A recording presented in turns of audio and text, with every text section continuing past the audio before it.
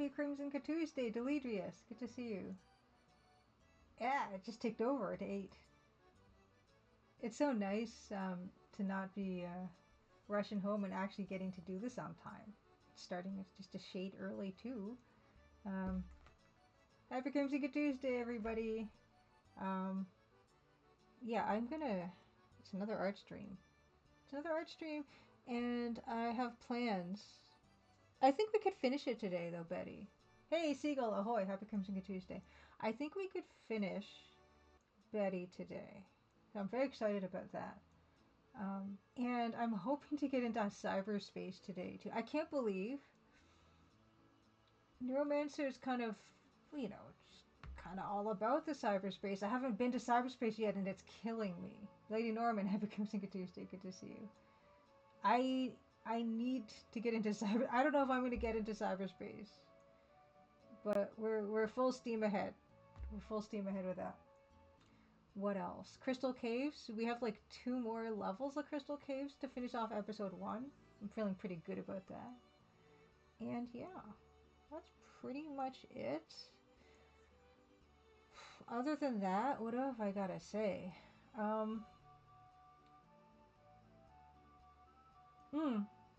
I'm probably a bit quiet today because the mic is like all the way behind me today. Because I set up my stuff. And it's all the way over there. And maybe I'll just turn it up to 100 while it's all the way over there. Because I didn't want to move it. But I'll move it if I have to move it. Okay, it's at 87. How about that? Is that better? It's at 100 now. I can move the... I'm not facing it. It's over there. But I can face the mic. Okay, cool. Yeah, and I might turn it down when I'm actually facing that way when we get into Betty. But yeah. No, thanks for letting me know. I always like to know that I can adjust stuff so it's better for people. I'm excited about Neuromancer though. I am. We're gonna do more hacking today. Hey, Fred Noise, happy Crimson Tuesday. Why don't we just get into a few little things before we get into our Crystal Caves warm-up before we start in art.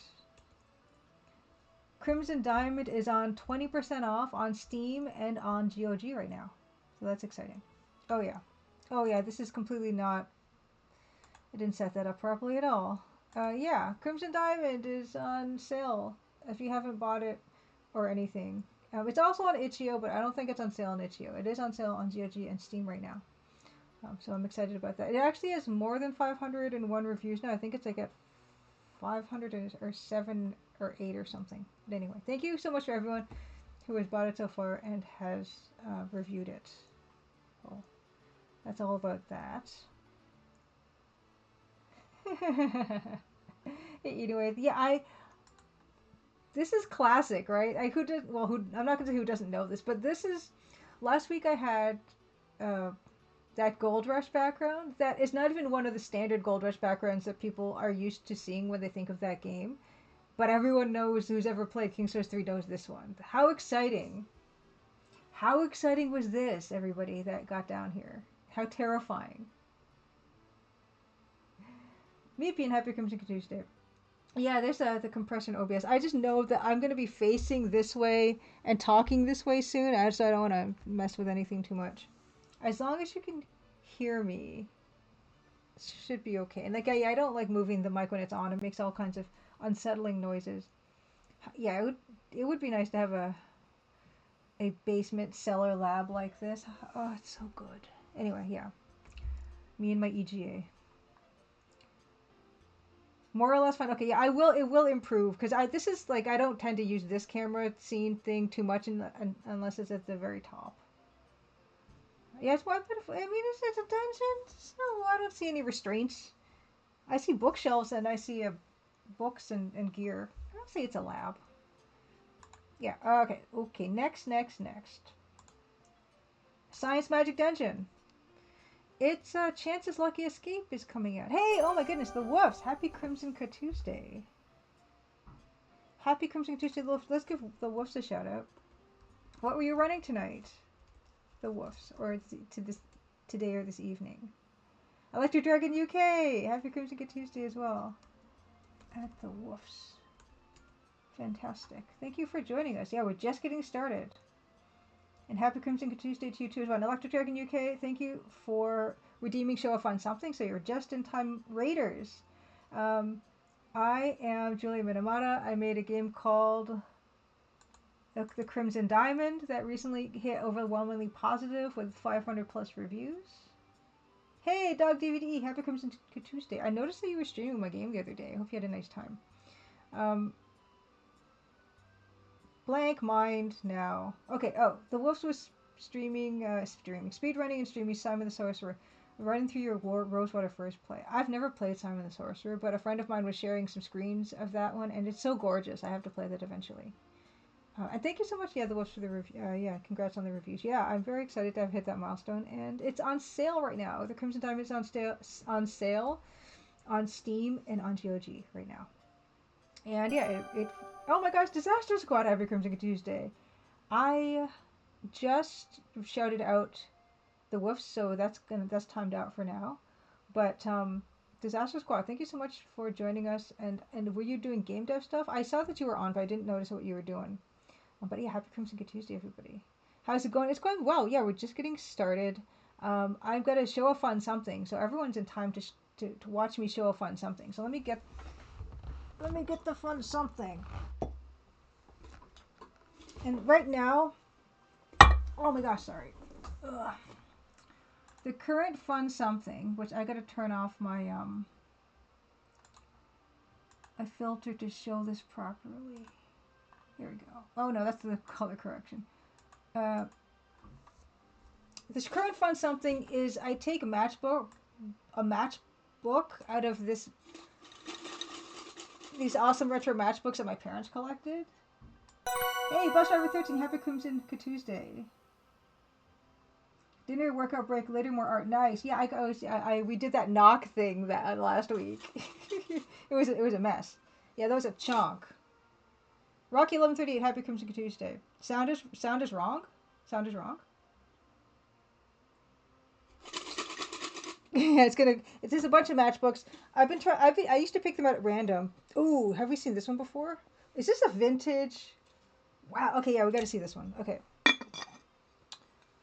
But I started to pick the same ones because the same ones would just crop up being at the top. But here is one.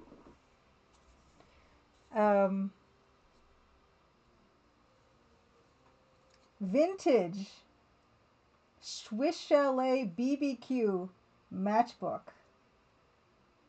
Barbecue, actually, it's not BBQ. Barbecue. Vintage Swiss Chalet barbecue matchbook. Look at that. Swiss Chalet barbecue. This is... I don't know when this was. I don't remember when Swiss Chalet had matchbooks like this. Specializing in charbroiled chicken. Home delivery, piping hot, and ready to serve, and banquet facilities. Hey, Beholden, happy Crimson Tuesday. Let's open her up. Ooh. Oh, this is so cute. Nowadays there are Swiss chalets everywhere in Ontario. Look at this. Look at this. Here are the locations as of the printing of this matchbook. In Toronto, we have 5 Swiss chalet locations. 1 in Hamilton, 1 in London, 2 in Buffalo, and 2 in Montreal. That's so sweet. There's probably 5 within a few blocks of where I live. Bus Driver 13, you have not seen matchbooks ever in your life. This used to be a thing. Every hotel, restaurant, this would be like a thing you could take that would be, it's like a little promotional item. And we have a full book. Do we? Oh, no, I lie. 2 matches have been used in this book. It's not full. Hey, Goldman's up. Happy Crimson Tuesday. Ace as well. Happy Crimson Tuesday. We're just in time for show off on something. I'm showing this vintage Swiss Chalet barbecue matchbook. Back in the days when Toronto had 5 Swiss Chalet locations. They've really exploded. They have really super exploded. Ooh, yeah, I should have brought my teacup stuff to show you guys. But thank you so much, Electric Dragon UK, for the vintage matchbook show and tell. Meepian asks, are they still useful? Usable. I'm sure they're fine. I'm not gonna light one on stream if that's what you're asking me. I told you I suck at lighting matches. I never cultivated that skill. When I need to light a candle or something, I've got one of those barbecue lighters with the lighter fluid in them, because with a long wand, because I can't do it. These things are so flimsy. I don't know how people do that. Anyway, okay, they're not common in the USR and CIS.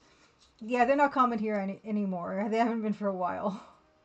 Why don't I'll bring over, actually, just give me a second. I'll get my TCAF hall. It's a very tiny hall. The Toronto Comic Arts Festival happened this past weekend, and I got to hang out with Ann K. Oh, you know what? Before I forget, I need to give Disaster Squad a shout out. Disaster Squad being someone who is a fellow solo indie game dev, released Cursed 1, 2, and 3, and is currently remaking Cursed 1. And I need to do shout out there. But yeah, Ann K, wonderful retro streamer and creator of Danksy and Ann K. I got to hang out with Ann and her friends for a little bit on the weekend. Wrap the flap around and hold the match. And there's all kinds of tricks, aren't there, with these things? Anyway. Oh wait, there's something else. A close cover before striking match. They actually say this. I guess it's for safety. Anyway, I'm gonna. Oh yeah, there's a nice striking surface. Okay, I'm gonna get my Toronto Comic Arts Festival haul of what it is. Okay, I'll be right back. Be right back.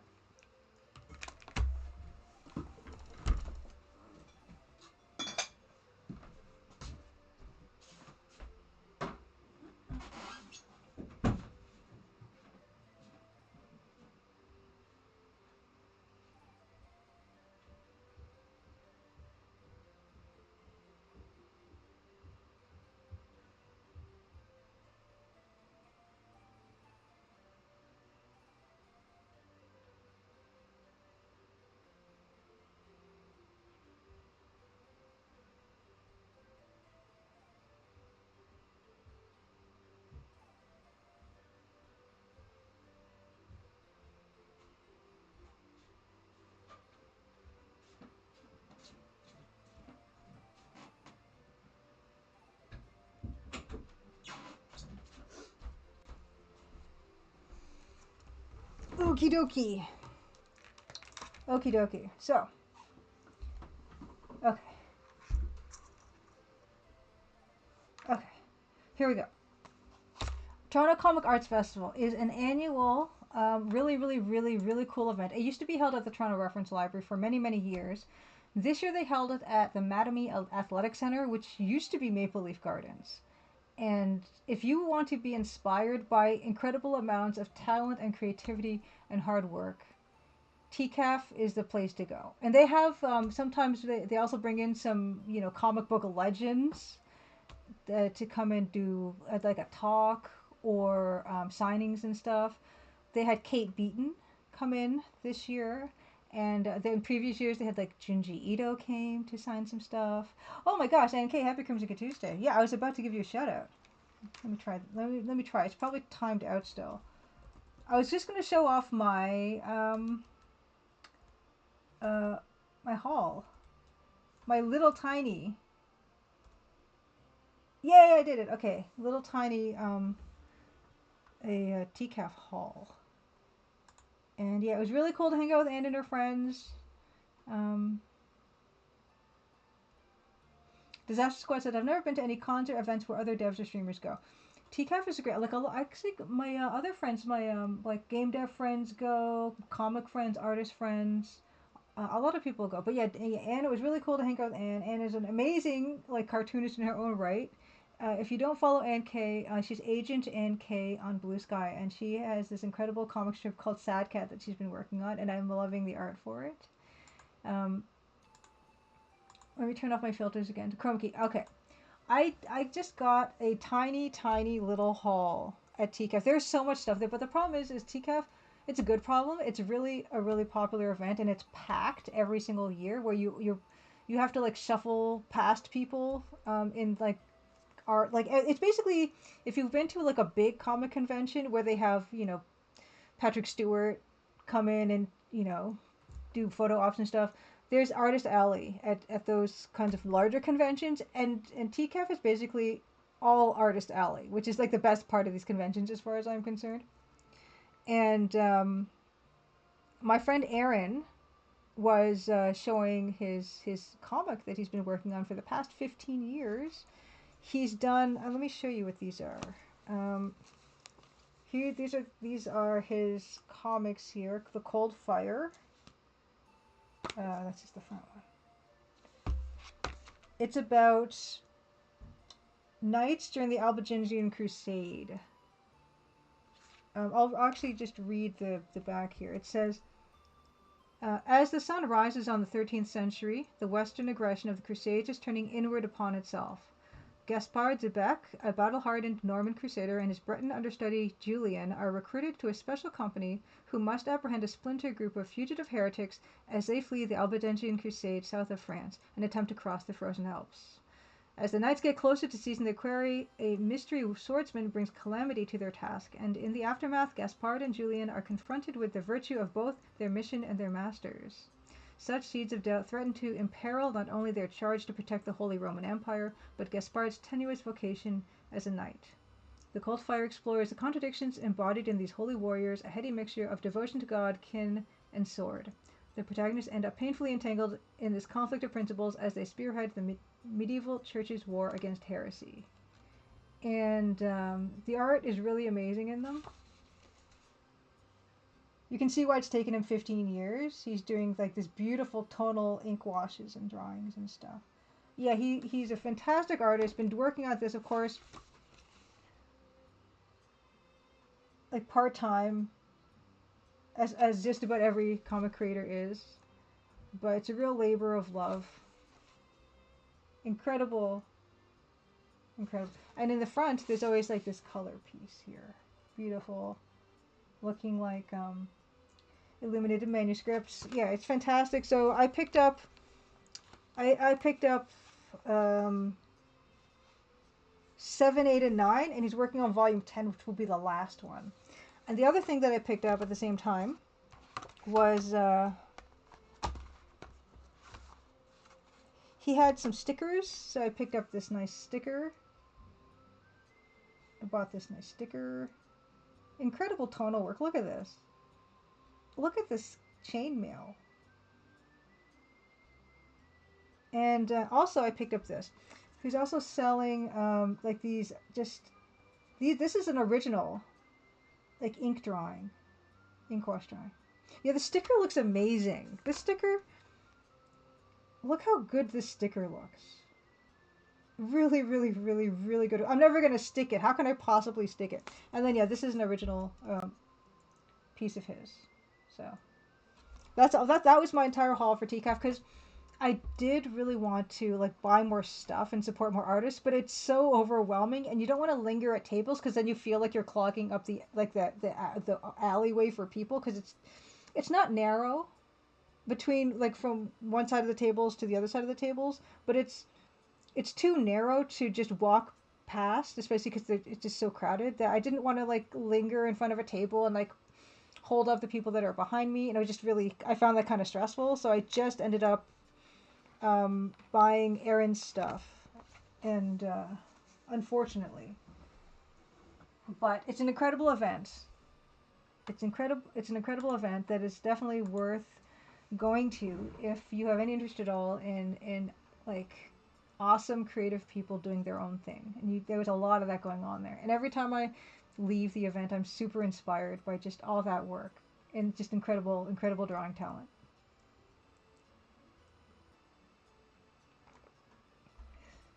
Next. Oh yeah, I was before. I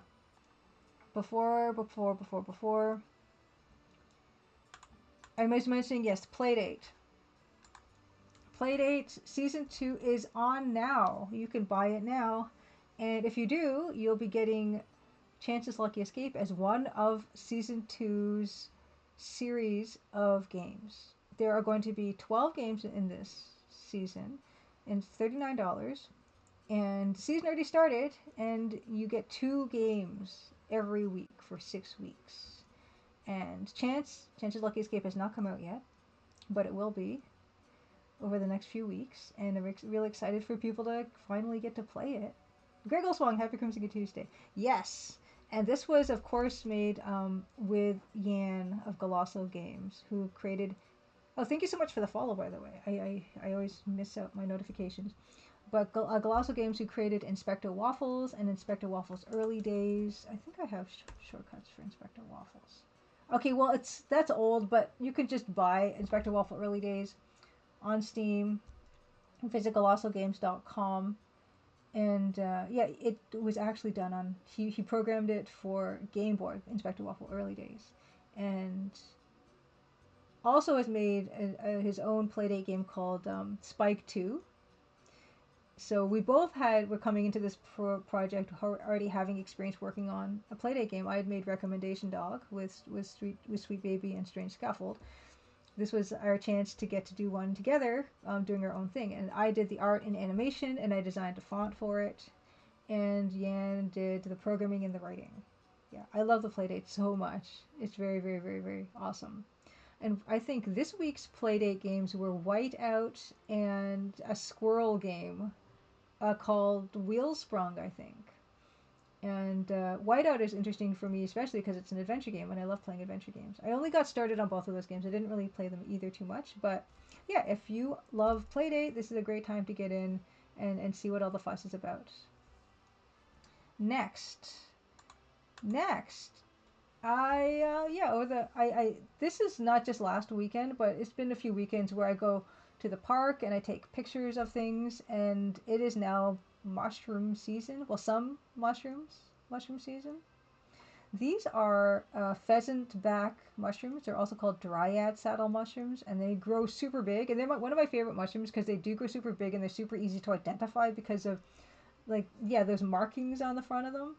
A lot of times, even in the books, mushrooms will be described as like little brown mushrooms. Like, that's it, because they'll be like, there's so many mushrooms that kind of look similar. Unless you're an expert, it's hard to tell. But these are really cool. I love these mushrooms because these are, yeah, super easy to tell. Hey, Unsecret Crush, happy Crimson Tuesday. Let's go give Unsecret Crush a shout out as well. Another streamer. Speaking of streamers that I've hung out with Unsecret Crush and her husband Robot Spacer and Ann Kay. Wonderful to see people in chat here that I've actually hung out with. Yeah, Mushroom Tuesday. I'm going to be sharing. But some of these things are not going to be. I also was taking pictures of the flowers that are seeing. My mom and I like going bird watching, but if you don't see birds, you're going to see some other stuff, and it just we might as well get our money's worth from going to the park, which means taking pictures of mushrooms and flowers that are in season. I don't know what these are. I forget. But here's some beautiful flowers. And this is like, I forget what kind of bush this is, but I just like the purple of this bush. This is not from the park. All the other pictures are taken in parks in Ontario. But this is a clematis from my mom's garden, and I think it's fabulous. And it's the size of my hand. It's really big.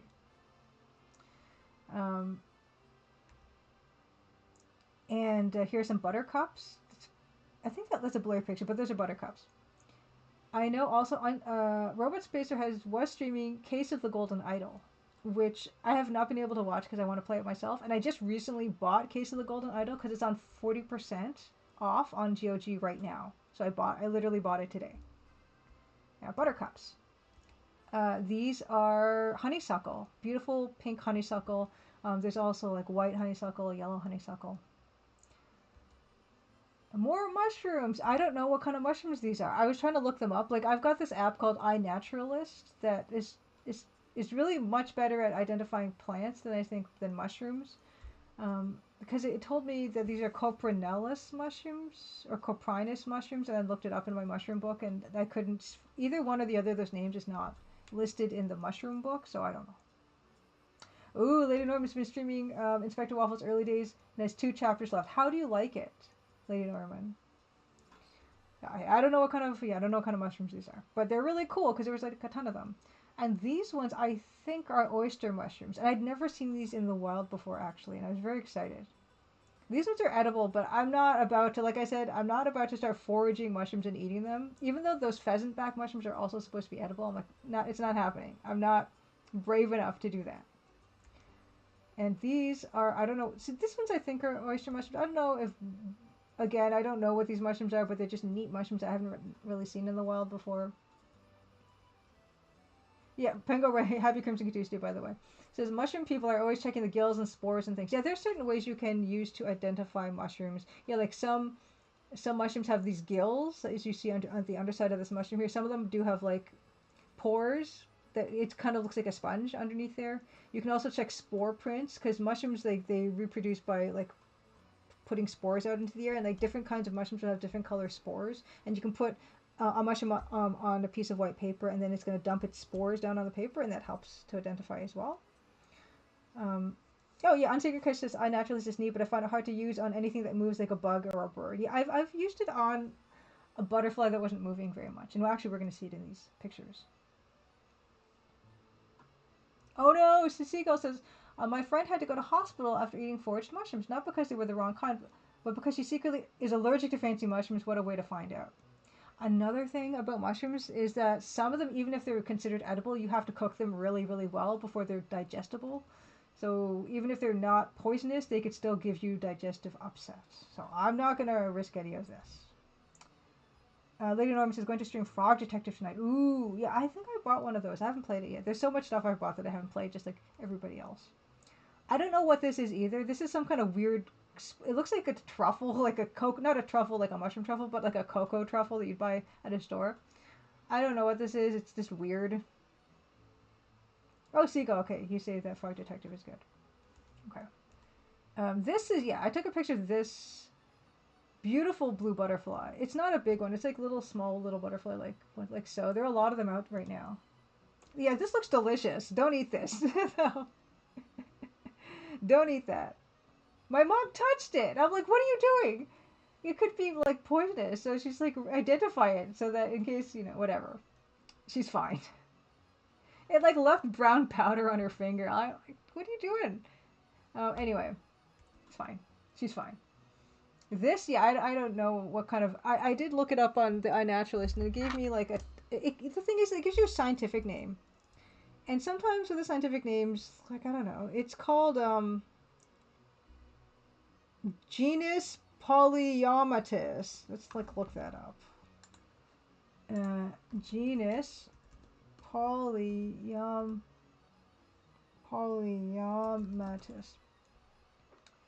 Yeah, it is. What is it? Genus of butterfly. Okay, well, sure, but specifically. Okay. Oh, it's just this is just taking me to iNaturalist. What kind of butterfly is this? Yeah, it's not that good about just giving you the trade name of butterflies. Like, what is this? Polyomatis. I'm sure it's called something prettier. Common blue Polyomatis icarus. Fine. That's what they're called. They're beautiful. But that name sucks. It's not pretty. It's not as pretty nearly as the actual butterfly. It's gorgeous. Like it doesn't. It looks better like in real life. It's an iridescent blue. Whiskey Tango Foxtrot. Happy Crimson Tuesday. This is. I have it in my phone. I don't remember. I'm not. This is not educational. This is called a Russian olive tree or something. And I don't know if you can see near the bottom center. It wasn't even all the Russian olive trees in the park, but it was just this one specific Russian olive tree. There were a lot of snails in it, like the snails loved it, and there were like at least 3 pairs of mating ladybugs on this particular plant. I saw other plant, like the same type of plant around in the park, and none of them had the same kind of party going on that this one did. And I don't know what it is. Oh, milkweed? No, this is not a milkweed. This is, I could just check because I've got it on my phone. Hey, Zotox Craft, happy Crimson Tuesday. Yeah, I'm just sharing some nature photos of over the past few weeks just going to the park. This is I did identify. I cast identify. Nope. Did I just not with that? Dogwood. It's dogwood. Yeah, dogwood is characteristic. It's got like a red bark, and it's got these beautiful little flowers. Dogwood, apparently. Okay. Yeah, milkweed is not blooming yet, but actually this I've got a picture of milkweed on my phone that I actually took this past weekend, and it's you can see the buds. Like the buds are happening. I'll show you what the buds look like. Uh, doo, doo, doo. Okay, that's completely okay. 1 second. This is milkweed buds. They have not they're not bloomed yet, but my mom and I do pay attention to the milkweed because we raise monarch butterflies sometimes when we can find the eggs. Oh no! Antika Christ says, I'm constantly pointing my phone at stuff in my backyard, and 8 out of 10 times it's something invasive. Oh, oh, let's see what kind of flower you got, Disaster Squad. Oh, that's beautiful. That looks like a primrose or something, if I had to guess. Any botanists? I could just do iNaturalist on it, like literally right now. Why don't you watch me just using my phone on stream live, and we can find this out together. Oh, not Merlin Bird ID. Okay, iNaturalist. Observe camera. Take a picture of your picture. Great. What do I see? Oh, it's a peony. It says it's a common peony. Or a Chinese peony, potentially. But it thinks it's some kind of peony. Maybe, wait, hold on. Probably a peony or a garden dahlia, maybe. Peony or dahlia, potentially. It only lasts 4 days. It was like a head of a lettuce size. I love spectacular, like big old blooms like that. Oh no, cat. Yeah, catmint is like, yeah, it's like there's catmint and catnip, and yeah, they're supposed to be good for cats. But yeah, we don't get cats here either. Okay. Oh, cat. No, so you do mean catnip. Okay. Yeah, this one, like I said, hotspot for mating ladybugs, but just this particular plant, not all the other of this kind. This is, I don't know. I was gonna just show these to you, and now I feel like honor bound to like tell you what these are. This is, and I didn't want to like show the iNaturalist picture, because I just thought that was also not interesting. That's not it.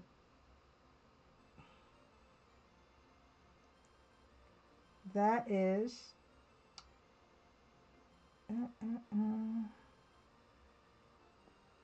Did I just not? Your guess is as good as mine. I can't remember. This is not an educational stream. Just enjoy. This, again, don't remember. Well, beautiful, though. And back to the mushrooms. Okay. I think that's all I have to show today. Oh, yeah, Narrowscope is happening. Like, soonish. Narrowscope is a narrative game showcase in Philadelphia between June 20 and 22nd. I'm going to be doing a talk. Francisco Gonzalez of Rosewater is going to be giving a talk. A bunch of people are going to be doing stuff. Dave Gilbert's going to be there giving a talk. I think Meredith Grant is going to be there showing Station to Station, which is the Perfect Heights sequel. Yeah, Philly. I won't be going, but I'll give my talk remotely. And I'm super looking forward to Meredith's Station to Station game. I don't know when it's coming. Oh, yeah, she just had a launch date announced. I think it was like January next year or something. But she might be showing it, or some part of it, at the actual event. Okie dokie. I think that's all I have to show. I think now it's time to not dive into Betty yet, but we're going to do our warm-up. The warm-up being Crystal Caves for 10 minutes. 8:34 to 8:44. Let's go.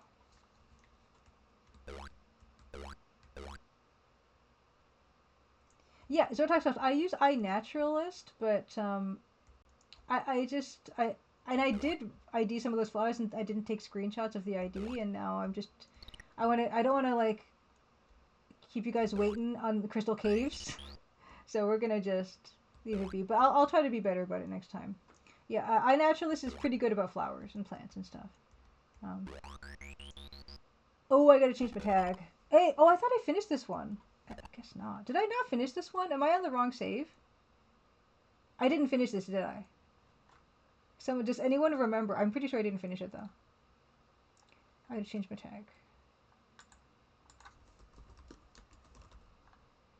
And besides, if I did it before, I can do it again. I don't think I finished it though. This one's tricky. Okay. Oh yeah, can I just... Oh, I can't. Right.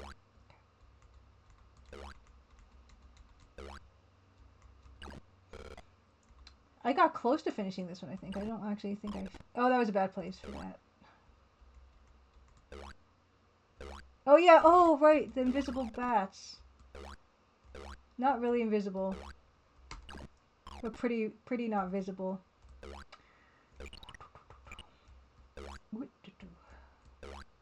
Oh, nope.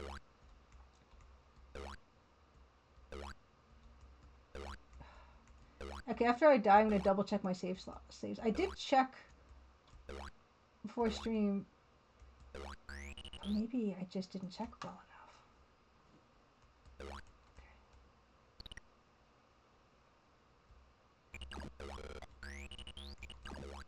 Yeah. Oh no.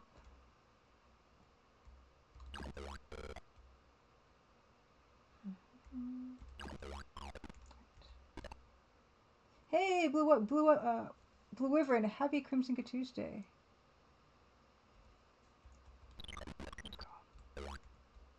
I was just talking about... Oh no. I was just talking about Neuroscope. And how Francisco's doing a talk. Are you and Francisco doing the talk collectively?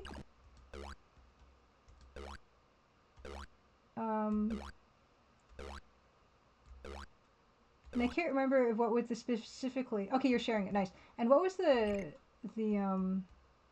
subject matter for your talk?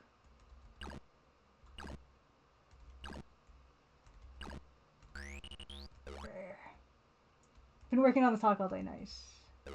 Yeah. Hey, Blair Madison, happy Crimson Tuesday. Thank you so much for the resub. Awesome.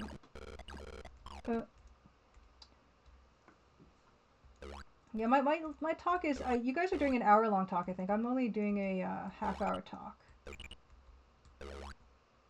Called Tabletops and Twine, Prototypes and Teletypes. Oh, that's right. Okay, so yes, if you want to... I think you can still do online registration if you want to watch these talks, which will be given live. And Francisco and Jess, who is here right now in chat, will be giving this amazing talk. It's very cryptic, but about different models we have to test rosewater at various points in development. No, it's really...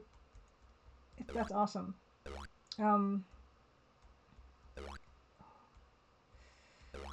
I am actually... Spoilers, I'm going to do a shout out to you specifically in my talk. Oh! Blue River also says, Francisco will be talking about running an RPG scenario for the game. Ooh, nice. And Jess will be talking about building a twine model of the relationship system. I'm going to try... Oh, I can't. It's fine. Very interesting. Yeah, Oh, no. Oh, that's fine. I reference your 2019 Neuroscope talk, actually, as being, like, one of the reasons why... Oh, no. Oh, why did I forget that? Come on. Seriously? This is a disaster. Oh, my gosh. Because my talk is just basically like a Crimson Diamond. Not necessarily like a post-mortem, but just my inspirations and what I used for research and using text parser in AGS and all that stuff. Like how I approached writing the mystery part, how I approached trying to guide the players through it. Sorry. How I approached... Why won't he come over here? How I approached guiding the player through the story and overall. So it's kind of a very like general talk, not super in-depth. But I know Neuroscope, they say they actually really like super in-depth talks. I'm just not doing one.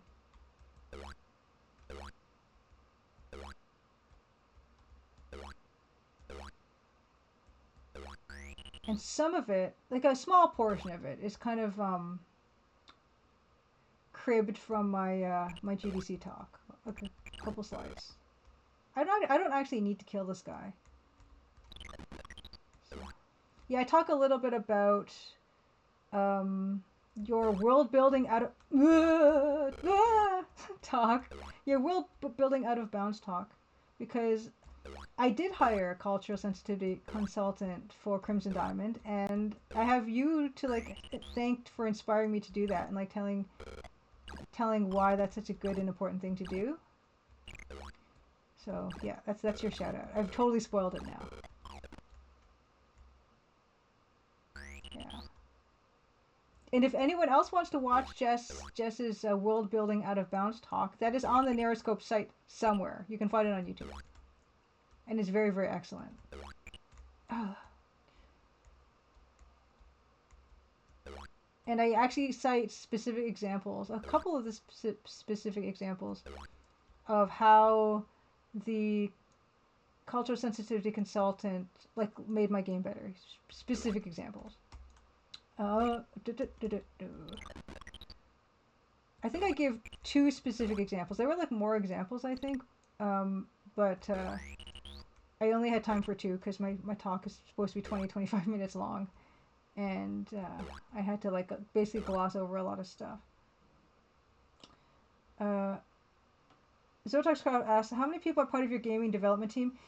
Me, and then Dan did music, and also some sound effects. I did some sound effects myself too. So like music, Dan was 100% Dan, and then I did everything else. But of course there were people who like tested the game, right? Like I didn't do everything. Someone, I had a bunch of people test the game, which was like super important, and also I had someone who ported the game to Mac for me, which was also super important. That's Eden Waith, who was in chat, and then I had people helping me get the achievements working properly in GOG, and that was like a team effort. That was Eden Waith probably helped with that too. Robot Spacer probably helped with that too. The Mac achievements in GOG specifically. Oh yeah, this is the part I died last time. Yes, you gotta like fall this way. So I'm going to go back and get all the treasure because I'm a greedy miner. And dual names also specifically helped so much with getting the achievements working properly. And so yeah, I call myself a solo developer, but I'm not, because no one is. But I guess near about as close as you can be to one, I would be considered that.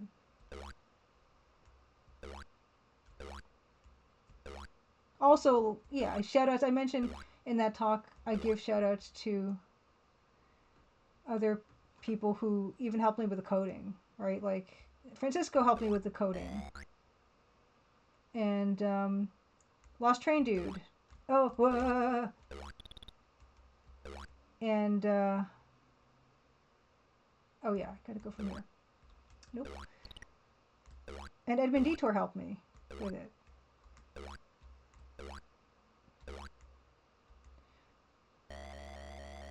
Oh, that feels good.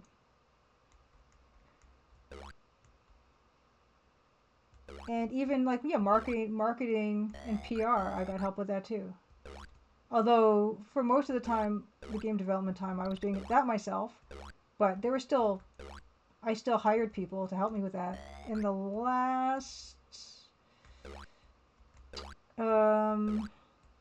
like couple months, 2 or 3 months, I had help with that. So lots of help. Yes. Yes. Save 4.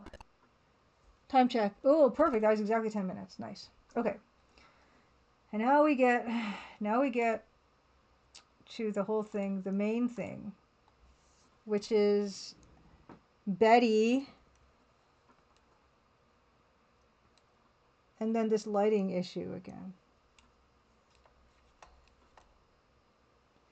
And as I mentioned before, Betty's skin doesn't look like this. Betty's skin looks more like this. This is a more realistic representation of what her skin looks like. So I know her skin looks kind of weird right now, and I just want to reassure you that it doesn't look like that. But at the same time, when I looked at Betty during the week, I'd have her open up on, lean up against something, and I'd see Betty. I gotta change this tag to art. And I still think, even though in natural light she looks fine, I think she could be more yellow, and it's been kind of bothering me. So the first thing we're gonna do, oh yeah, Blue Wyvern. This is Betty the body. She's from a game called Omnicron Conspiracy, and her sprite you can see here on the far left. Her sprite is actually like, usually looks like this, where she doesn't have the pants on. But it was kind of like this funny thing that ended up happening because someone created a remake of Omnicron Conspiracy. Streaksy did a remake of Omnicron Conspiracy, and he found me streaming the game and told me, hey, I've kind of been working on this remake of it, and he improved so much of the game. Like, he put a quest tracking notebook in it, among other things. He added and this is he even like enhanced some of the art in it, where this is the original Betty the Body portrait, and he actually upgraded some of the art. He gave some of the characters portraits that didn't have portraits. He added another ending to the game. He created ambient noise for the game. He overhauled the UI completely and made it better. And so I started playing his version of the game. And this version of Betty, the one with these pants on, is because of Pants Most Pantaloon Adventure. It's kind of a long story, but let's go. Let's do this. Pants Most Pantaloon Adventure is an unofficial Pants DLC for Cosmos Cosmic Adventure, being that apogee platformer where you've got this alien child bouncing around the levels with no pants on, which I always found quite distasteful. And so me, Evil Tentacle, and Mfoolery, we got together and we put pants on like everything, almost everything. And I don't think, where's my Pantsmo scene? I don't know where the Pantsmo scene is. But anyway, and Streaksy kind of used that as inspiration to create a version of Betty the Body with pants on that you can only access through an Easter egg. And I thought that was really cool. Like, I just thought that whole weird interplay was really cool, so I decided that I was going to create a version of Betty, like a fan art, dank art version of Betty for Ann K's dank scene. Can you put pants? You can certainly put pants on pants. You remember? There was this trend that lasted for like 5 seconds where people would have like, you would see like the waistband of jeans, and then you'd see another pair of waistband on jeans. I saw that in some ads at the mall, and I did not know what that was. Yeah, so that's why this exists. And I don't know what happened to my Pantsmo scene. I'm kind of bothered by that. Yeah, I don't have the Pantsmo scene, but just to give I can just no, I don't want a new scene. Just to give you an idea of what that was like, and it's free. You can download it for free on Evil Tentacles itch.io page. And just to give you an example of the stuff that we did with it, if I may. Let's see here. Twitch stuff. If I may.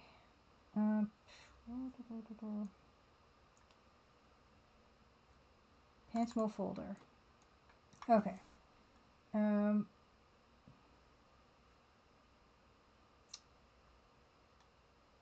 Okay.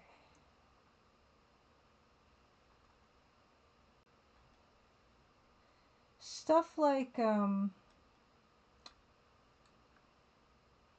yeah, my favorite. This Dragonfly. That's the new and improved version of the Dragonfly. But before he was that, he was pretty immodest. Where's my guy? Oh yeah, here he is. Yeah, this is the Dragonfly in Cosmos Cosmic Adventure. Just free and swinging about. And in the new and improved version, Pansmo's Pantaloon Adventure, he's got these jeans on, right? Is that now better? Yes, it's filthy. Grendislav, happy Coming Tuesday. Let's give Grendislav a shout out. And yeah, I thought, Graphicus, happy Coming Tuesday. I thought that that Streaksy was referring to Pam Grier in his Betty the Body portrait, which is why I grabbed a picture of Pam. Where did it go? Where did Pam Grier go? Nope. Yeah, there she is. Yeah, I thought he had actually literally used this, this reference visually. He said he didn't, but I did for mine. Yeah, Rosewater. Francisco Gonzalez's Rosewater is out now on Steam. It is currently 20% off. So go on and support a fellow indie game developer, fellow solo indie game developer. Of course, we know, as we just mentioned, solo doesn't mean solo. Francisco obviously has tons of amazing voice actors and of course QA as well, testing, porting, all that stuff. So, but pretty solo, pretty solo. Anyway, let's put these out. Let's put those away. Yeah, so this is Betty. Betty, and her name in the game is Betty the Body. And yeah, Grinchla, how are you doing? I know you're itching to start your next project, but have you stopped? And I know you said you did voice memos, so you could say that you have not actually made any new notes. But how are you doing? Oh yes, that as well. Francisco also collaborated with some artists to do some artwork, like his Vespuccian tarot cards that I got to do. And I was really pleased with those and so proud of them. And thank you so much for letting me contribute to your amazing game. That was a lot of fun because I got to create a whole other style for them. And I cannot remember I don't know where that is on my computer to show them. But thank you, thank you, Blue Wyvern. Yeah, I love doing those. Going to Betty. Now, yeah, I mentioned her skin is not this, like the camera is just showing her to be that color, but she's not. She's more like this color. But even still, I think I want her to be a little yellower than she is right now. And this is the great thing about watercolors. You can I can lay down a layer of cadmium yellow hue, or I could use Auralin. I could use that color. Auralin is quite transparent, but it's kind of I'll compare them. I'll do a comparison. I'm going to turn off that image though.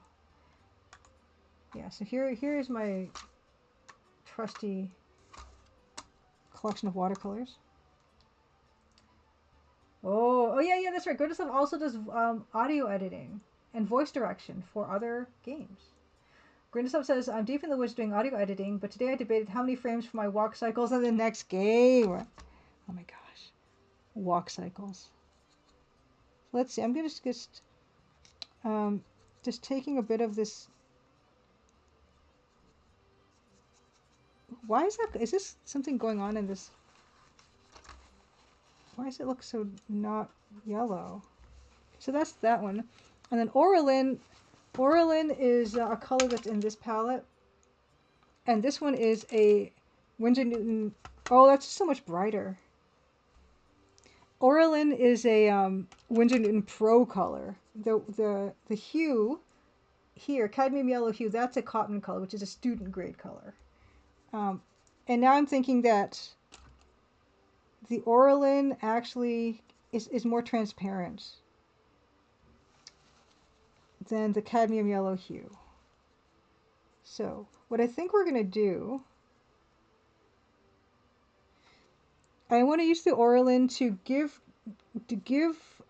Betty the Body more of a yellowish cast. And you know what? I'm going to keep her here like this, just in the corner, because I just want you guys to know that that's actually what it looks like, because I think it looks terrible in camera. I don't know why. But why don't I, use some of this Auralin to get in here and adjust her skin color. Now I might actually want to use it on her pants because her pants are pretty blue. And she's under like a pale sickly yellow light, and I did want to reflect that in her skin color and also the pants. So the pants might get kind of duller, but I think I'm okay with that. So let's water that down a little bit. Let's see what it looks like if I just kind of go in here. Ugh, I gotta like position myself. Yeah, already I like that color better on her skin. And this is the power of watercolor, is you can just go in and I can paint a glaze of another color on her skin. And you can't I mean, you're not seeing that. I'm seeing it. Just take my word for it. I'll take a picture of it like I did last time. Because it's just better. And I still don't put my hand on that because that is wet.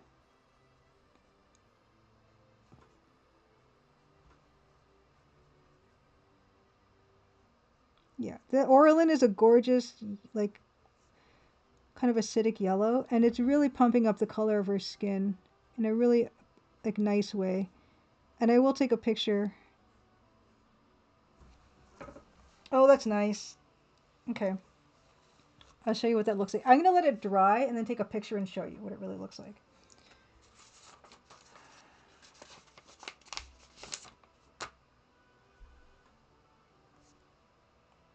And while that's drying, I think I'm gonna apply some of that on her pants, because her pants, I do want this to look kind of harmonious. And right now it's just, ooh, well, you can see that.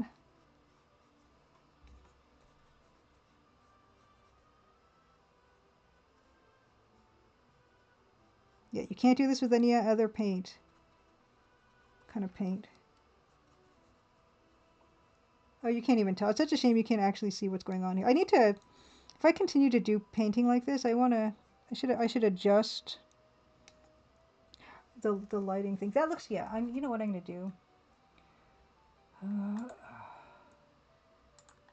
Just take off the color correction. Yeah, I'll just take off the color correction. After getting that alt light going, I should leave the color correction off. I've got this alt light thing I mentioned. For those of you that are just joining us for a painting stream, oh yeah, now I'm picking up some of that blue. And the alt light is supposed to give you full color spectrum lighting for when you are staying up all night working on your assignments in college and you want natural light and there's none to be had. It's just incandescent light. Alt light is very handy. Is this gonna make it look like her jeans are pea stained?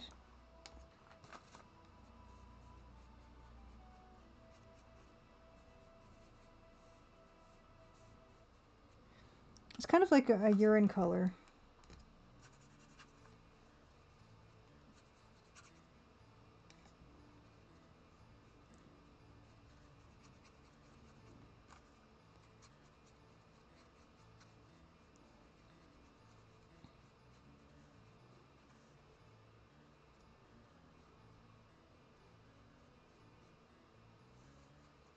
Okay. Yeah, it's more unifying. Okay, I'm gonna take a picture of her. Oh, I love that green. Okay.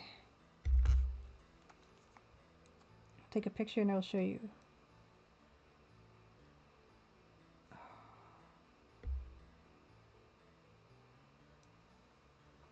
Okay.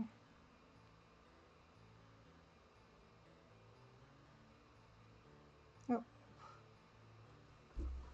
Yeah, I like that color. I might even go greener. You can't even really... Cameras cannot recapture. This is why I keep saying go to galleries if you can make it to galleries. Camera is not capturing this that well. I mean, I might just be even lazier. I might even just be even lazier and just do this. Oh, that's not going to work at all. Okay. I will upload it, but I'm just going to tell you that it's not even giving me the effect that I'm getting in real life. But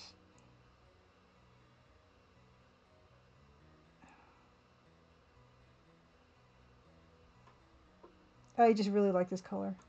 Okay. Do-do-do.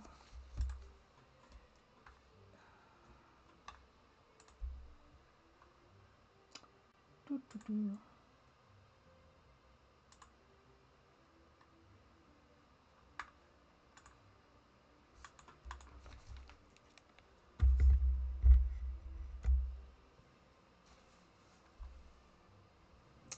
I'm gonna go yellower. Yellower and yellower and yellower. Okay. Right. Yeah, 3-strip Technicolor film. That's a very good reference. And I read about 3-strip Technicolor film very recently. Oh no, why'd I do that? That was bad. I created another scene. I didn't want to do that. Image. Okay. Yeah, it's going to be my eternal frustration that I can't show you.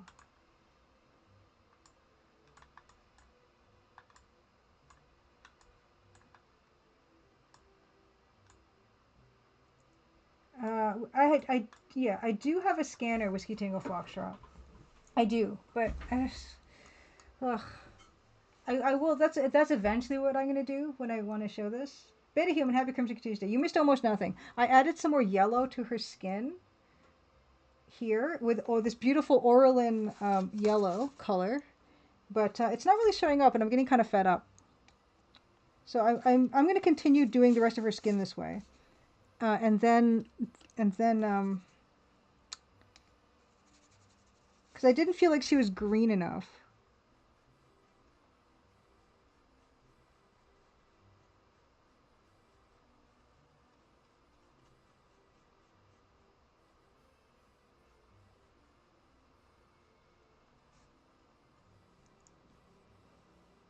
But take my word for it, she's like, it's getting better. She's becoming gloriously green.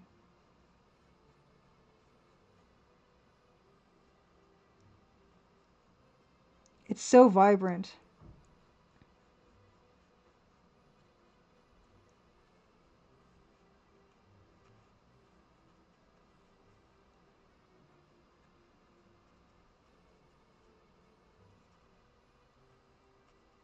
Can I just say something? Yeah, you can't see that. But anyway, I got to get this off my chest. Oh, Velisip, Happy Crimson Tuesday says Control F fits an obvious element to the screen. Oh, like this? Hey, that did something.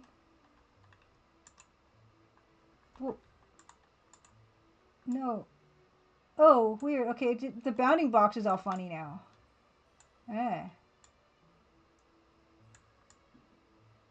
Oh, you can kind of see the green now that I'm really punching it.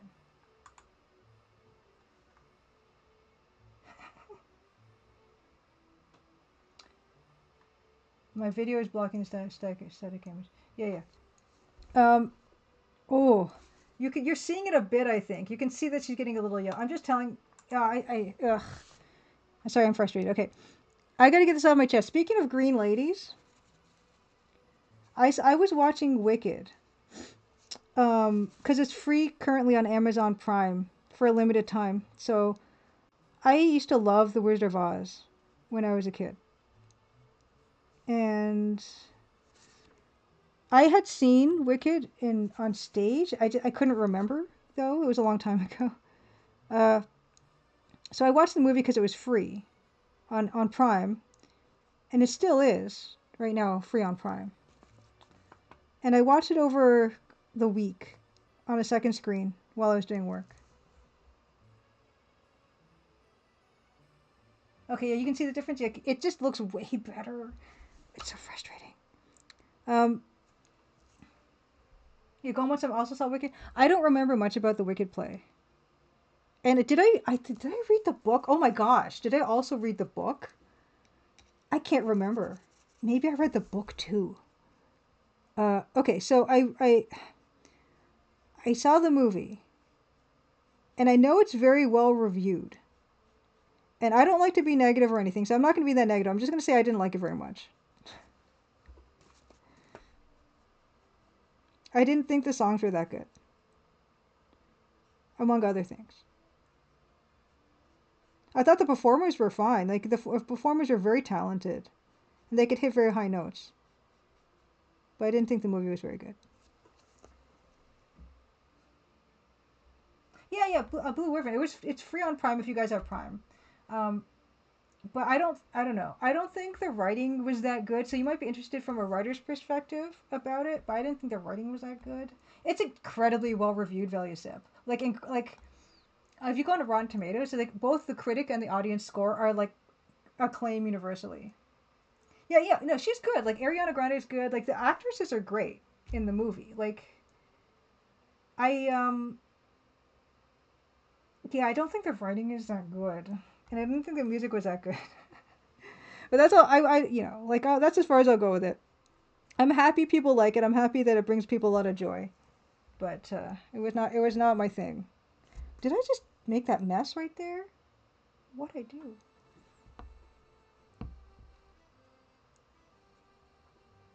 And then I didn't. I kind of realized this later. But apparently that's only part one. Like the movie is like almost 3 hours long, and it's only part one. I'm like, oh my goodness. And I know part two is coming out soon, which is probably why they're having it free to watch. But yeah, Jess, if you watch it, I'd love to hear what you think.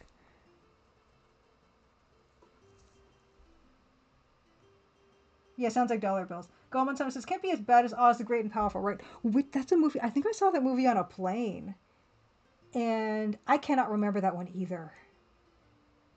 And Anne K, yes, the best Oz movie is Return.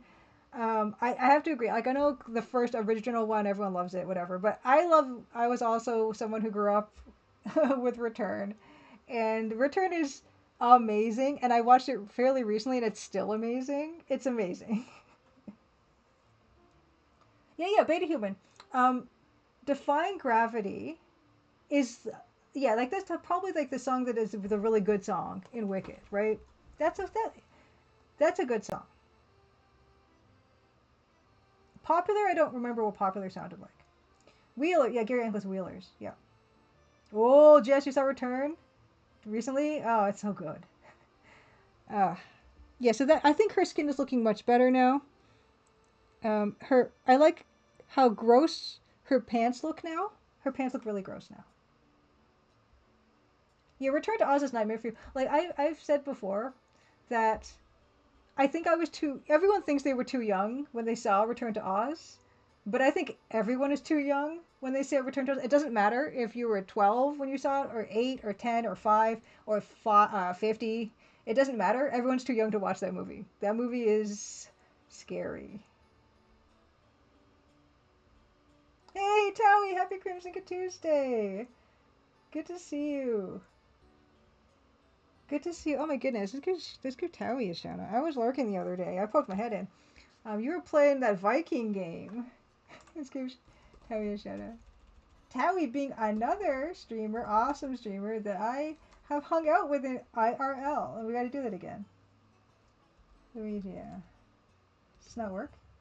Hey, I did it. Yeah, kids love being scared. I did not love being scared, but I still love that movie because that's just how good it is. And then Gnome King is amazing. Everyone is amazing. So good. If you have not seen Return to Oz, you should see Return to Oz. It's magic. It's pure magic.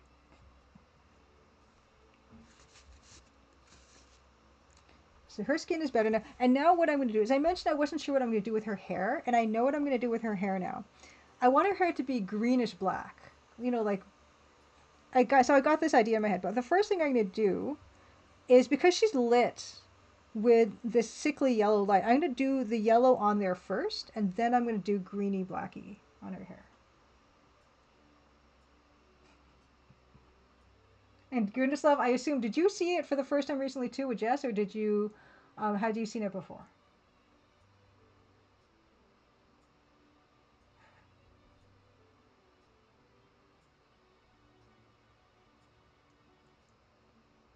Hey, SMK1176, you just heard about this movie the other day in another stream. You feel like you're from an alternate universe where it didn't exist? The Return to Oz? Oh, he was there too. Okay, so was it his first time watching it? Oh my goodness.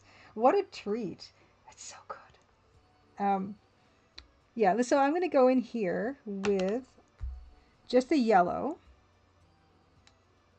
Maybe at the very ridge of that hair, I might leave that whitish. We'll see. Okay, you see, okay, so Granny Smith selling bits as a kid. Oh my goodness. Yeah, I loved Oz, so yeah. But yeah, you guys, why don't you check out Wicked while it's for free, and let me know what you think. Because I'm curious to hear what you think from like a narrative perspective.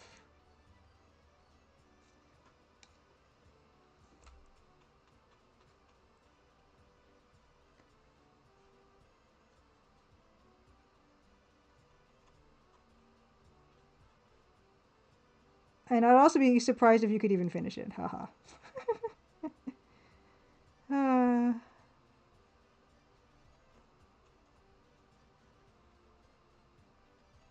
No shade on anyone who enjoyed the movie.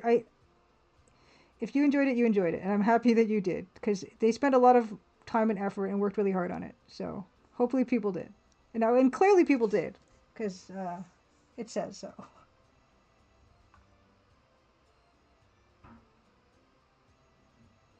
Disaster Squad says I read the first 4 Oz books and realized that the Return to Oz is a weird fusion of book 2 and 3. Yeah, it's like Ozma of Oz and another one of them. I can't remember what the other one was called.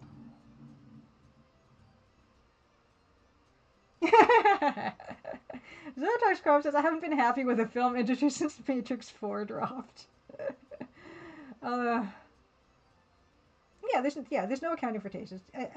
I think if something costs 300, I don't know how much the Wicked cost, but if I'm sure it costs hundreds of millions of dollars to make it, so I'm hoping people are enjoying it, and they are clearly. I'm clearly not.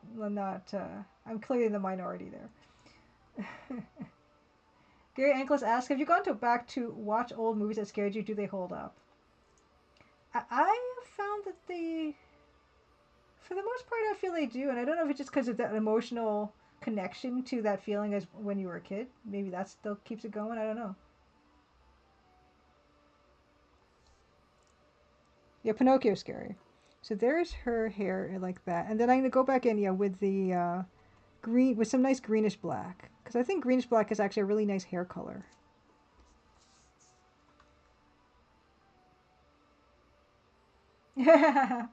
And Secret Crisis, I don't remember being traumatically scared by anything in a movie actually made for kids, but if I saw fake blood in anything, I'd lose my dang mind. Um, I remember watching The Secret of Nim, and when Mrs. Brisby cuts her arm in the cage, that I found that kind of traumatizing. Because yeah, that was a little bit of blood, and she's it was I did not care for that. But The Secret of Nim is another one that's kind of traumatizing, but also like really good and scary. But I still remember that very clearly when I first saw it. I was like horrified. And usually in cartoons, like you don't see blood, right? And then here's just got this cut on her arm, and you can see that it's red, and it was just, yay, Blue River. Enjoy watching a horrid TV show. Enjoy it. And thanks for dropping by, Grindasov and Blue River.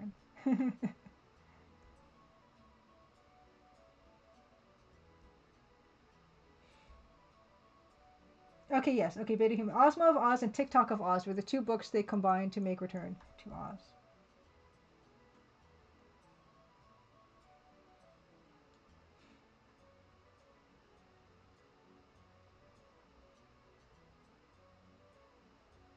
Yeah, Secret of Nim has super stakes. The book is good too. Yeah, Garrett Ankles. It's a very vulnerable moment for Mrs. Brisby. It's really scary.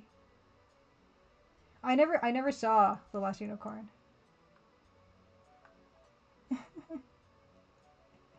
He watched The Last Unicorn daily from the age of 3. But oh, you watched it every day. Secret Crush, nice. Uh, yeah.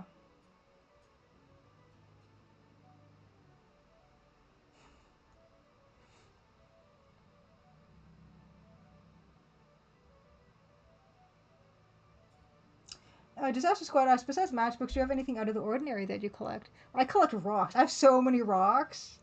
And most of them don't even look that interesting. I've got so many rocks, you guys. It's embarrassing. I've got like plastic Rubbermaid containers full of rocks. Like a lot of rocks. And I sort them and stuff. That's pretty bad. Okay, yeah. Besides rocks. Okay, like I need anything else. What else do I collect? Let's see, her hair's still wet. Okay. What else am I wanting to do here? Oh yeah, I was thinking about making the spotlight more horribly yellow, but I don't know if I'm actually going to do that. I just think I like really bright color. Oh, I need to make her belt more horribly yellow.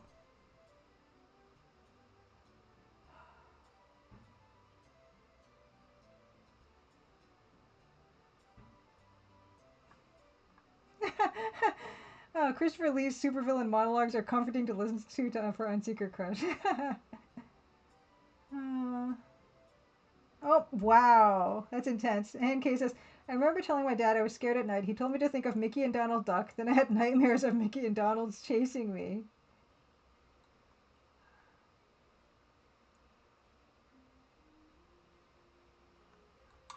I had a Smurf nightmare once.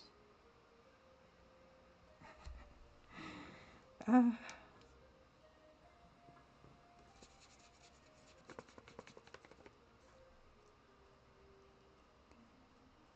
yeah, I'm enjoying this too much. This is not something I tend to really do. Like painting over parts with like glazes of a different color.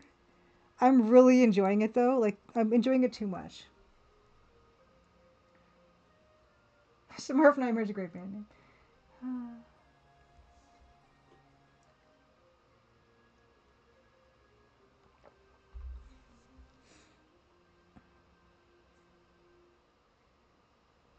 There have been some good movies recently. I did find Matrix 4 pretty disappointing, but there's been some really good movies recently. There have been. I thought The Substance was fun. Oh, Beta Human. Dorothy in the Asylum scenes are like some of the scariest. You should totally watch it again. Now I can start thinking about stuff like the iris of this eye. I can start thinking about what color I want that to be, and the drink I can decide that as well. Oh, Ouija Sinners. Yeah, I was totally gonna like rent that. 'Cause now it's on streaming. You can like rent it. I'm totally gonna watch it. That's exactly right. Okay, Sinners is one I was definitely gonna see. Oh no, Disaster Squad. The Matrix 2 was one of the only movies I walked out of. I remember me and Mike at the time. And you're at the time girlfriend. We're so bored. Okay, you're at the time. We're so bored. We walked out and back in to see Monsters Inc. Matrix 2. I liked some parts of Matrix 2. I thought the fighting was good in Matrix 2. You were squirming in the theater. Oh.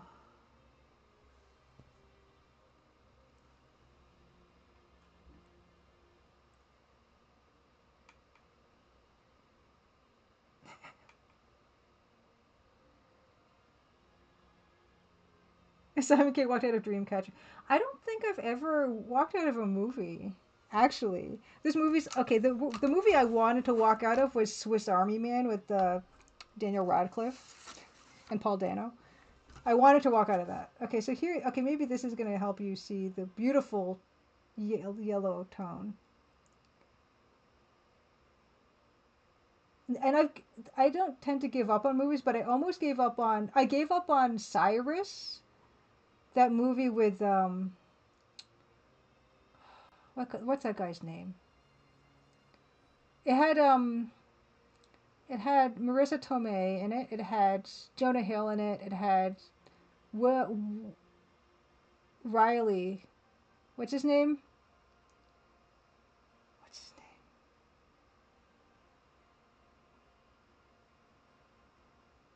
What's his name? That Riley guy.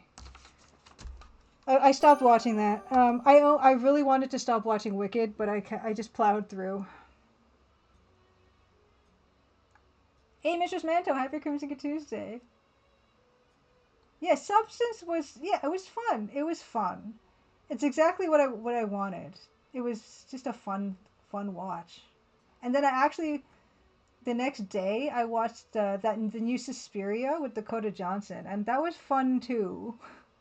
They were very similar actually. And then not long after I watched Hereditary with Toni Collette, and that was also fun.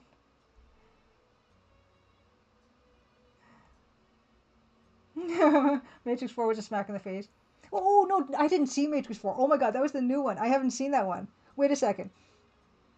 There was the Matrix trilogy, and then they did the one like 25 years later, Matrix 4. That one, I haven't seen that one. Is that the one? I haven't seen that one. And okay, the highway scene in Matrix 2 did go on long. I agree. Hey, Davor! Happy Quincy Tuesday for Fortune and Glory. Let's give Davor a shout out.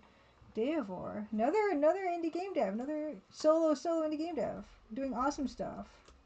Streams art, game dev, I believe, but art for sure. How's it going? Nice.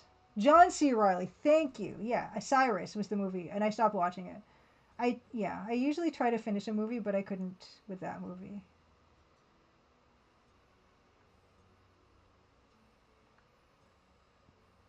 Edmund Detour, happy Crimson Tuesday. Speaking of, yeah, Neuroscope. How's your Neuroscope talk going? Oh yeah, Hereditary. Yeah, there's some. Yeah, it's pretty disturbing in some of them scenes. Seagull regretted going to Midsummer, but I thought it was good. That's something else that's I think free to watch on Prime. So I have that on my watch list.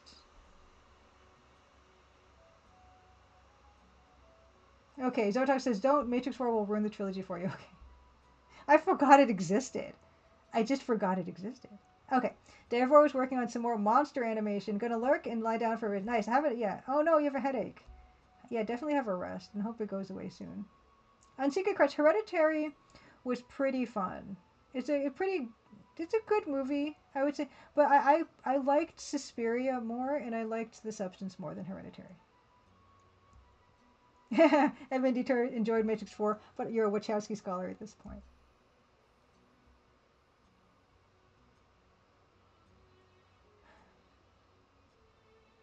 Yeah, I like that type of True Detective season one kind of really creepy creepiness.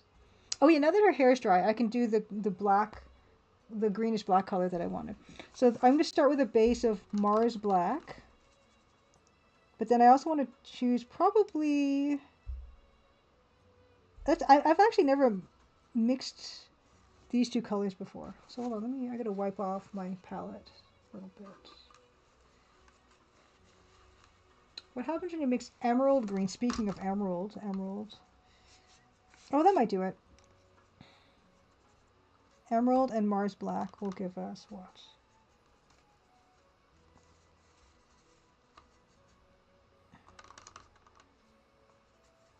I'm sorry, you can't really see the mixing area. I should turn off. Lady. I'm like mixing over here. This color. It's not green enough.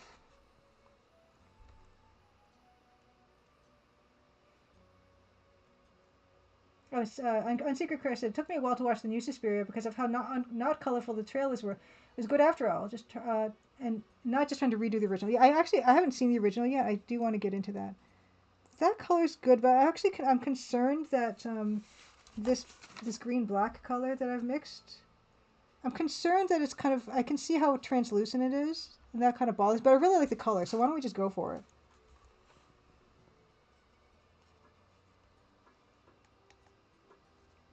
Oops.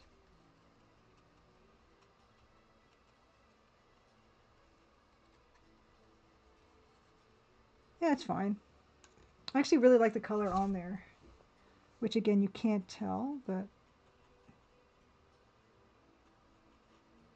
yeah, at the very end of this, I will scan this so you can see what it looks like it's meant to look like.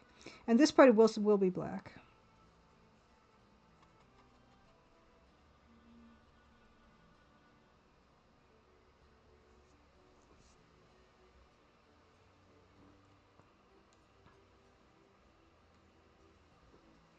Animatrix is a fun time. It's just a bunch of animated shorts. Okay. On Secret Crush says originals like all Argento movies, more vibes based and story based. I don't know if I've seen any Argento movies, but I do want to see it. But that, yeah, that I like that movie. It was fun. That's a nice color.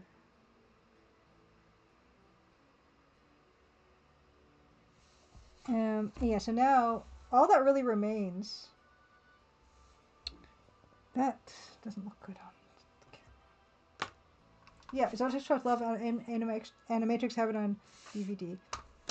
It was, I remember when it first came out. It's like, oh my gosh, you know, the realistic ones look so realistic. But I really like the ones done by the Japanese anime houses, because I think I had gone kind of like, I've been so accustomed to like 80s, 90s anime that I didn't really know what the new stuff looked like until I saw actually Animatrix, the Animatrix stuff, and I thought it looked so modern and exciting. That was really nice. But yes, Sinners. I am going to. What's happening this weekend? Maybe this weekend I will rent it. I will like buy myself a little itty bitty thing of chips and some tonic water and just go to town and watch Sinners. Now this, okay, we have to decide what color this iris is going to be. We have to take into account the entire composition. And I will paint that in with, I can probably just do like a watercolor black there, like a really dark watercolor black. So why don't I do that now? Because it is bothering me somewhat. Okay.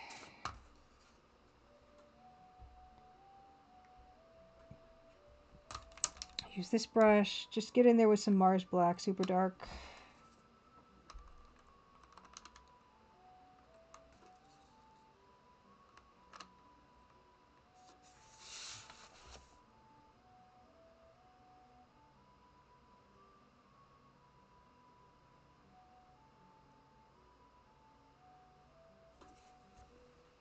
It's like too black or something.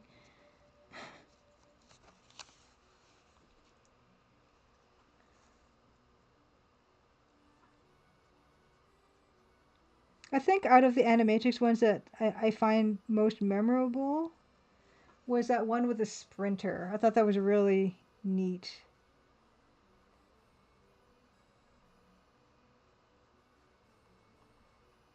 There we go.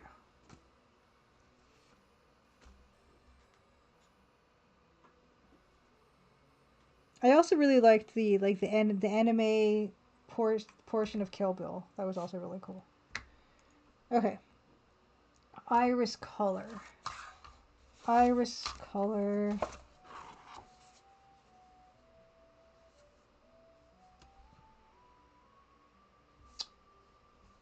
Okay, we're not going to make it red, obviously. This is what I sometimes do. When I'm trying to figure out what color something's going to be, I just go through the rainbow colors. I'll be like, red. Okay, it's not going to be red because the wall is red. So that's not going to be good. All right, orange. No, orange is too close to red and too close to her top color. I don't want that to create any kind of relationship there. Yellow. I can't make it yellow either because her earrings are yellow. I want them to stand out. Green. No, definitely not green because we want her skin to stand out. Blue. I don't think blue's going to work either because blue is her pants and this poster. So blue's not going to work. Purple. Purple could work. But it has to be I think it's going to be a pinky purple. Because I don't want to make it brown because brown's boring. Black is boring. Gray is boring.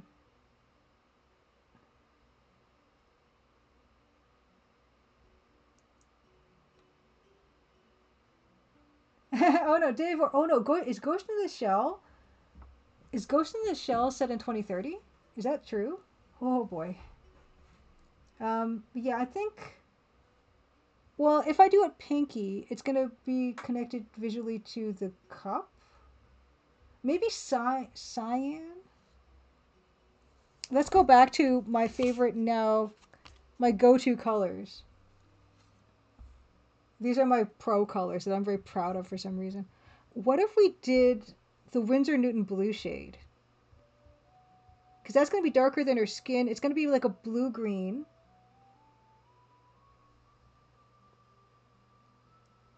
It introduces another color to this. Like, do I really want it to introduce a new color to this? Yes. I can't decide. You know what I should do first? I should do her nails. Because that's easy. I'm just going to do her nails. It's a nice cop-out thing to do. Oh, the original movie for Ghost in the Shell was in 2029. Okay. Ghost in the Shell: A Rise prequel is set in 2027. Oh boy.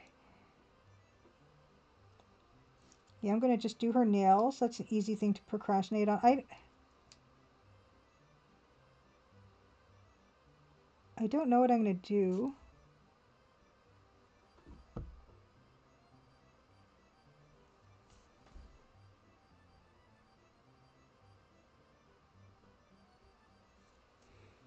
Oh, and she also has, actually, funnily enough, she actually has nails up there that you can't see on her other hand. Oh yeah, and then we also have to decide if I'm going to paint some shadow on her face and ruin this. This brush is splitting. It's not going to work. Should get rid of it.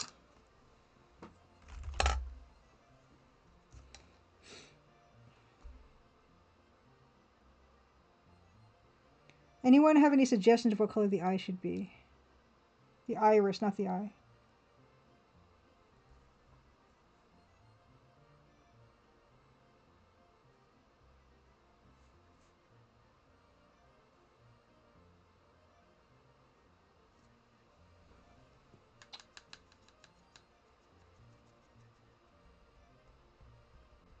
Purple, Dave says.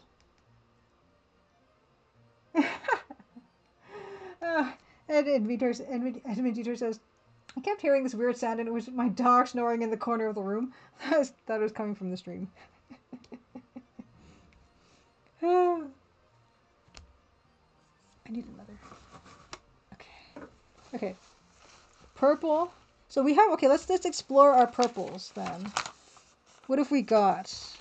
I didn't buy any fancy purples. Okay. Here are the purples we have. Just as a, I will show you the purples we have. We have dioxazine violet, which is very purple.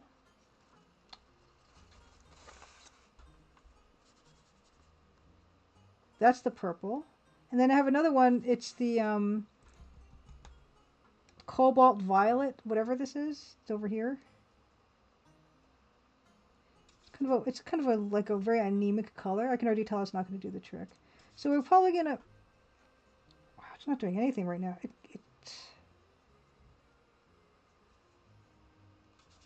Oh my gosh.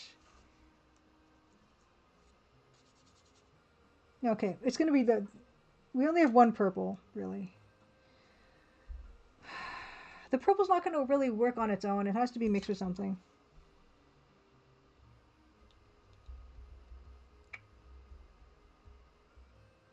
There should be more colors in the world. Yeah, magenta. I'm thinking I'm going to go back to this permanent carmine. We'll try the permanent carmine because this should sit back, right? But her lips are carmine. So what I'll probably do is I'll probably do the permanent carmine. And then if I have to glaze it with another color, then I will do that. Okay.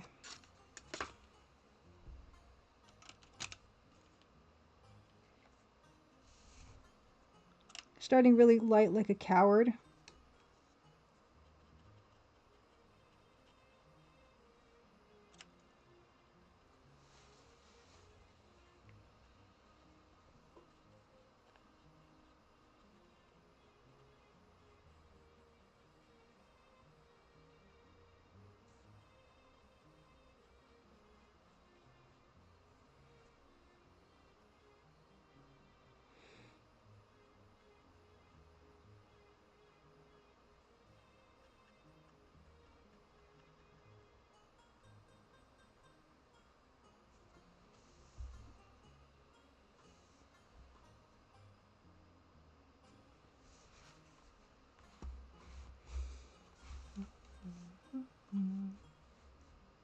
And the color of the liquid.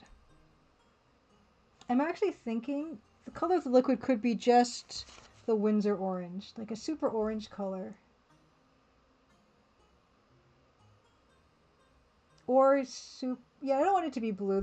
Her pants make this thing have so much blue in it. I think I will make it orange, like really bright orange.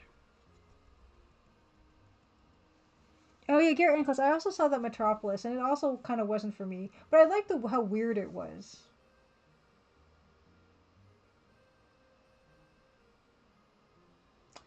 And Garrett Ankles, I don't think I've ever fallen asleep to a movie in a movie theater.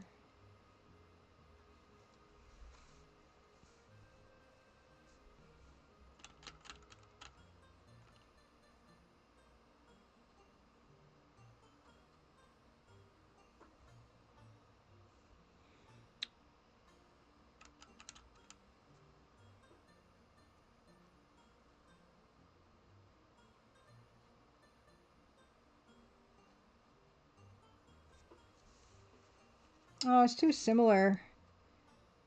Maybe I have to add my favorite color in.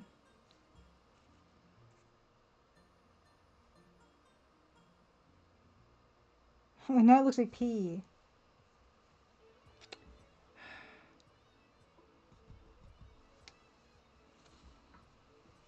Okay. Pee is okay.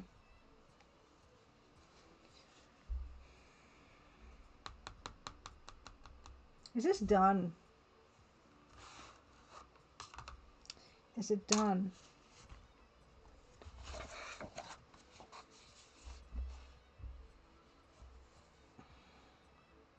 Oh yeah, was I gonna do shading on her face? Like lighting on her body. I'm probably not. It's gonna ruin it. I'm not gonna do it. I'm a chicken.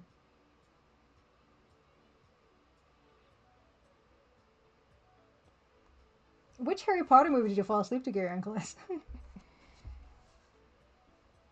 Yeah, I don't know. Is this done after all that? The first one. Oh. The last ones were not that good. I don't think. They kind of dragged. Am I done? Is this done?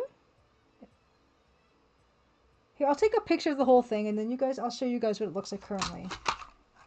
Well, as close as we can get, right? I'll show you what she looks like now.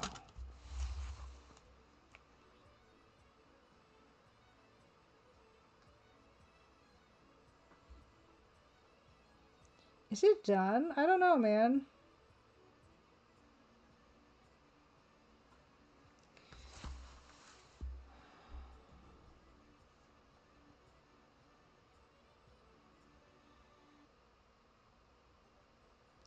It looks kind of... Okay, I'll show you what it looks like. I think it's done. Maybe. Oh.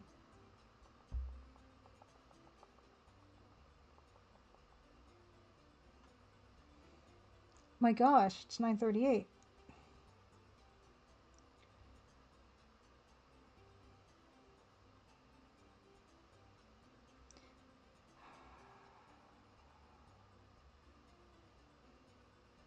Control F, right? That's the magic touch.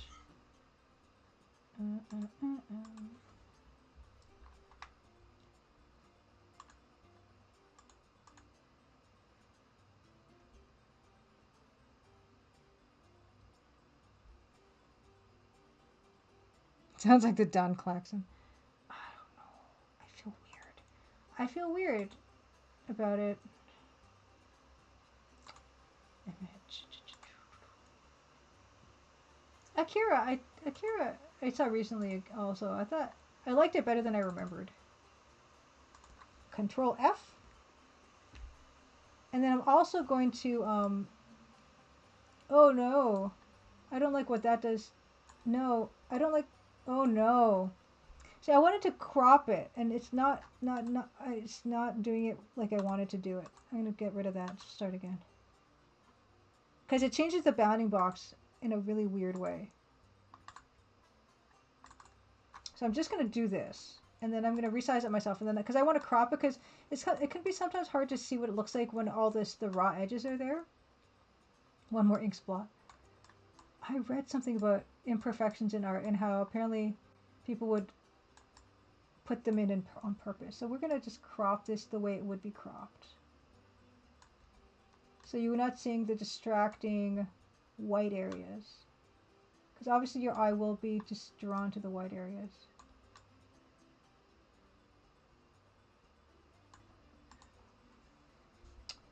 Let's turn off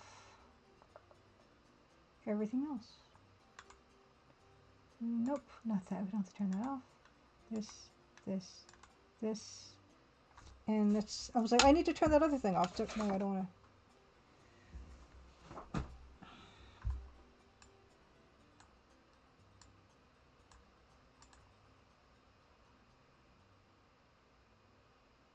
Do we want to make the light behind her more saturated? Do we want that? I want my banana bread, but I want to know if that should be more saturated or what. The spotlight behind her.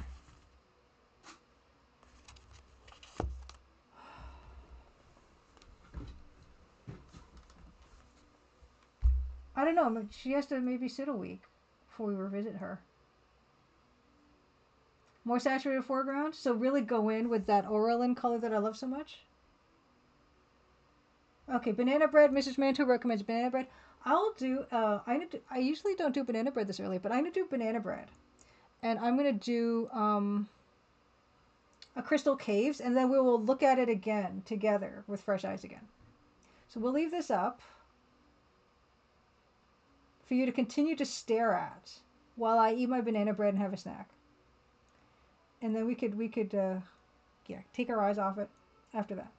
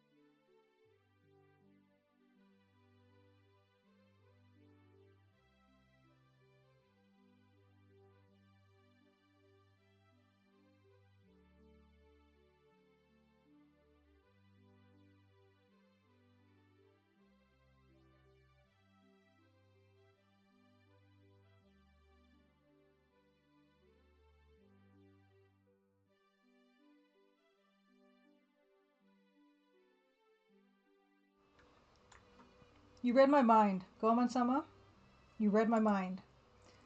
Because when I was sitting staring at this thing, I realized, hey, I realized that I was missing that spotlight effect.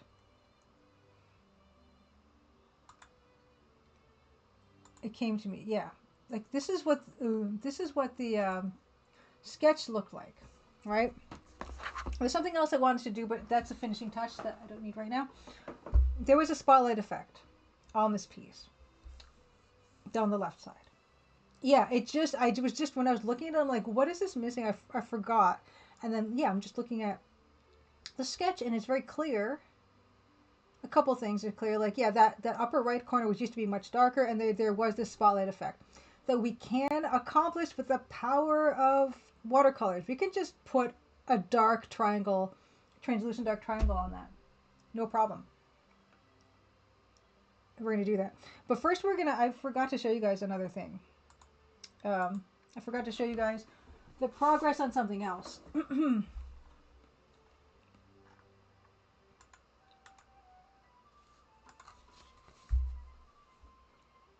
Look, he's got empty, dark, black eyes. Speaking of horror. So he's getting there, right? Progress. But yeah, very, very correct. Very correct with this spotlight. Now here's the $1 million question, right? The $1 million question is, what color are we going to use for that, right? That's the $1 million question. So, there's some options that I was thinking of while I was sitting there eating my banana bread. There's some options. Now, anything we put on top is going to be dull because there's all this other stuff happening. We could, to unify the pants, we could use a wash of the ultramarine, the same ultramarine blue that's in her pants. And actually something else I realized when I was looking at it is some of her pants are leaking there. So I'm going to just pick that up.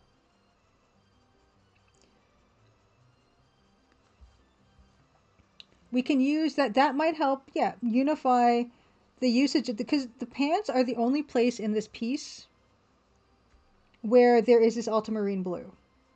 So we could use ultramarine blue or ultramarine blue dulled down with something else to create that spotlight effect. We could also use a color I really like for cool shadow is Payne's Gray. Payne's Gray is a nice cool blue. I mean cool gray. Here. And that's pretty We also have professional colors. We have a professional color called neutral gray. That's supposed to be specifically for just this type of a thing, which is this color here, which is also a cool color.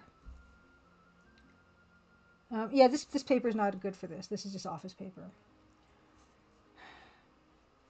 So it could be an artistic decision to use the blue to do this, to unify the color. Or we could try using neutral gray, this professional color, which is, you know what? Let's go for it. Let's just try the ultramarine blue. Just plain old ultramarine, super watered down ultramarine blue on top of this to create that line, which I'm just going to paint by hand because I'm a lunatic. I'm going to have to adjust myself here.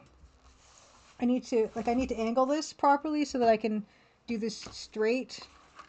I got to rearrange everything so that I can get in there. So let's see. I have it missing the eyeball. Wouldn't it be better if it was actually hitting that eyeball? Maybe I should I'll use a pencil and then a ruler. I haven't used a ruler in forever. I should get a ruler. It's a 3B, that won't do. Ah, there's the 2H. 2H, and I need a ruler.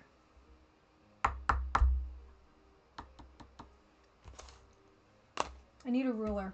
I'll be back. I need to find a... Oh, wait. Are there rulers under... Okay, wait. I need to find a ruler. I'll be right back.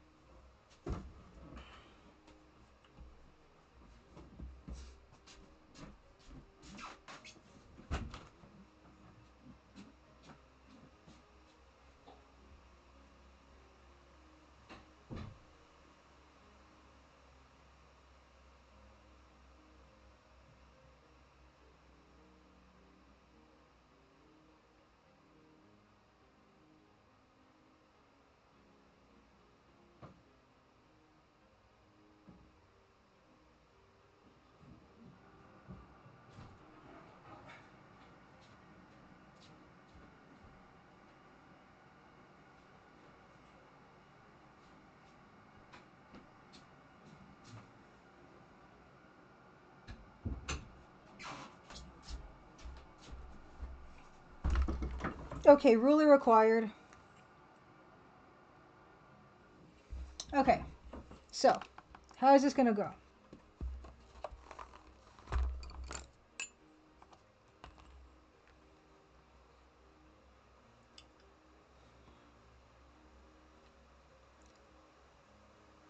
That's how it is. That's how it is. Not so close to the eyeball. That's how it is in the sketch. And that's probably good because I don't want to get into like shading on her arm or whatever. So I'm just going to do a straight shot that way. Here.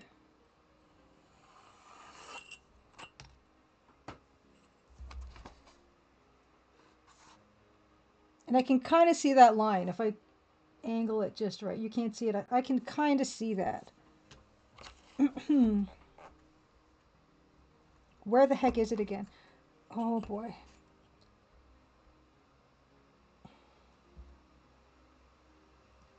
It's really hard to see. Maybe I should use the softer lead. It's going to make a big mess though. I don't want to...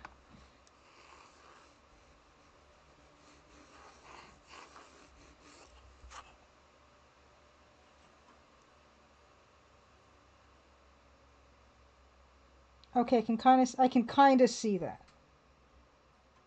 Okay. Here we go. Are you guys ready to ruin this? With just pure... How, you know, wait. I've got to turn it all the way around.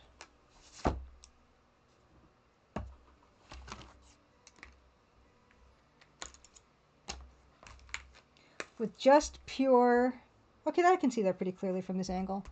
Just pure ultramarine like a maniac. Oh, you can't even see. Okay, wait.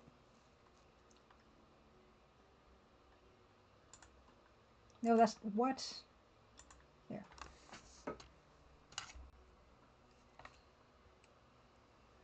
Yeah, you're not gonna...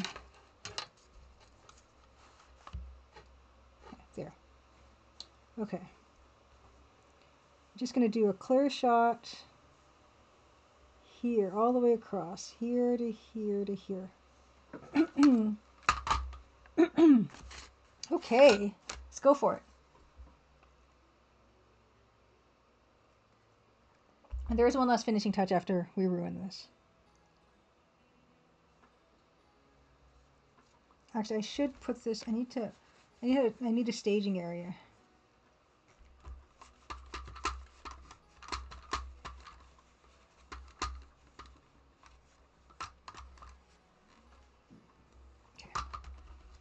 Okay. So taking the blue, watering it a little bit.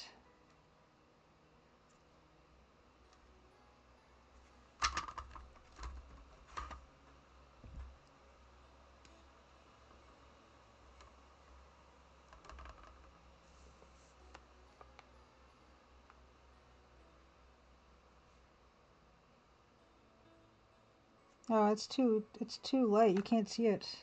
I need to go darker. Must go darker.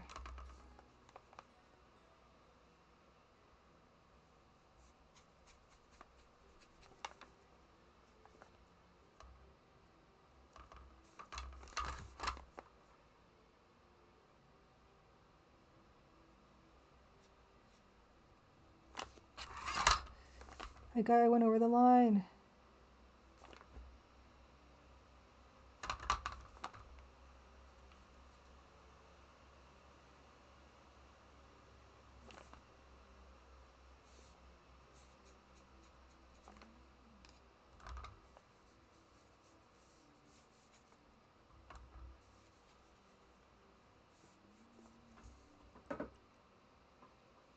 It's not straight, but it's not bad.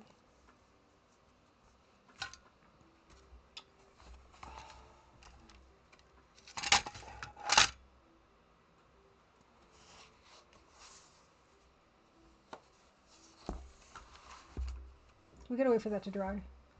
Right now it's just all reflective. It could probably need to be darker. Oh, did I not paint over this part? What happened here?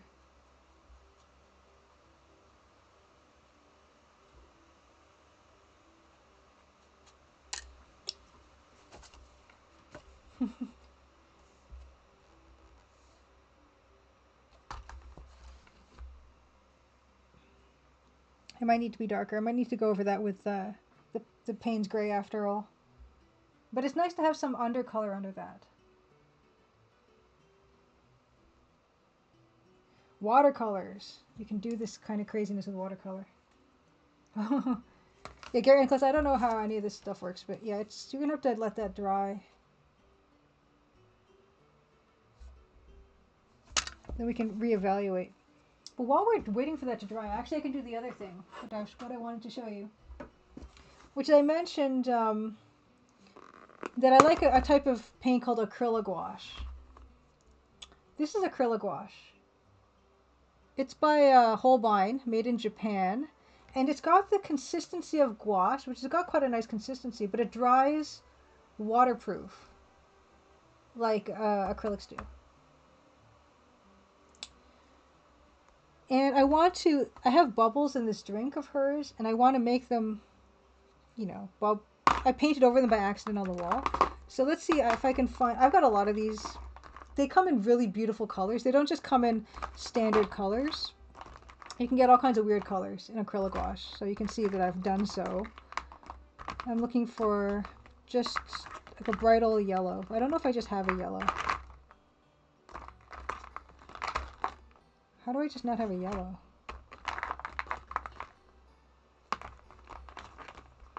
I could have to mix a bunch of colors just to get a basic cadmium yellow. Yeah, I don't even have... Oh, I also have this other color too. Turner acrylic gouache. I've got white and gold. Are these also Japanese? What is with this? These are... Oh, what do you know? Turner Colorworks are also from Japan. I guess... I don't know. That's funny. Turner and Holbein are both based in Japan. Oh, I've got more of them. Yeah, gouache is expensive. These are also not cheap. I collected these over years. I don't have a cadmium, so I'm going to have to mix my own. So mixing my own is going to start with this light yellow, a white, maybe not even white. I've got this color, which is a beige. Just put those together. I need to make it... How do I make it warmer, though? I need an orange. Oh, wait. This is a better color to do that with, maybe. I know what I'm buying next time I go to the art store. Oh, here's an orange. So a touch of that into that. This color is actually quite translucent, so I need to opacify that with this. I think those three colors will make cadmium yellow, kind of. Okay, that's all we got. Okay.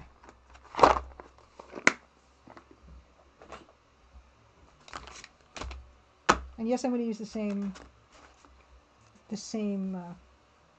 that's still drying.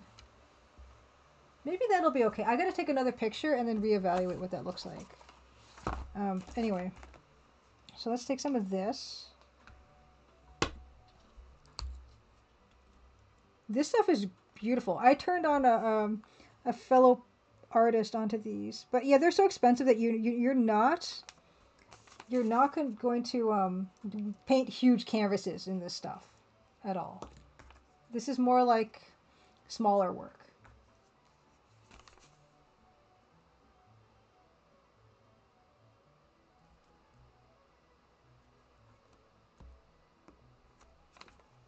It's even too much. This stuff, a little goes a long way. Oh, no, Gary and Cliz. Thanks for trying, though. Orange. This stuff is beautiful, though. Like, like I mentioned, I don't really like the consistency of traditional acrylics.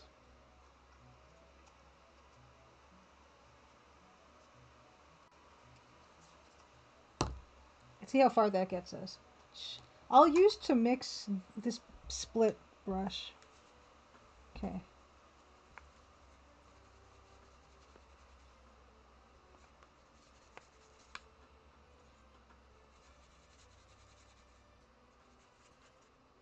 It's pretty close.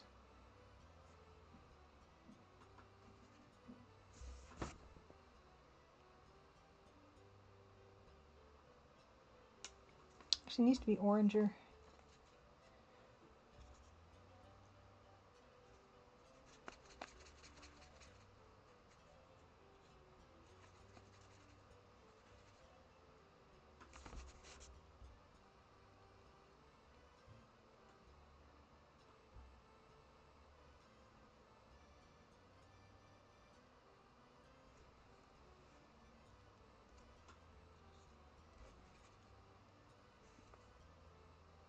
And I'm going to put some of the acrylic gouache color on top of the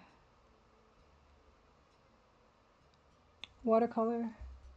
Yeah, it's a subtle amount of bubble. There. Yeah, it's not really that obvious, really. Probably didn't even need to do it. It's like not even orange enough.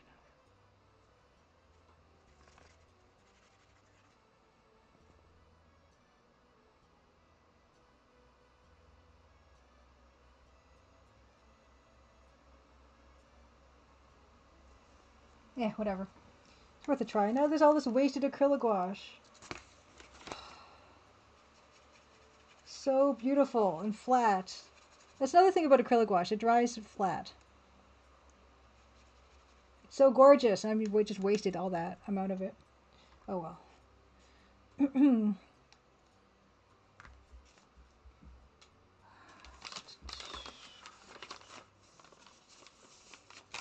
Okay.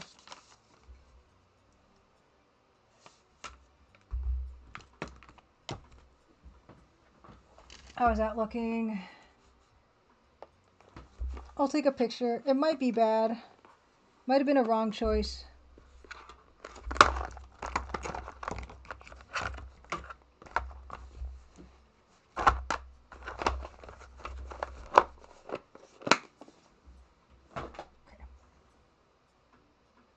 Phone. It's not even fully dry yet, but I'm just impatient. Maybe that's not good. Maybe it needs to be darker. I'll show you guys.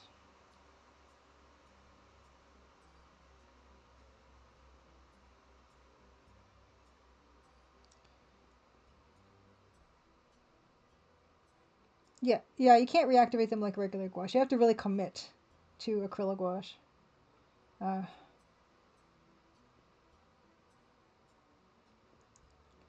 But yeah, just the fact that the gouache comes up again is not like my favorite thing about them, which is kind of funny because of how much I like that same property in watercolor. Okay.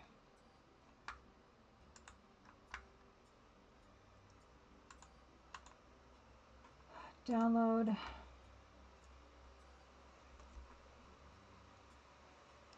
Maybe that looks bad. I don't know. It's hard to say. Okay. Why don't we all decide together? Just swap that one out. This one.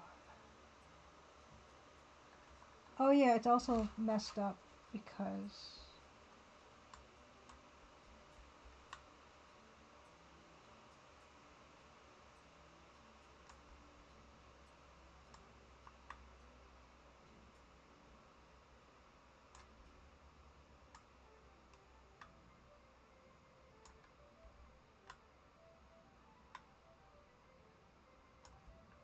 It's still, you know, drying as you can see. Do you hate that? Does it need to be duller?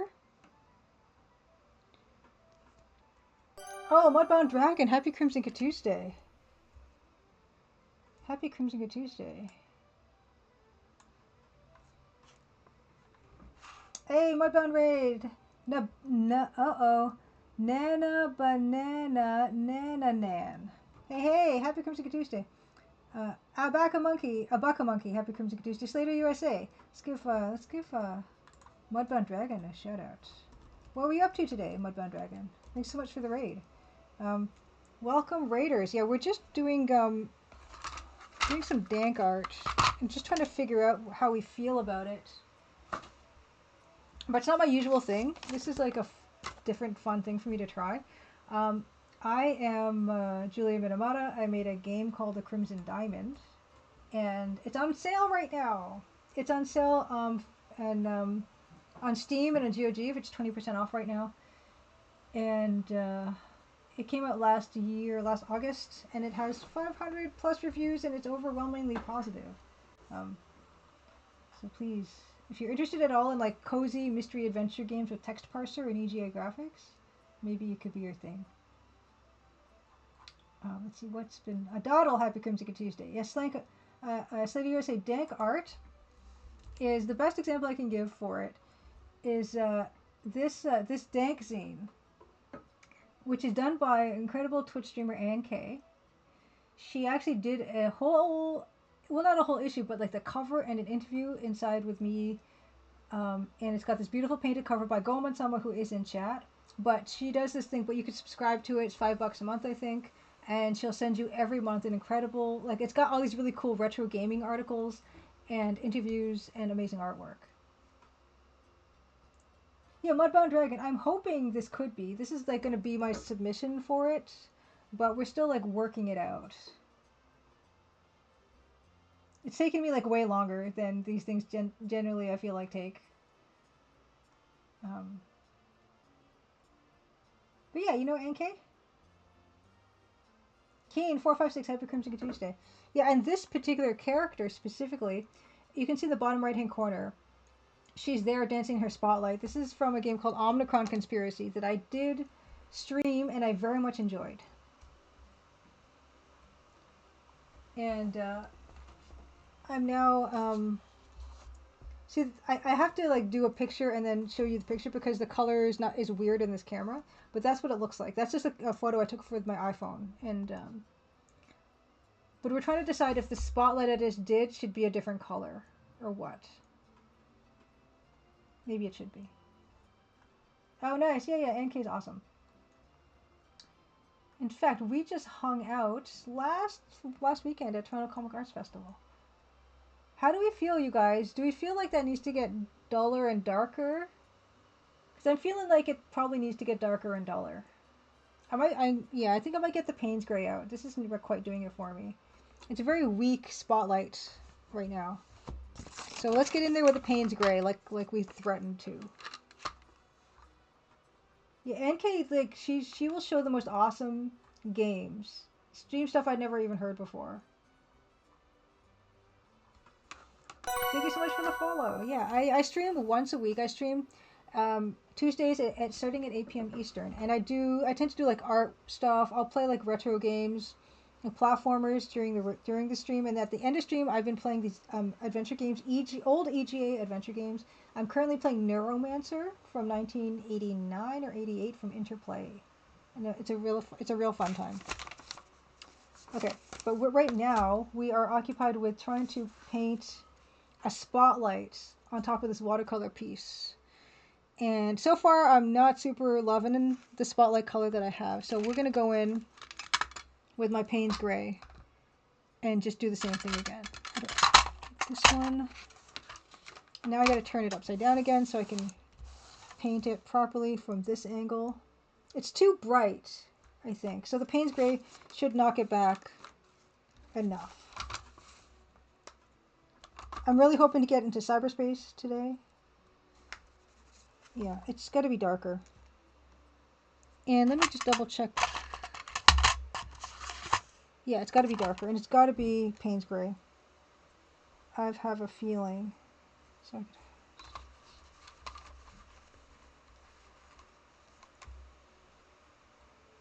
Slater, you say it's a good point. We are in cyberspace currently, but I want to be in like 1988 William Gibson cyberspace, and I haven't got there yet. I've been playing that game for like many hours now, and I really need to get there. But I'm using a walkthrough now, so chances are looking better that I'll get there. I'm just going to put this. How did I do this last time? What's going on? Okay, we're gonna get really in there. It's just dry.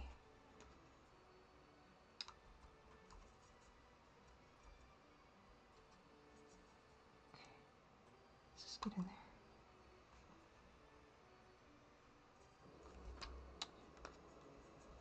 Okay, let's just get in there. I should use a bigger brush. What am I doing?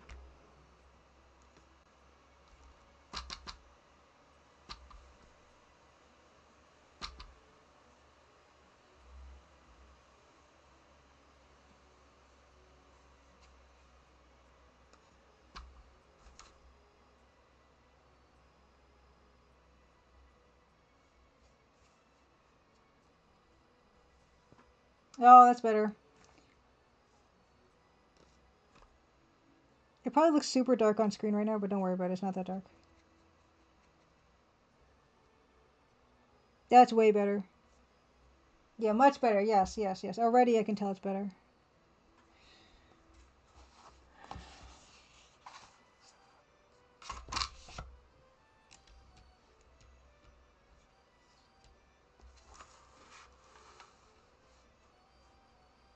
It looks weird and because it's shiny now from water, but that's okay. What we're gonna do now is we're gonna take a 10-minute Crystal Caves break while that dries, and then we can actually see it. Then I'll take a picture of it. I'll show you guys what it ended up looking like. I just put my finger in the water. All right. I think that's probably gonna be all she wrote, though. Yeah, it's bad. It's like water. Okay. Enough of that for now. Yeah, I'm excited. It could just be done now. Crystal Cave 10-minute break, 10:25. I've got like only 2 more of these little stages left. Oh, I gotta change my. Gotta change. Whoa. Okay, I gotta change my tag to Crystal Caves. Yeah. Okay. Okay, let's go. Let's go. Low gravity, interesting. I don't like the snakes. Oh, I see what it's doing. Oh, that's what that means. Okay. These look like Mario hills. Yeah. That's neat. That's neat. I like that. Yeah, yeah, don't give up yet. Okay.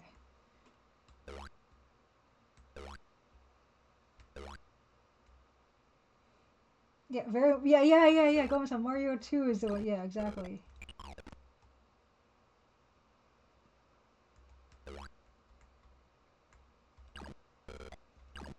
Oh, watch out for the oxygen. If I just shoot this guy on top of that guy, yes. Yes.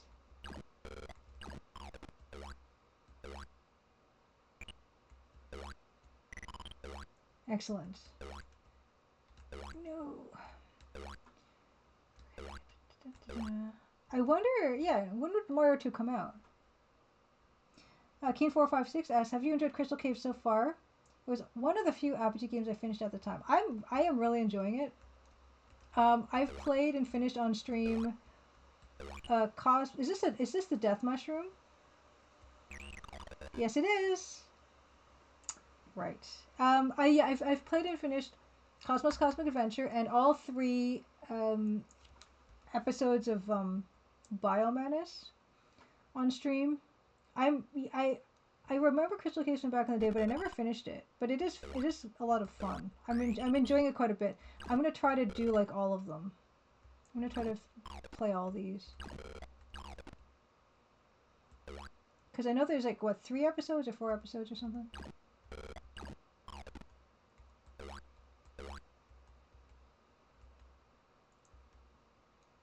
This is my arcade-ness. Like more than this in terms of action game is like too much for me.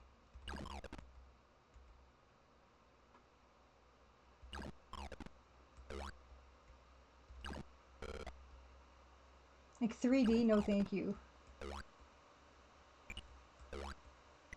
Okay, so the green mushrooms are the bad ones. Alright. Okay. Don't eat that.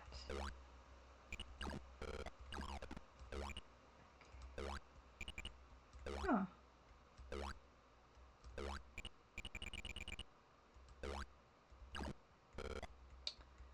Huh. Huh.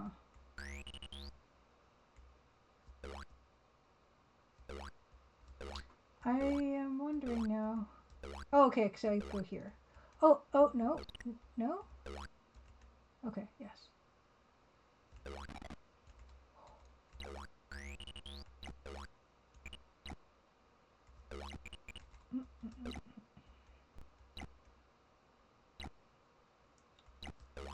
No?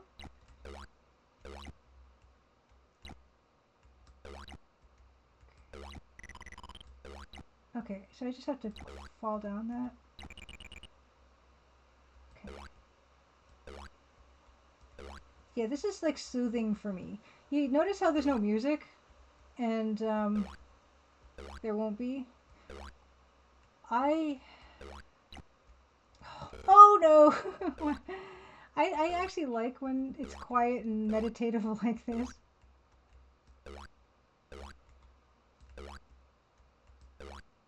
Just me and the crunchy jumping noise.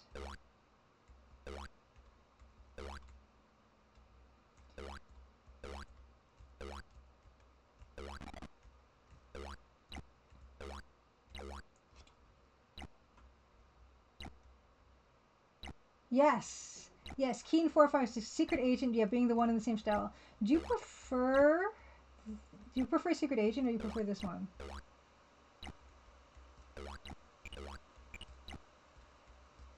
You're not gonna fool me, Spike.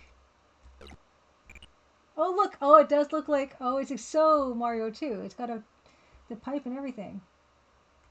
I saw. I think. I saw. Okay, I actually can't go down there. I saw Sonneveld playing Secret Agent, I think.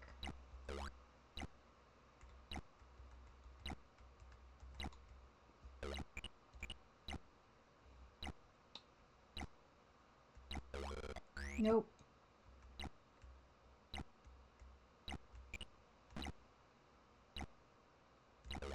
Oh no, greedy. I was greedy.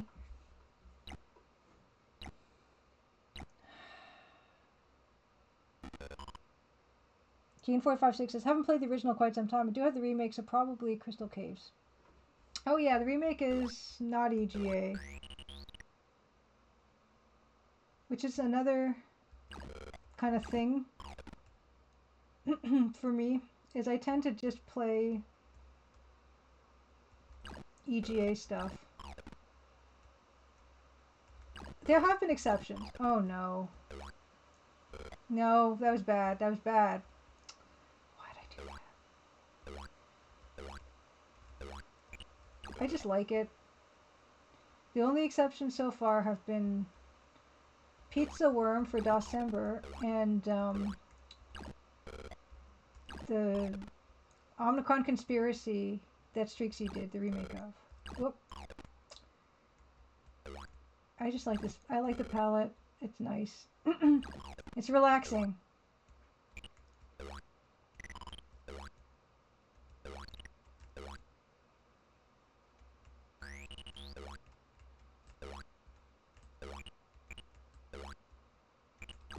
Oh no. Oh my gosh.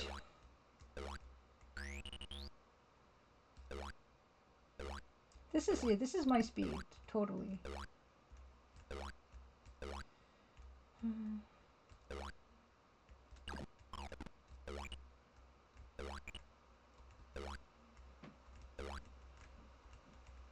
Go. Nope. Yes.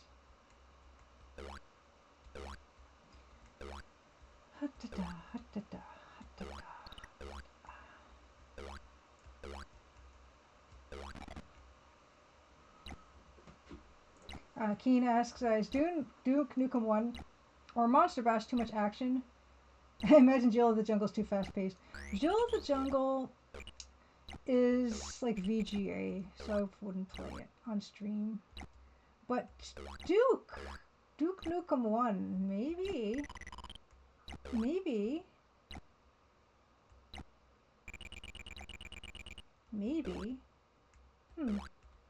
Monster Bash, which I don't. Let's look up Monster Bash. 1 second. Duke Nukem 1, eh? Did I play that back in the day? Because the other thing I'm trying to do is trying to play stuff I never really played back in the day. Duke Nukem 1. Oh no, I would totally play Duke Nukem 1. Yeah, that looks like Biomenace. And Monster Bash.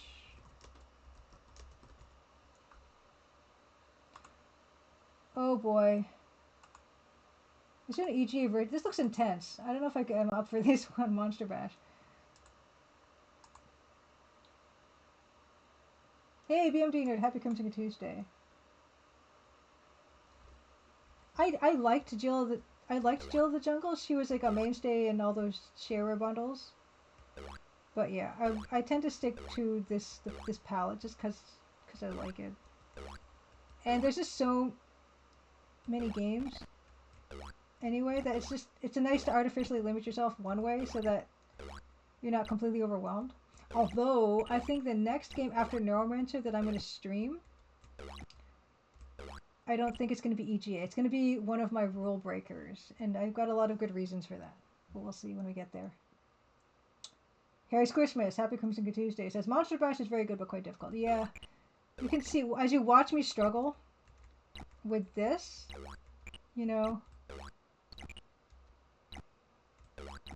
No.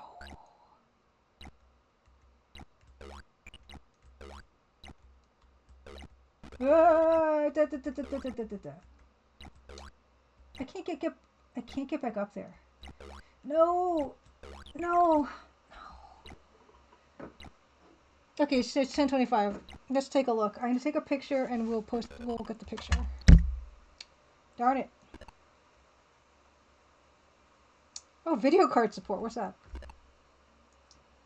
Video board compatibility. Some Super VGA boards have compatibility problems that cause the screen to jerk when scrolling or perform unreliably. This is the fault of the video board makers not producing 100% compatible graphics cards. We have tried to support all the boards we know of, but if you have problems, then toggle the setting and see if it helps. No, I'm good. Okay.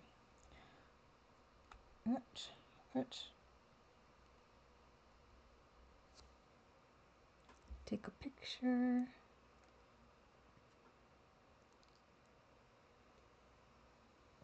Yeah, that's probably going to do it. Whoop, took 2 by accident. Okay, let's take a look here. Let's meet the both of them. Yeah, that's probably going to do it.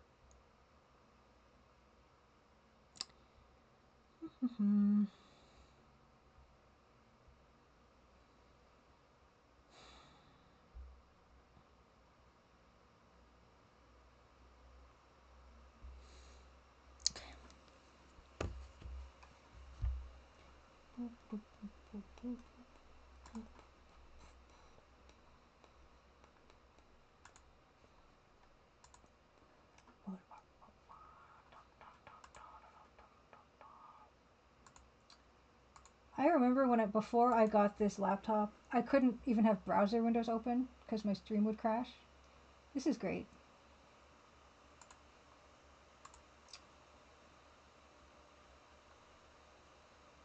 Keen456 says, if you want a less mainstream platform, check out Elfland. Elfland, is that EGA as well? Elfland, is that EGA? Hey, oh, it's so cute. Oh man, that's real cute. It's from wow, it's from 2008. That's amazing. Yeah, it is for sure. Fantastic. Okay, let's get rid of this one. That's, yeah, it's so cute. Someone made that in 2008. Okay, browse. Yeah, that's it. We did it. Oh, Elfland is much earlier. Why does that one say? I just saw one Google image that said Elfland Volume 1, Gorgomer's Castle by Carl Erickson. Lots of sounds by Will Engel. Music by Sean Chai. Copyright 2008. It doesn't mean, I guess this could be, oh, 1992. It's from 1992. So I don't know why the one I'm saying says 2008. I guess it's an enhanced version or something. Maybe. Nice. Yeah, it says 1992 in a different screenshot. There she is, though. Like, do we want... The last thing was going to be, do we want to make the spotlight more acid yellow or deepen it or something? Did we want to do that? Because actually right now, what I'm seeing is the highest contrast area in this piece is the spotlight on her pants, right? Like where her thigh is curving.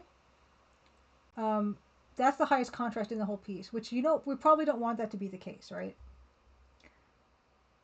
So I'm thinking I should probably darken that, because I want her selfness to be most standy outy, and not the curve of her pants, because that's right now the highest contrast part of this whole thing, right? Yeah, the highest contrast part of this whole thing right now is this area here, right? And it's even worse because it's like blue and yellow. So I probably could stand to darken this, if only to make her stand out more. Because right now, I don't want the eye to go here first. And that's where my eye goes first, because these are big areas and they're very contrasty. So, looks like we're not quite done with her yet.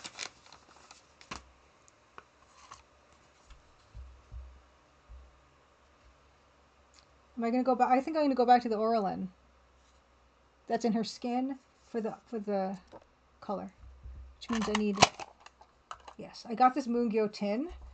It's a half pan tin. So I bought the tin and I bought some half pans. And they're kind of stuck in there by like a rail thingy. And it's made of metal and it's awesome. So I think I'm going to go back in with the Oralin, which is again this color, this Winsor Newton Pro color. Ooh, I forgot to turn my music back on. Music.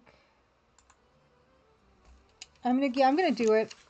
I might even dull that color down actually, because I don't want this to be the brightest. It's a big area, so I don't want it to be super bright and super big. So I'm gonna dull it down with the neutral gray, which is supposed to be a good tinting gray. So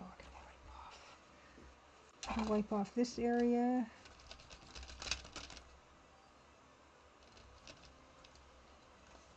Here. And yeah, definitely don't want to go straight that color, because it's going to just make everything else crazy, too bright. Beautiful color. I'm going to take the neutral tint. Oh, that's such a disgusting color. There, I think. Yeah, that's it. Yeah, I'm just testing it a bit on the actual color. Like that's a good color, actually. It just looks terrible there, but it turns out nicer. So we're going to start in a low stakes area here, which is this upper area here.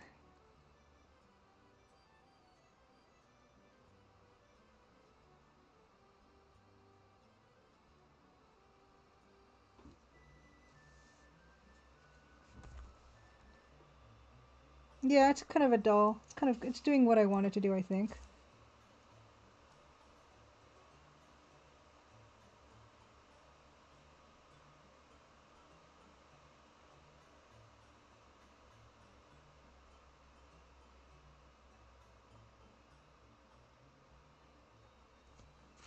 It's too dark though here, so I'm going to pick up some of that color again. Yeah, that's kind of better.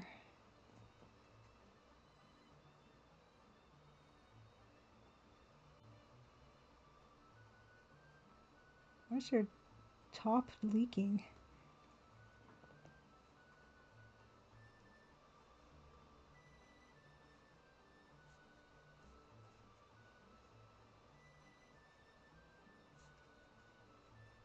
Yeah, this is helping with that.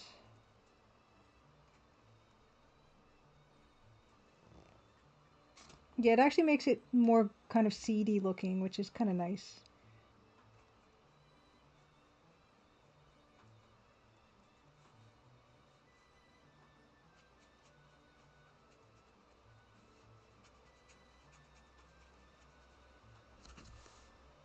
Yeah, and again, the color doesn't look like you're seeing it. We will have to do another break.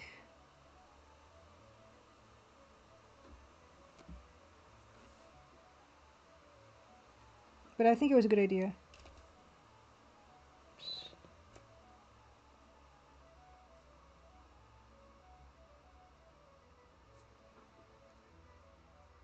Yeah, the color is much greener in real life. It looks kind of super yellow there.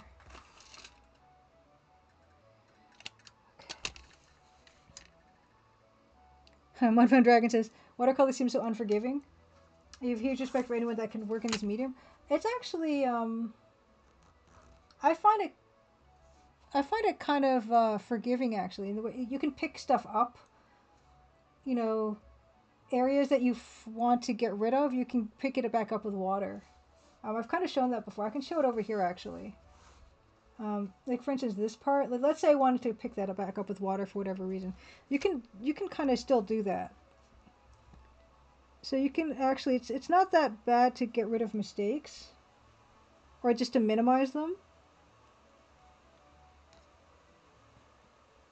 And also the fact that you can adjust colors by glazing translucent areas with the color again. It's actually I like that about it, so you don't have to just repaint a whole area. I mean, it's not completely gone, this area here, but you can definitely make something a lot less obvious, and then we can repaint over it, you know? And this is stuff I painted like it just comes right back up again. Oh no, there's plenty of room for error. It's just a matter of controlling the spread of the water, the wetness of the paint. Like that part gets tricky. But it's actually not too bad of a medium in terms of like making a mistake in certain contexts, right? In certain contexts, like you can't really, it's harder to control for sure than other types of painting.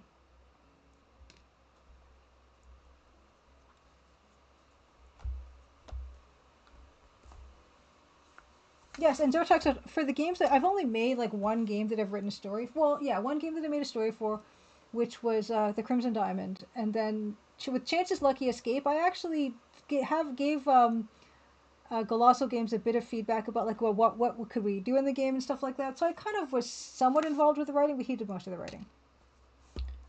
But yeah, the color here, I'll take a picture. I will show you what that looks like. So you can see that it's not gross. But I am more pleased with that now.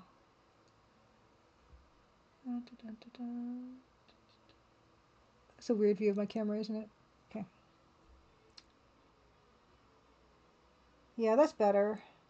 Even still, it's still pretty light, but I think that's probably as far as we can go with it. Okay, and then I think that's about it.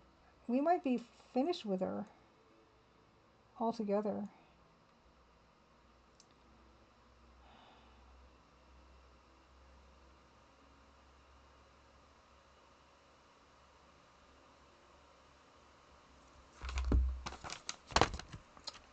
Okay, let's move the actual one. It's sad that the actual, it's kind of that is somewhat accurate, I guess. But, okay.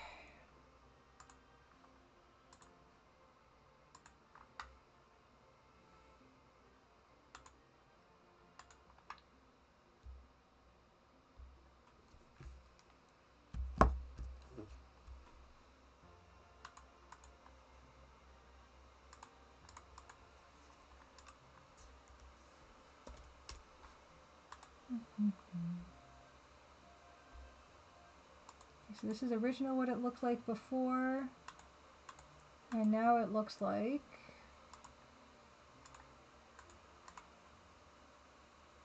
you can barely tell. But it's better, mark my words. The color is duller than all that.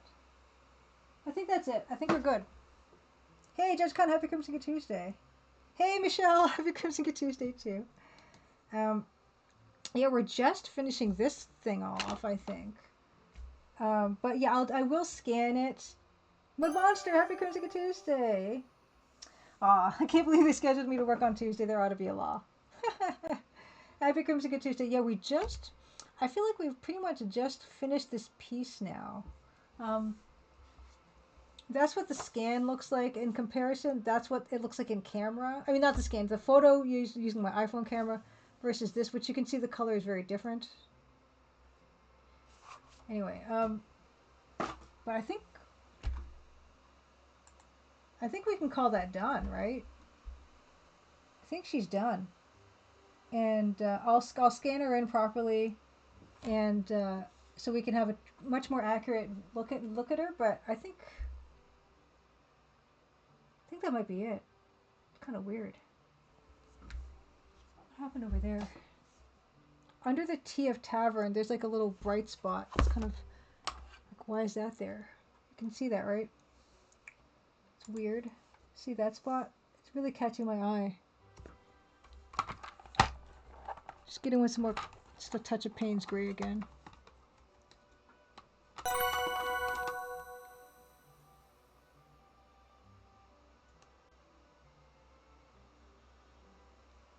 It's too wet.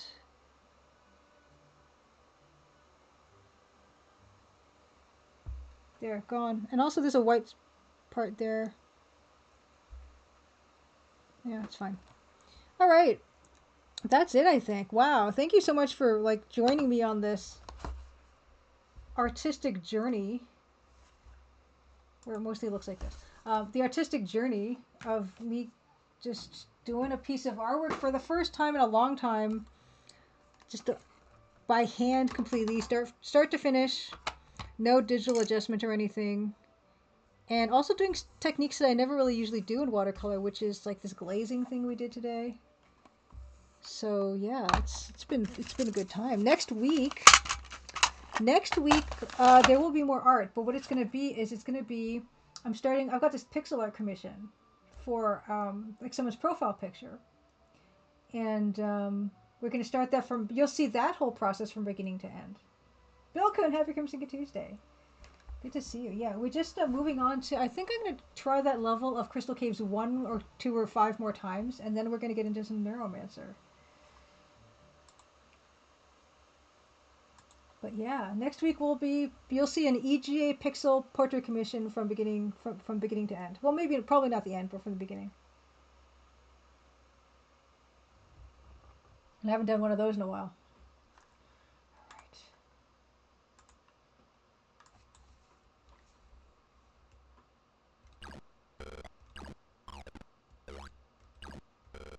I'm all business this time.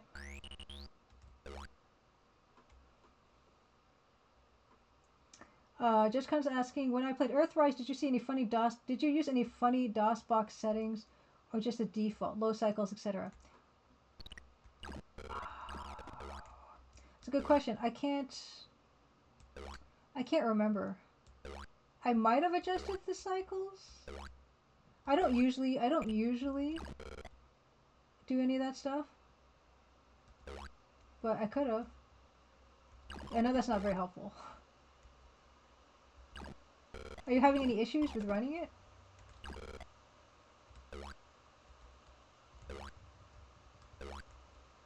I was actually, I played Cruise for a Corpse on my other computer, and I was trying to get it working on this new laptop, and I couldn't get it working, so I must have done something with the settings, at least with Cruise for a Corpse, to get it working. But with Earthrise, yeah, I don't remember.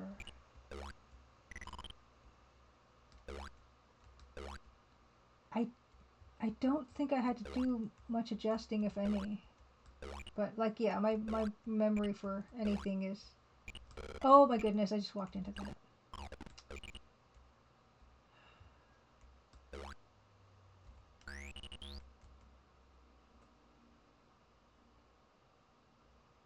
But I'm glad that you are looking into playing it, because it's excellent. It's a lot of fun. Okay, you haven't started yet, but you're on leave. You just played tonight. The Shrieking Corpse Bleed. What? What is this? Okay, wait. You're in the mood for another text parser adventure.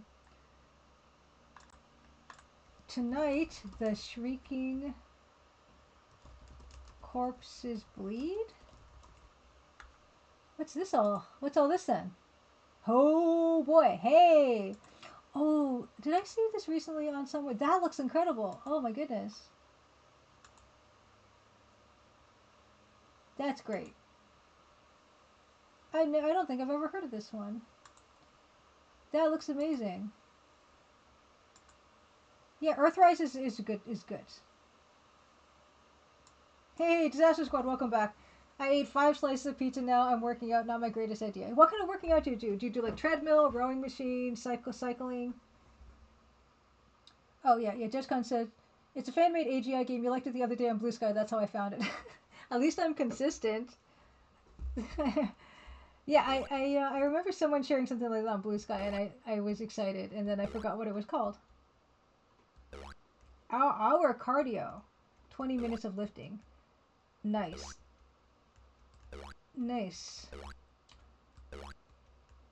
Hour of cardio. My God. Oh, what? I don't need to be back here. I do soccer, and then I went jogging today actually, but I don't go jogging for very long. I don't do an hour. Seriously, I ate the mushroom by accident. Okay, yeah, JudgeCon says you finished it good enough, very hard. Is there a walkthrough available to JudgeCon? Congratulations on getting from 189 to 175. Disaster Squad. Well done.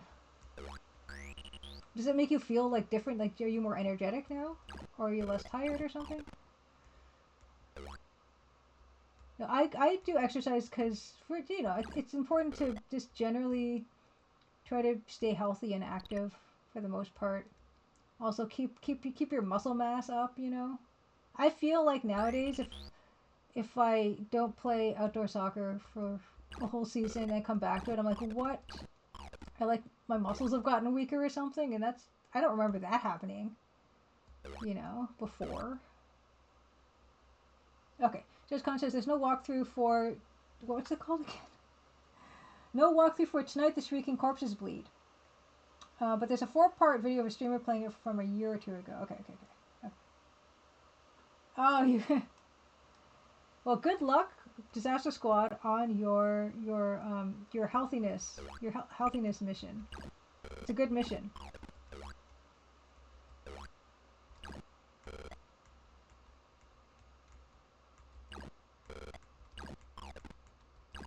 No, I didn't want to do that. Yeah, you gotta really, especially, as we age, we must try to take care of ourselves, for sure.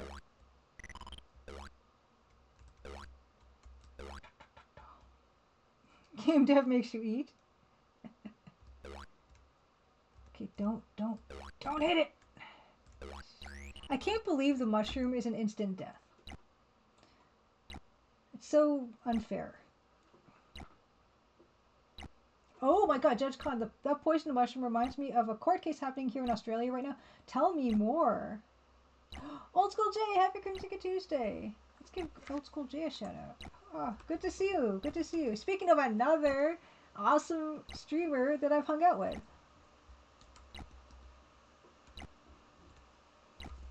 How are you doing? Are you streaming? Are you still buried under work? And I also want to know, Disaster Squad, what kind of snacks that you snack on. Yeah, it's been a hot minute for sure. It's good to see you. Yeah, what have you been up to?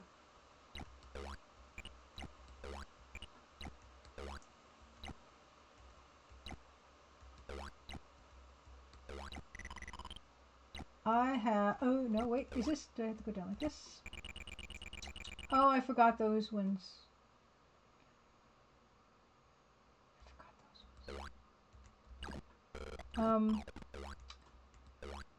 Old School J gifted me a Roger Zelazny's Chronomaster and Sherlock Holmes in the Case of the Serrated Scalpel.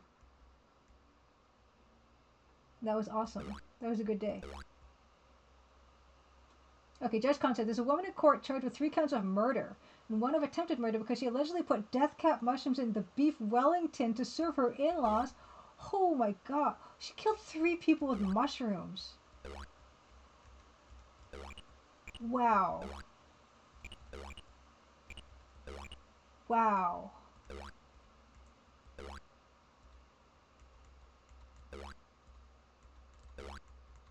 Are they gonna, is she trying to say like she didn't know they were poisonous or something? Okay, Old School G, regarding streaming, I'm on hiatus right now. We'll be back for July. Maybe got swamped with work, but I'm also taking a step back from a lot of internet stuff right now, slowly catching up with everyone. Well, it's good to see you and totally understand stepping back from internet. Oh gosh. I have not checked out Chronomaster yet. That's not the next thing I'm going to be streaming. I've already got the next thing I want to stream set up. Oh boy.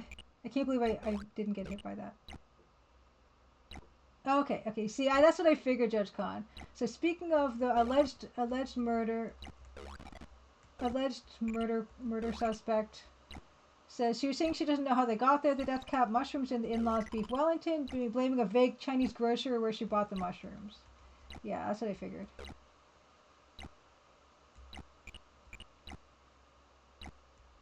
I wonder if she'll get away with it.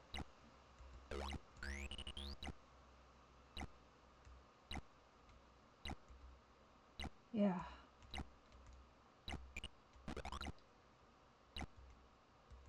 Greed. Oh yeah, I don't have to go that way this way. I can just go down.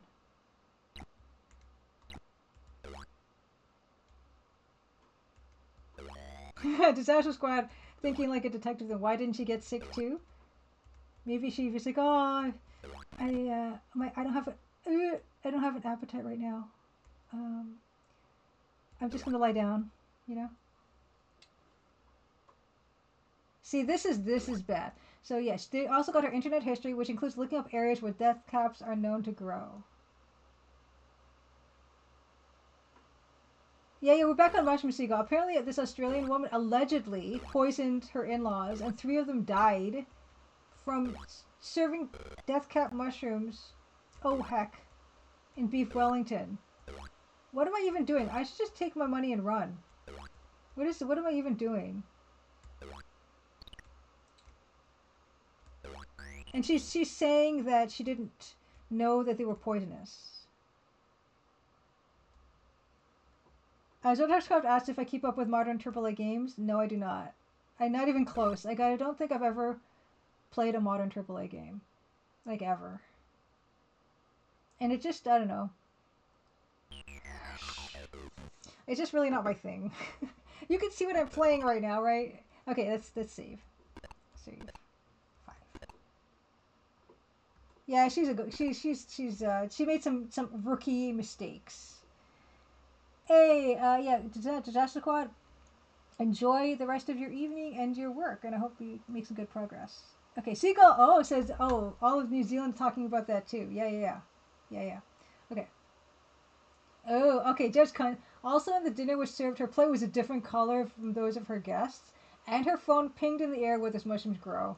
Amateur hour, yes, Old School J, amateur hour. Judge Cunt, your wife was a criminologist? She's telling you the details as we type. She's a criminologist. Fascinating. Oh my gosh. So, okay. Criminologist, study of criminology. But so is she, like, I don't know, you don't have to say anything. You don't have to, like, divulge any more information about that. But I'm kind of fascinated because does that mean she's a detective, or does she, is she employed by the police, or is she a consultant, or is she a consulting detective? Exactly, Seagull. That's what I'm saying. Does she consult murder mystery games? Old School Shay said, did she bury the bodies in her back garden wrapped in black garbage bags too, with her fingerprints all over them? And she's got like a security camera that caught her doing it too. And then she tried to delete the security camera footage for the exact window of time where she was doing this, but then of course it's uploaded to the cloud. Every mistake possible. Yeah, you don't, BMD nerd, exactly. You don't use the internet to prepare for crimes. Absolutely not. She's an academic. Oh, that's fascinating. So does she do research then? Does she do research into, and if she does, what does she specialize in? Yeah, this is a amateur murder person. Okay, what time is it? 10:50. Okay, we're gonna get into. We have one more. We have one more level. We have one more level of Crystal Caves, but it's time for Neuromancer. Yeah, and teaching. Okay, fantastic. Yeah. Oh, what does her area of expertise? Is it body decomposition? Is it toxicology? Is it like textiles? Is it uh, ooh, oh wow, PhD in image-based sexual abuse. Oh boy, that's pretty grim, but fascinating and super helpful. And victims of IBSA. Very, very glad that she's doing that work. That's very important. Oh yeah, old school J. That is standard. This academics being absurdly talented and knowledgeable in one area, and then they don't know anything about anything else. To be expected. That's how this goes. Absolutely. Um, let's get into some Neuromancer. I have a list of things to do. Yeah, so what you're going to want to do is, yeah, you don't want to search on your own computer that stuff, right? Don't have books in your house about those things. Happy Crimson Good Tuesday, everybody. It's Neuromancer time. Let's change their tag. If I could get to cyberspace today, I would be so pumped. I don't know. Are you hearing the incredible Devo music? Oh, Judge Con says Michelle's favorite murder-related thing is the case of the Menendez brothers. Also, Sarita Scalpel is amazing. Hope you enjoy it. The Menendez brothers just came up for parole or appeal or something, didn't they? And they got turned down for it, right? What fascinates her about that one? Because the abuse angle of it, right? The idea that they were abused by their parents and that's why they killed their parents, right? Cyberspace or bust? I don't know. I keep on doing this and I groove like the cat emoji. Oh, Old School J says, meant to say earlier, Crystal Caves was my favorite RPG platformer from the 90s. Played the heck out of that shareware. Yeah, that's right. Okay, yeah, interesting, Judge Con. Yeah. What does she think? Does she think they should be in jail, or does she think they should have been treated a different way? Okay, let's get into it. Okay, so you can hear. I'm going to take those emojis as you can hear. Mark Mothersbaugh and Devo. Let's load the game. Okay, Jess Con says, no, she thinks they've served their time and should be released. Okay, gotcha. Yeah, that's it. I remember back in the day when that happened, like everyone was like, yeah, super, super against them. But yeah, things change, right? And oh, Judge Con says the majority of the family thinks that too. Fascinating. Yeah, fascinating. I know that was a very recent story with the Menendez brothers. They came up for parole, I guess. Okay, here we go. I've got a list of things to do.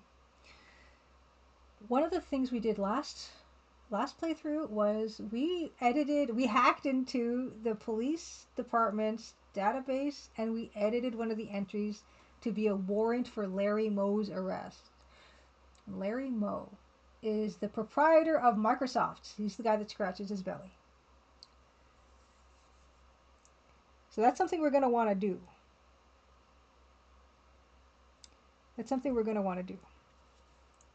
But before we do that, we can actually do some more hacking because of some information we picked up also last time around, which is we can log on to Hosaka Corp and we can enrich ourselves. Now we don't have a lot of money. We're going to need a better deck for cyberspace. So we're going to log on to Hosaka Corp and we're going to do some hacking with our 2xb. That's going to happen with a 2xb. Occasionally you're going to have a hardware failure. Don't be too concerned. Yeah, Misaka.com, Happy Crimson Good Tuesday. Yeah, I have not met Curly Shemp, but we're still in the very early stages of this game. He could exist. So Hosaka Corp.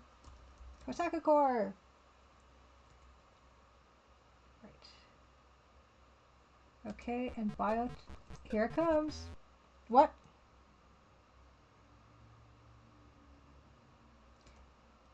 And it canceled out the Devo.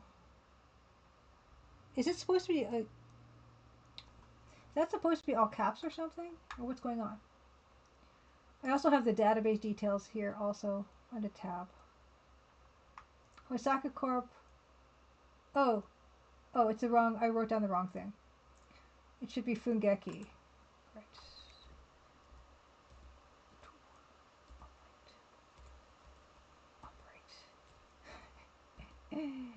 For Osaka Corp. And this is Fungeki. Right. Okay. We can upload software. We can have new products. We can add ourselves as an employee in Osaka Corp. We're going to do that.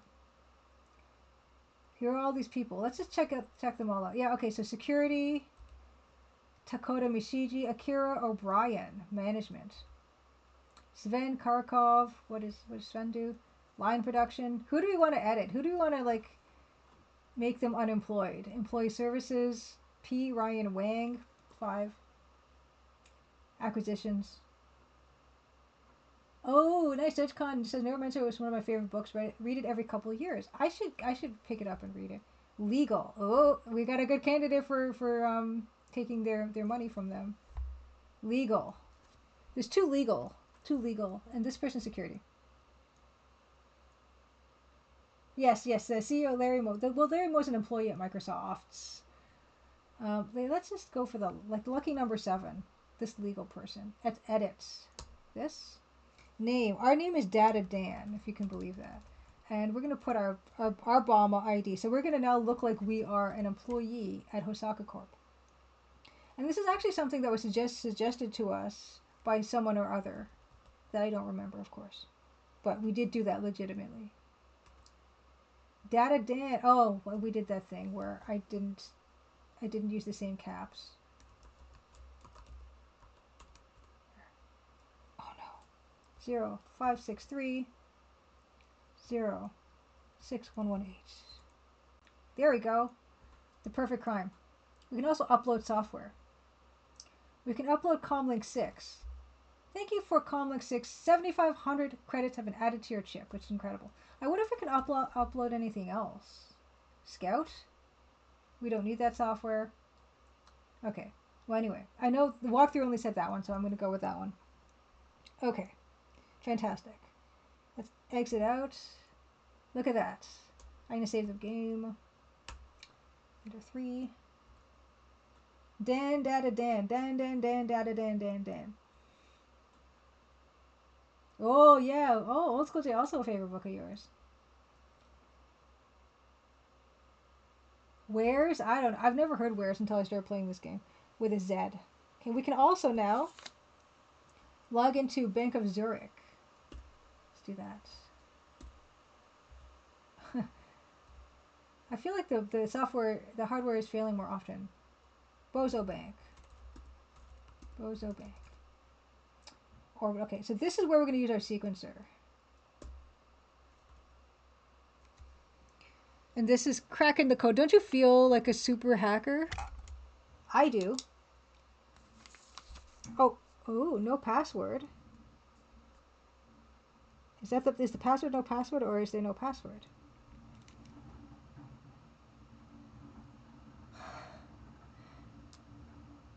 Oh, second echo, interesting. I said you always read it similar to Juarez, even though I was told this was incorrect. I don't know how lapis lazuli is. Is it lapis lazuli or lapis lazuli? Okay, no password. Sweet. We can open an account. Ooh, current rates. What are these? Current rates. Automatic funds transfer 0.003% charge against base account. Investment counseling 0.06%. Commission charge on buying and selling securities, though they are held in our ultra-secure vault at no charge. Fully automated bank transfers, 0.01% on individuals, 0.05% on government and drug transactions. Interest rates, 10% on normal savings, 15% on secret accounts, 15 to 20 on certificates of deposit. Prime interest rate 24.358%. This is the future. What is of interest? Okay, Bank Zurich Orbital. Of interest, an information service of Bank of Zurich Orbital. Art aficionados will be pleased to hear that Vincent van Gogh's Sunflowers number 39 went up on the auction block at Christie's in London. Bidders from all over the world fought over the painting, but the pack quickly thinned as the bidding got steep. Bank of Zurich Orbital acted for one of our customers in this matter, but she dropped out when the price hit 2.5 billion. The painting sold for a record 5.6 billion. Rumor has it that the purchaser was a third world warlord who sold his country to a multinat to secure the painting. Bank of Bern has denied rumors that money has been chiseled from some of its accounts. Cyberspace cowboys, according to some wild reports, are able to siphon funds from accounts, but Bank Zurich's orbital security specialist Roger Trunculo says that couldn't happen here. Things are too tightly controlled at the BZO. I'm going to restore the game so I don't lose all this money reading this stuff. Message base. Okay, second account said your medieval studies professor said lazuli. Yeah, like I when I first read that word, I pronounced it lapis lazuli, but I've heard lapis lazuli, so I don't actually know how to pronounce that either. But that's just a matter of like reading more than you hear stuff, right? That's all that is. To Data Dan from Matt Shaw. To Data Dan, there's definitely some strange things going on in the Matrix, that's for certain. I've not heard from Distressed Damsel or the SumDiv kid lately. Have you? It's really strange not to have them out here messing around. To Graceland from P. D'Argent. To Graceland Foundation from Philip D'Argent. I have taken the steps you have requested to squash the unauthorized cloning attempt that concerned you. Our experts agree that obtaining another DNA sample will be difficult. We have planted a story within the Presley Underground that the clone attempt was by a Rastafarian group wishing to use the king as a symbol. We do suggest you reinforce the concrete over the grave and add cyberhounds to patrol at night to prevent from another attempt at resurrection. Our experts have been paid from your account, and we feel certain the spectacular reports of the Delhi explosion will prevent others from attempting to clone your client. Your obedient servant, PDA. To Philip D'Argent from T. Cole. To Philip D'Argent from Thomas Cole. Philip, thank you for being so frank about your losses. We have an excellent security man, Roger Caliban, who could be of service to you if you need him. I appreciate you sharing your information with me. We shall be on the lookout for any strangeness that occurs in our accounts. Rastafarians. Dastardly Rastafarians. I think we've met one Rastafarian over in, that place that I flew to, Freehold or something. Account operations. You must have an account first. Okay. So I'm going to exit the system. I'm going to load the game because I don't want to lose all that money. Okay. Now I'm going to do the thing where I create my own bank account with the Bank of Zurich.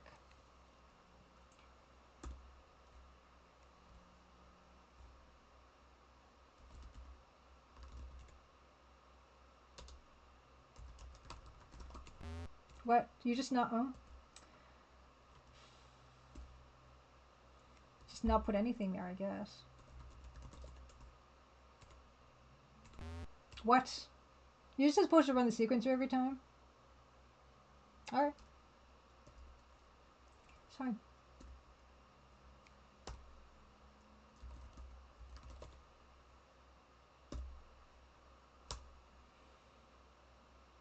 Yeah, this is, yeah, it's called the Cheapo Hotel, I think. It's good.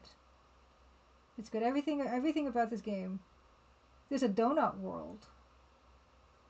Yeah, I just want to have to watch this every time. My money's not going down. Okay. This is, like, I guess the classy bank. Classy secure bank. Open an account. I'm about to upload from chip. I don't know. Why would I want to upload from the chip? 500? Sure, I don't know. Minimum, oh fine. You should have said that. 1,000. What? Account operations. What is the point? Okay, whatever. Okay, I gotta write down this exit to main. What was my account number again? It doesn't say. Where'd it go? How am I supposed to? That's no good. Okay, I'm gonna have to load and do that again because it's not giving me the bomb number. Judge Con, thank you. Started with 7 if it helps. It helps, like, however many digits there were, it helps a fraction, that fraction.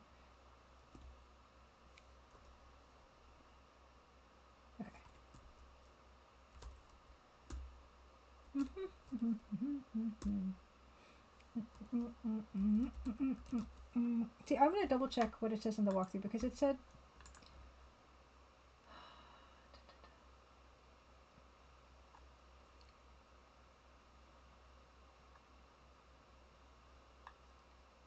Okay, right. Okay, right. I gotta write down my new bank account number. Yeah, I didn't do it. It's fine.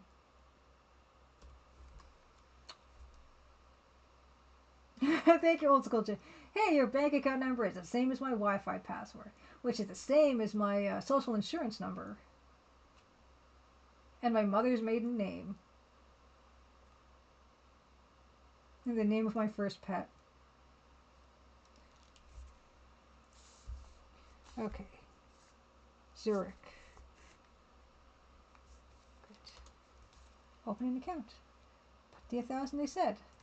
Okay. 7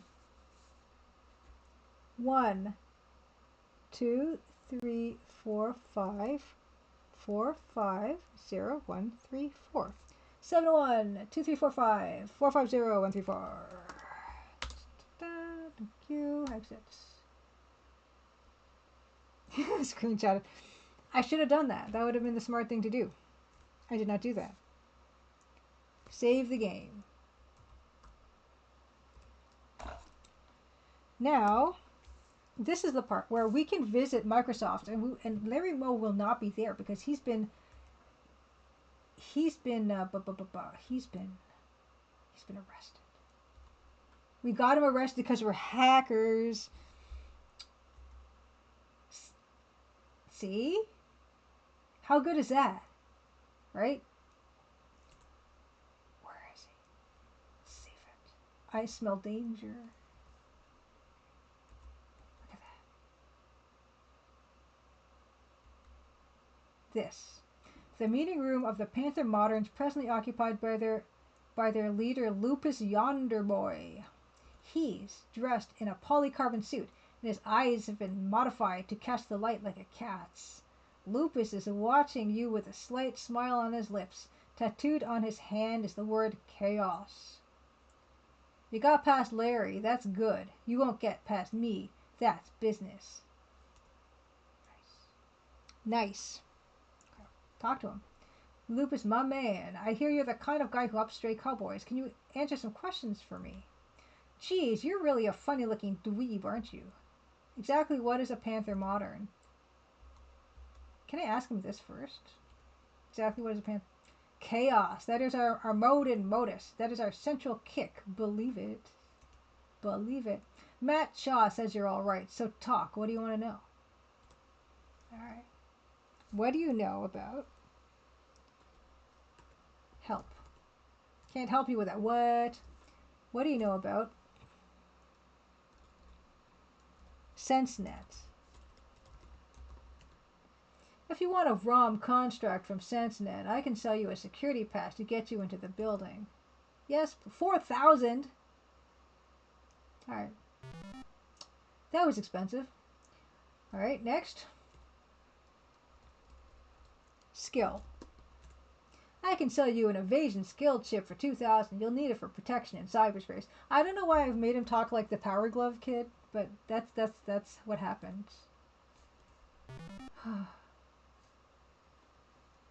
Okay, I'm going to save the game. Oops.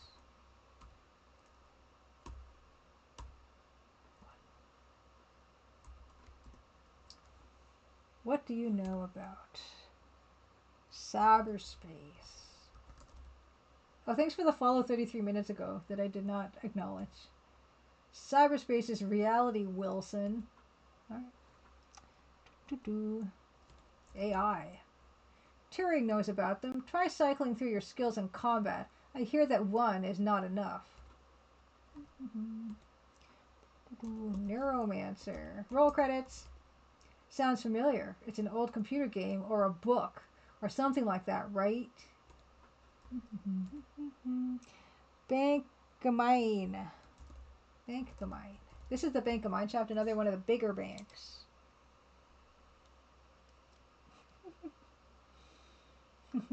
Old School J says, your bank account number is probably larger than the amount of money this character will ever accumulate over his life. That's a lot of digits. It's a lot of digits. Probably the most than I will accumulate over my life. What is the digit count here? 712,345,450,134. Yeah. Bank of Mine. What? What? That was one of the things. Bank. I've been siphoning from account number this for years. They said that wouldn't happen.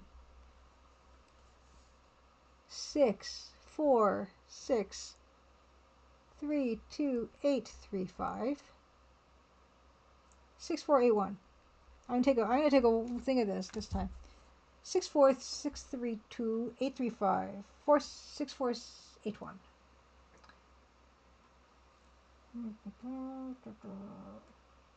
Okay. Got it. Okay. Talk. What else? I think that's it. I think that's all I want from you. No. Bye. Great.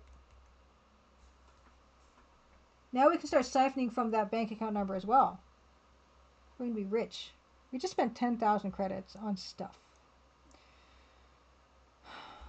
Actually, where is that stuff? Oh, wow. See, now we have an evasion. We have skill.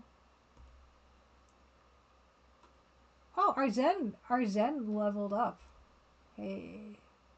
I don't know how that happened. Okay. I want to go back to Cheapo Hotel. Oh, it is called Cheapo Hotel. I'm so sorry. Old School J. You were so right. It's called Cheapo Hotel, not Cheapo. Okay. We're going to siphon from this bank account as well.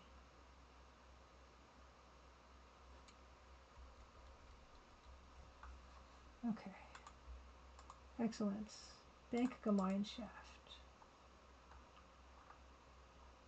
Bank of Mine Verboten. Verboten is the level 2 password. I don't know how I know that, but I know how I know that, but I don't know how I would.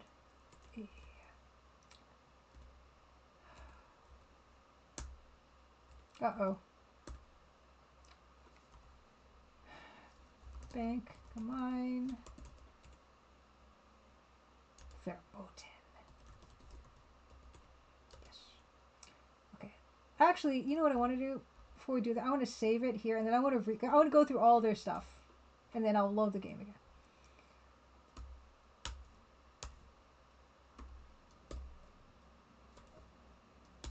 I've said this before, and I'll say it again. I love not using the mouse for stuff. I'm not a big fan of the mouse as an input device. Hey, Bengo Ray! No, I loved looking at birds. Let's see the bird. Crow, Tuesday. Hey. Oh, wow. Whoa. Did you take that? Wow, that's awesome. Oh, that's really cool. Oh, happy Croca Tuesday to you too. That's fantastic. Bank of Mine. Verboten. Bank of Mine. Go Proten and a peanut. Fantastic. I love it. Verboten. Okay. List of services. Bank of Mineshaft prides itself on its long years of service to individuals and nations. The North family still draws a substantial pension from the funds we hid from congressional investigators, and the funds entrusted to us by President Nkrumah are still gathering interest. Below is a list of our services. 1. Automatic funds transfer. Our AFT program runs 3.7 nanoseconds faster than our competition, yet we credit you with interest including the time of the transfer. 2. Investment counseling. We maintain vast portfolios of securities, making us a force within world markets. If we decide to rock the boat, we will inform our customers. Wow. Number 3. Fully automated bank transfers. Need an anonymous deposit in a discrete account at another bank? We do that easier than pouring cash into a paper bag. Nice. Current rates. Okay, we've already seen the current rates. It's the same. It's the same as the other one. Right. Recommended securities. As always, we suggest Bank of Mineshaft as a viable investment. Our investments have a 99.4% security rating and show an annual return rate of 22.1% per year. Our stock reflects this. In the interest of those who wish to diversify their portfolios, we provide the following list of other solid investments, all of which can be accessed through our brokerage affiliate. Number 1, Bell Europa. Number 2, Musabori. Number 3, Hitachi Biotech. Number 4, Mass Biolabs. Number 5, Hosaka. Number 6, Fuji Electric. Number 7, Tessier Ashpool. Number 8, A Large Technologies, a subsidiary. Message base. Geistjager from M. Godot. Let's go. To Herr Geistjager from M. Godot. Thank you for the tip about Fuji Electric. I've transferred the $30,000 to your discretionary account as you requested. Whoa, that's a lot of money. To Geistjager from R. Caliban. From Roger Caliban. I resent very strongly your suggestion that I'm in any way involved in banking irregularities, but I do appreciate your having brought your suspicions to me before taking them to banking officials. I have deposited a token of my appreciation in your discretionary account. To Epcot from R. Caliban. Epcot Foundation to Roger Caliban. I have looked into your complaint concerning the delay in cash transfers to the Cryosleep Corp of Veracruz. I have apologized to them on your behalf and have assured them there will be no further delays in forwarding payments to them. They said Walt Disney, I assume, had not begun to thaw away, so no harm was done. Your obedient servant, R.R. Number 4, A. Finch to T. Cole. To Adrian Finch from Thomas Cole. Adrian, I'm uneasy about the moves Musabori is making on the international scene. Philip over at Bank of Zurich is uncovering all sorts of irregularities with their accounts. Musabori says it is because of cyberspace cowboy meddling, but I am not convinced. They've lost some money over there to an embezzler. If rumors are at all true, we should be careful. T. Cole, A. Finch. Number 5. To Thomas Cole from Adrian Finch. I've foreseen the problem, Thomas, and have taken steps to correct it. Roger Caliban is a security expert. If Zurich had him on their staff, they'd not have had any problem. Interesting. Software library. What? Oh no, I didn't want to do that. What did they got? Decoder 1, Budget Pal 24. Okay, yeah. Receive Forger 7. Yeah. I don't think we need any of that stuff. But we do need to do some laundering of money, which I will do after I load the game, because I don't want to spend that money. Was it 3? It was 4. Nope. Which one was it? 3? It was this one, right?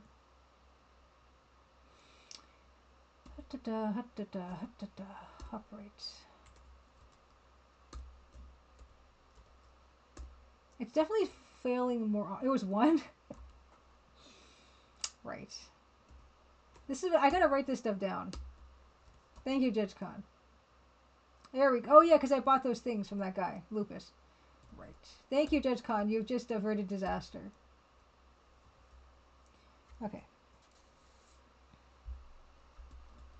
Bank of mine. Thank you. I will pay better attention.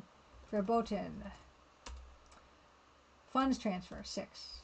Enter source account number is the one that Lupus just gave us, which is 64 632 835 64 81 64 6328 356 4181. Enter destination bank link code. My new bank account number at the Bank of Zurich, 712 345 450 134 712 345 450 134. Unknown bank.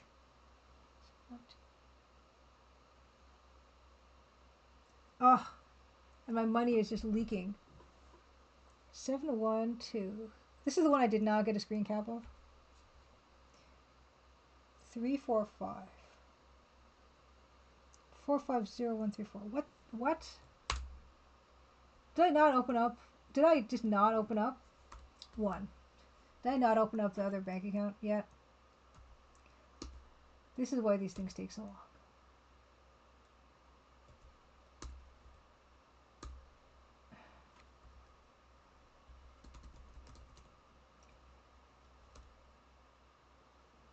Oops, wrong thing. Sorry, I didn't do that right.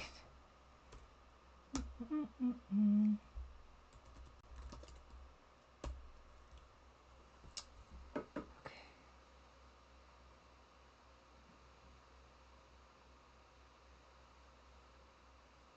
Has this happened to anyone else before, where you get stung by a mosquito slightly, and then it turns into like a mosquito bite thing, and then it goes away, and it's not itchy, and there's no bump, and then it comes back again, and then it goes away, and then it comes back again, and then it goes away, and then it comes back again. Has that happened to anybody? We are not accepting new accounts at this time. So I already opened the account. Did I not do it correctly that time? Are you kidding me?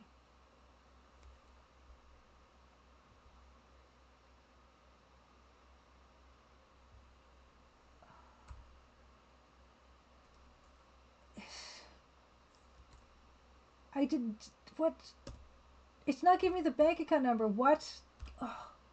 Propu Capu Crimson Tuesday says, "Is this your mosquito person superhero origin story?" I don't know what is happening. Like, I've got this one on my knuckle here, and it just comes up, and it was itchy, and then it went away, and then it came back, and then it went away, and then it came back, and then it went away, and then it came back. I don't know why this is happening. It's like itchy right now a little bit. Yeah, Julia been a mosquito. I don't know what that. This has never happened to me before. I don't think. I know that's not true. It probably has happened. Why is this not working? Did I just write this down wrong? It's.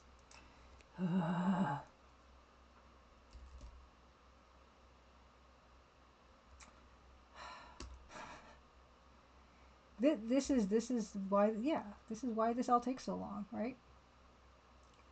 I'm just. I just need to ask him and buy those two things. I don't need to do everything else. It's fine. Yeah, it's great.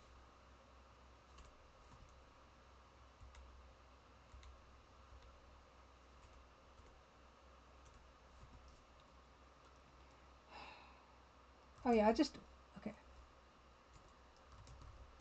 That's just good to do. Yeah, I need to do that one. The other one was skill. Yes, yes, yes. Okay, and then everything else is fine. This is fine. Yeah, don't worry. I'm almost back there. It's fine. I'm gonna be there momentarily, and then I will do a screenshot this time. Okay, it's all good.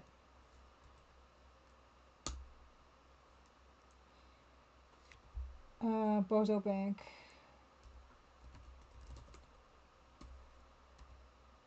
Yeah, I will take a screenshot this time of the new bank account number. Maybe I'm supposed to use my old bank account number. I don't know. But if this doesn't work, then I'll know that there was an error.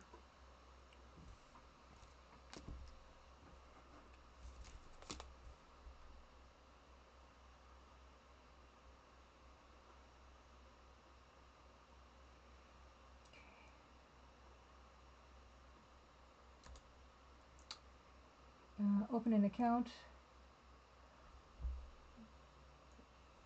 What is happening? What is happening? Why is this happening? I wrote this number down correctly. I'm going to try to put that money into my other account because I have another Bama ID. What is happening? Why are you like this?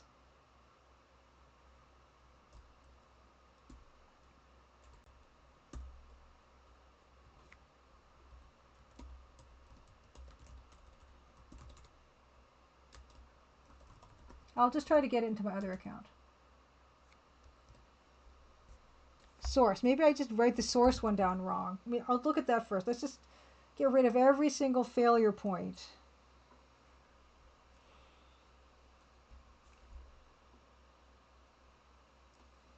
Six, 4,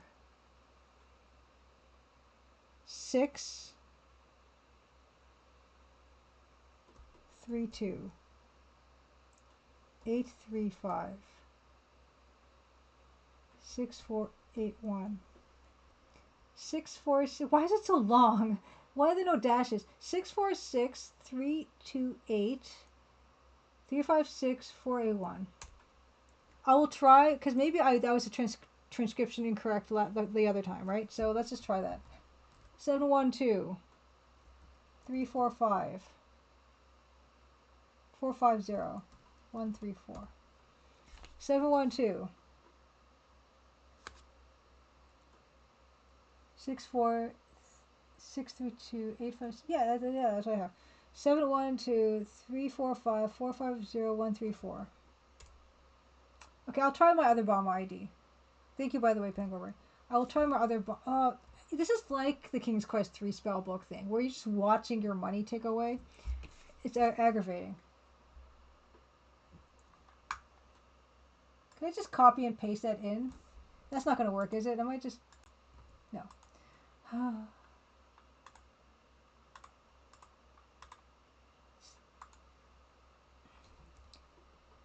6, 4, 6, 3, 2.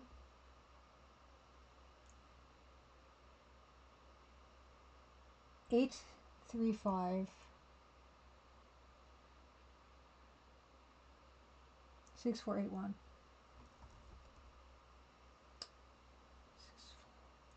6, 3, 8. 3, 5, 6. 4, 8, 1. Let's try my other bomb ID. My other bank account. 0, 5, 6, 3. 0, 6, 1, 1, 8. 0, 5, 6, 3. 0, 6, 1, 1, 8. No, what?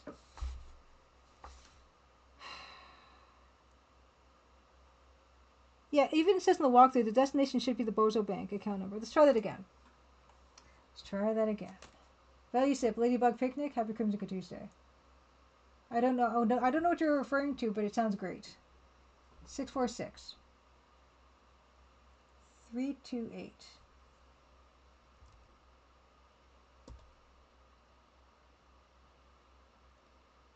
356. 481. This 6, 3, 2, 8, 3, 5, 6, 4, 8, 1.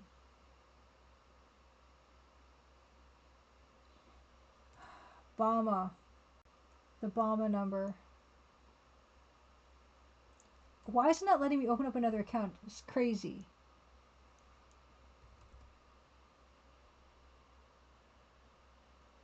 Value Sip says, neither of us are old enough to get it. Reference those who did are staying quietly. Staying quiet. Ladybug Picnic? 712-345. 450. 134.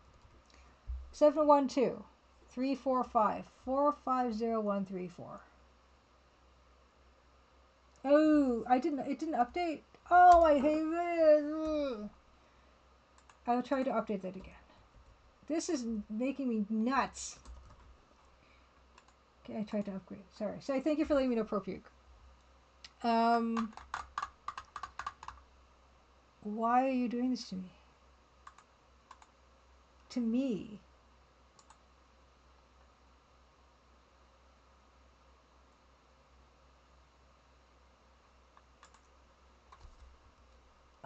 Okay, let's go back to Lupus, whatever his name is. Let's just go back to him. Okay, let's just go back to him. Let's ask him about the bank again, and maybe I just transcribed it wrong or something. This game is fighting me. It does not want me to get into cyberspace, and it's very upsetting.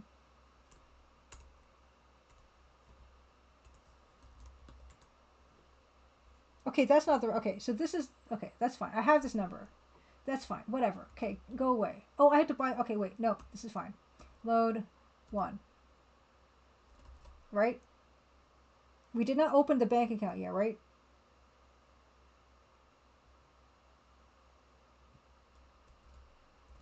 Okay, wait. It won't let me open the bank account from this safe, I don't think, right? For whatever reason. It should, though, because it's a... I haven't done it yet for sure. Operate. Bozo Bank. What am I missing?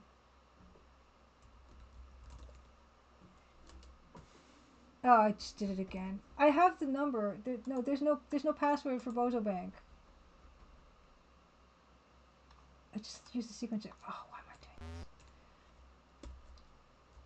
It's making me crazy.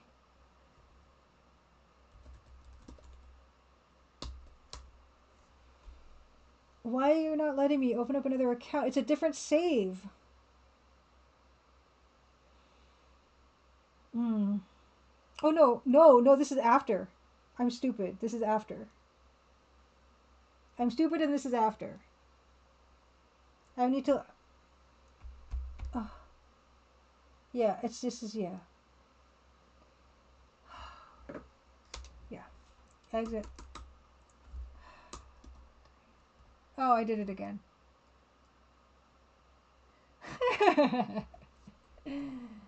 Propuke says, so I've never played Neuromancer and I've just tuned into the stream. Would you recommend this game? No.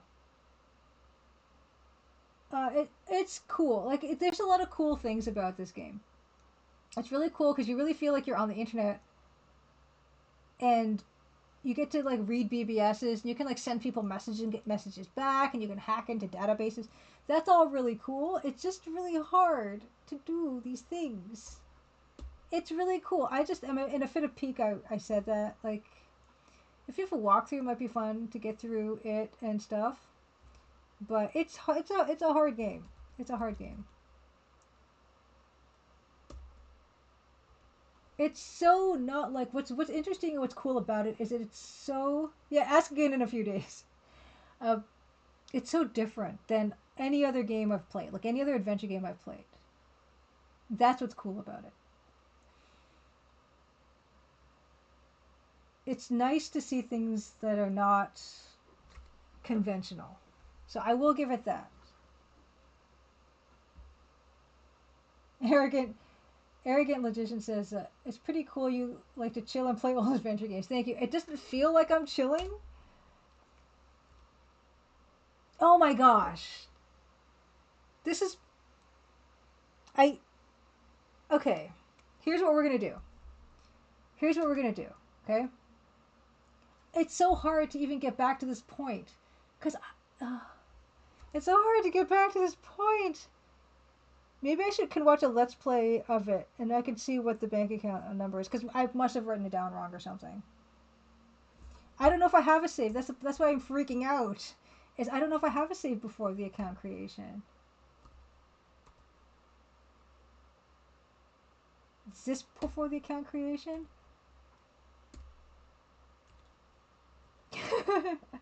Save me, old school G. You're my only hope. No, I might be able to do it here. I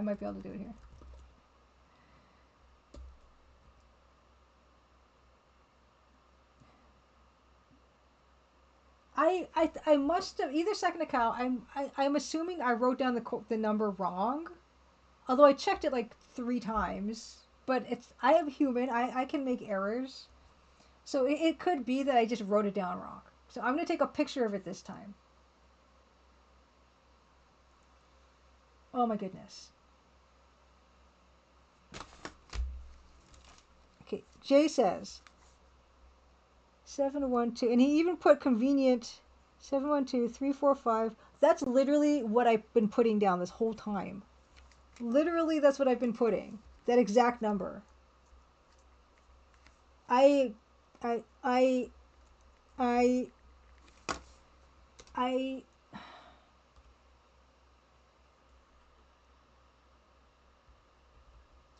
Oh, they're prime. What?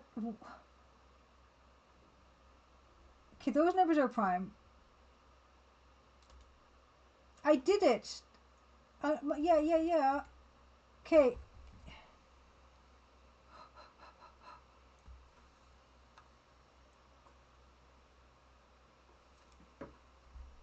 This is the thing I put in the place. 712 345 450. I did it. Why? You don't want me to get into cyberspace. That's all I want. Oh, they belong to someone with a very well-known name.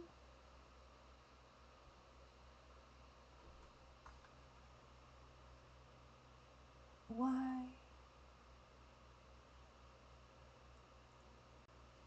It does sound super cool, Pro Puke. It does. Like, why? Yay. They made it fail 50%.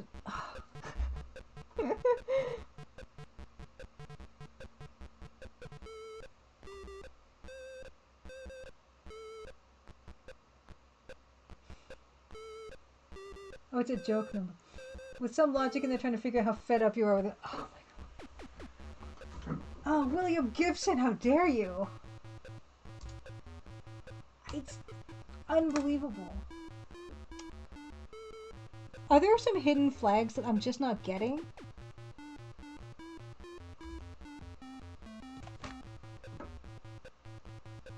Are you serious? Are you joking? Is it really I got it. It failed 100% of the time, though.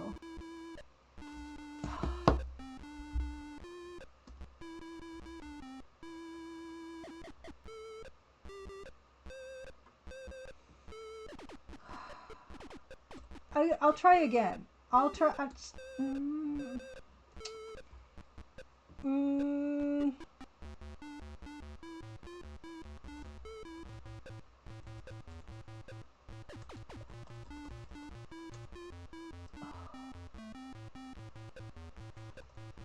Okay, from source account number. The source account number is Lupus's bank account number. I'm siphoning from Lupus. That's this number. Okay?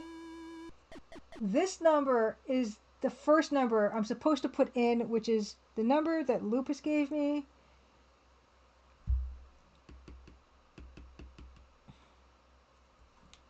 I 646 32. I just want all the money. 356 481 646 328 356 481. Evan Detour, you have not missed much. I did some stuff. I talked to Lupus, who is the leader of Panther Modern. I am now trying to enter in. This is like the favorite part of everyone's day, which is trying to transcribe and enter like just long list sequences of numbers that have no gaps in them. 712 345. You know how fun it is when you're purchasing something online and you have to put your credit card number in? It's that. Except it's not working. Yeah, numbers. I don't love numbers. See, it's not doing it. It's not doing it. Is a bank link code the same as the account number? What did he say? The account number he gave us a bank account number. Lupus gave us a bank account number. And our account number that we opened at the Bank of Zurich is this number. Try giving the code as Bozo Bank? Okay.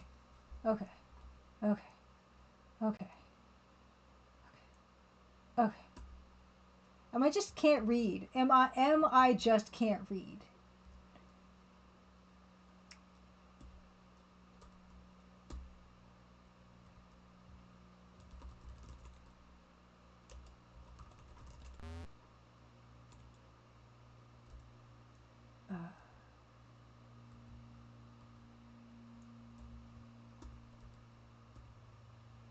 Hardware failure, software failure 2,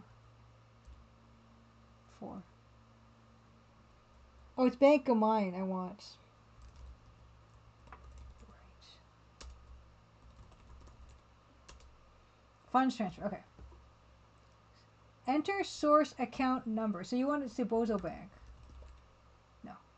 No. It seems to like the first number, just judging from this. It seems to like that first number, which is 646 328 356 481. It likes this one. It doesn't hate this one. Oh, okay, this. Oh, the bank link code. I can't read. I can't read. I am illiterate.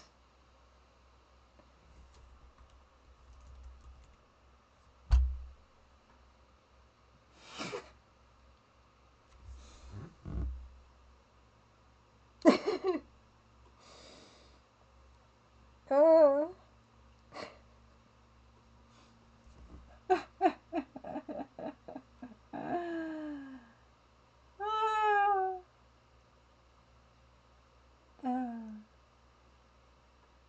Yes, it's a Swift ID code. Oh, I hate doing wire transfers. Oh, blah. As my money ticks down.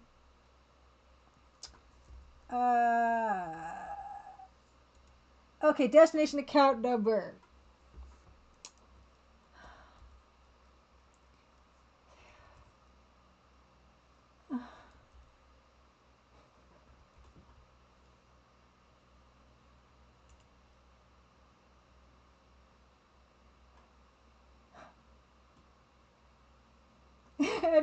Administrator, why is the money ticking down? That is to enhance the fun. Okay? Yeah, exactly, ProPuke. This is fun. We're having fun. The reason your bank account ticks down like that is because of all the fun we're having. Save. Yeah, cyberspace expensive. Ugh.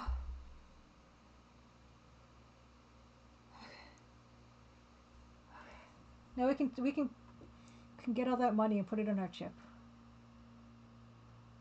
Yeah, exactly. Also called chip. What's it blocking now until you set up two-factor authentication on your account and change to a more secure password? It's gonna need my phone number. Yeah, we need some more of those AOL demo discs, those CDs. I can't read. You guys, it's amazing what I've done in my life so far. Not being able to read is amazing. Bozo Bank.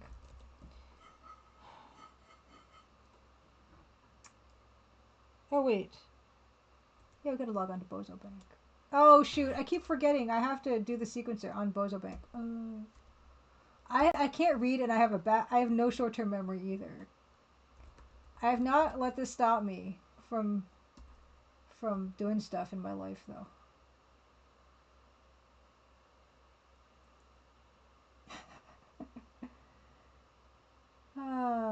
ProPuke, what is the best way to play this? I see there's a reverse compile Windows port of the game engine on GitHub. No idea.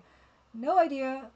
No idea. ProPuke, I don't know what reverse compile Windows port. I guess what you mean is someone. I kind of get it. Account operations. Download credits.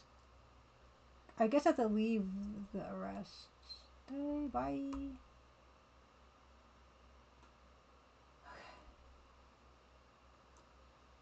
Yeah, this was not easy for me, arrogant logician, to download that money from cyberspace. That was not easy.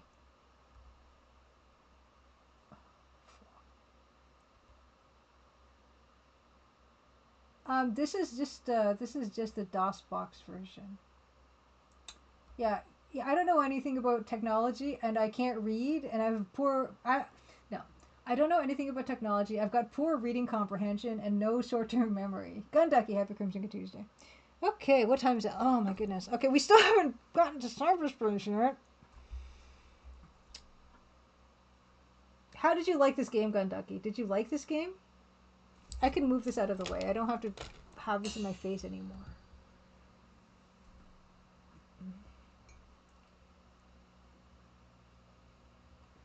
Yeah, this is DOS, the DOS version, just as Interplay intended, I suppose. And it's EGA.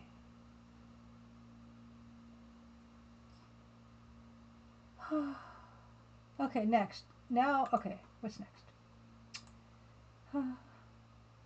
Okay, oh, shopping spree is next. Shopping spree is next. We've got to gear up to go to... we're not going to get there today, you guys. We're just not going to get there today. Now we got to buy a bunch of stuff from Julius Dean. We got to buy psychoanalysis, philosophy, and phenomenology. Let's do it. They're all P's. Would there be other P words? I will check that again because I will forget. Okay. Everyone talk. This is... Okay, here, I'll put this in line with my head. Okay, it's only at the size of my face. Okay, it's not like this big, okay? It's still big, but it's not... It's big. It's big, but it's not comically large. Okay, Gandaki says, I just remember watching my brother play it when we were younger. It seemed beyond me at the time, still kind of does. It's beyond me. But then, you know, like I said, we've been over my shortcomings. Yeah, I'm chipping away at it. Thank you, Judge Khan. Julius Dean. Julius Dean. Yeah. Julius Dean. Yeah, Valley Ship, this is a cool game. But yes, it is unintuitive and a test of personal patience, of which in certain instances I don't have, and this is one of those instances. Okay. What brings you around, boy? Okay, let's just ask him. What do you know about skills? Bargaining, psychoanalysis, philosophy, and phenomenology. There's a lot of cool in this game, and you know, yeah. Psychoanalysis, phenomenology, and philosophy. Was that the last P, the philosophy that I wanted? Yes. Philosophy and Zen. We have Zen and we have philosophy. Fantastic. Now we have to go to Metro Holographics and ask him about the joystick. We have to buy a joystick. Where's Metro Holographics? I forget where that is. There's not a lot of like places in this game, and I forget where that is. No. This is Donut World down there. This is, I know that the Chatsubo is this one here. Yeah. I remember this is Donut World South. That's what I do know that. Yes or no? I just want to get to cyberspace. Shins. Cheap Hotel. Oops, my other webcam fell over. Yeah, it's not there. It's not that. I want to do a game that's... Oh, it's Lonnie, one of Lonnie Zon's girls. Donut World probably is. Isn't Donut World a stage from either Mario Kart or a Mario game? It has to be. Metro Holographics. Metro Holographics. Right. Looking for some hot softwares. Okay, I need some stuff. Donut, yes, Valley Sub. Donut Plains is from Super Mario World. Gotcha. Okay, what do we gotta buy from this fella?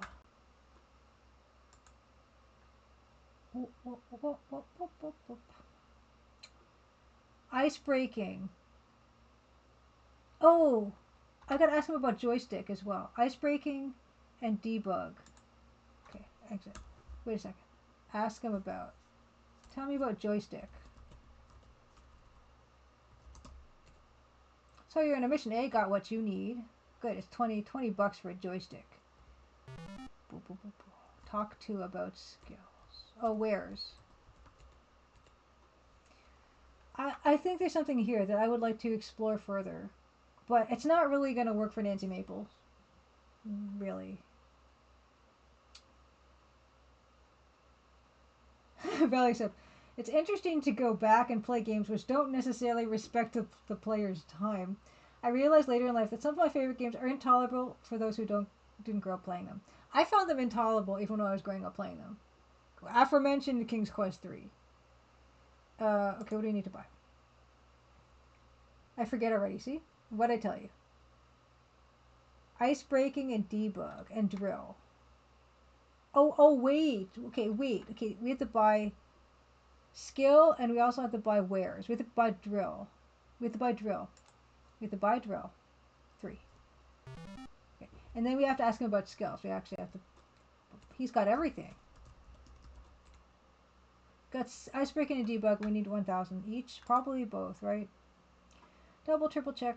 Double, triple check. Ice bugging and debreak. Dice break. Yeah, please, both. Ice breaking. Debug. Exit. Fantastic. Now I gotta go to... Oh yeah, we gotta go to the House of Pong. Gotta go to House of Pong and give this joystick to Nolan Bushnell.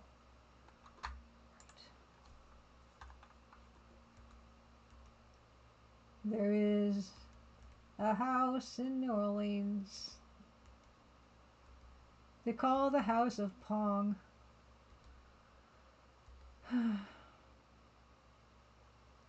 Greetings, pilgrim. Have you come to worship the one true computer game? Okay. Give me a second. I'm just going to save it here. I can't stop walking.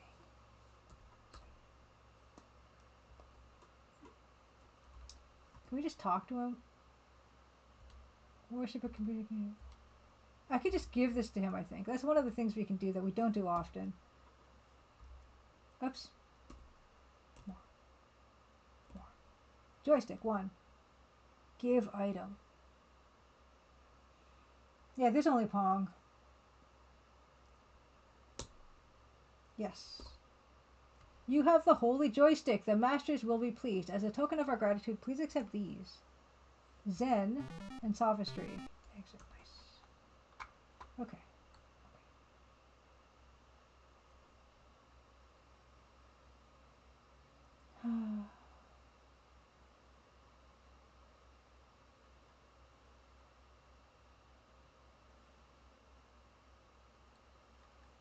Great. Now I'm the walkthrough is telling me to save the game, though it's getting me nervous. Go back to Main Street. Okay, I'm going to save the game here again. Saving as 1 again. 2, 1, 1. Now we're supposed to go back to Main Street. And we're supposed to get arrested by the bot. But we have all our money on us, so I don't know why this is happening. But I guess we only pay 500. Okay. Go to the Main Street, continue east. The law bot will arrest you. But you should only get 500 fine. Okay. And then we have to go to the Matrix restaurant. Okay, so we just have to walk around until we get arrested. Or something. No.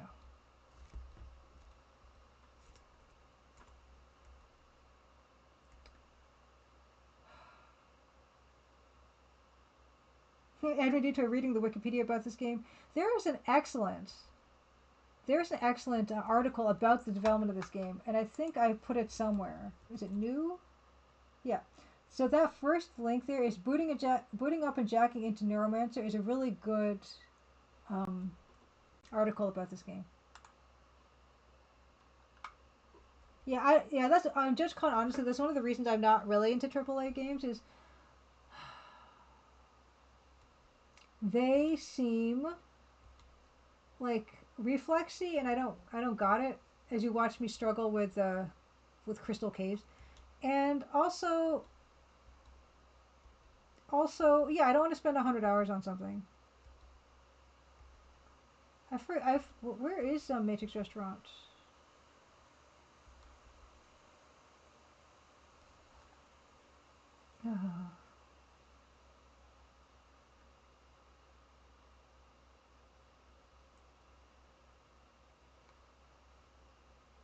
Yeah, the making of Neuromancer is really cool. And they talk about, Mark Mothersbaugh about how he got involved. Yeah, Penguin, and the games use too many colors nowadays. Like, what?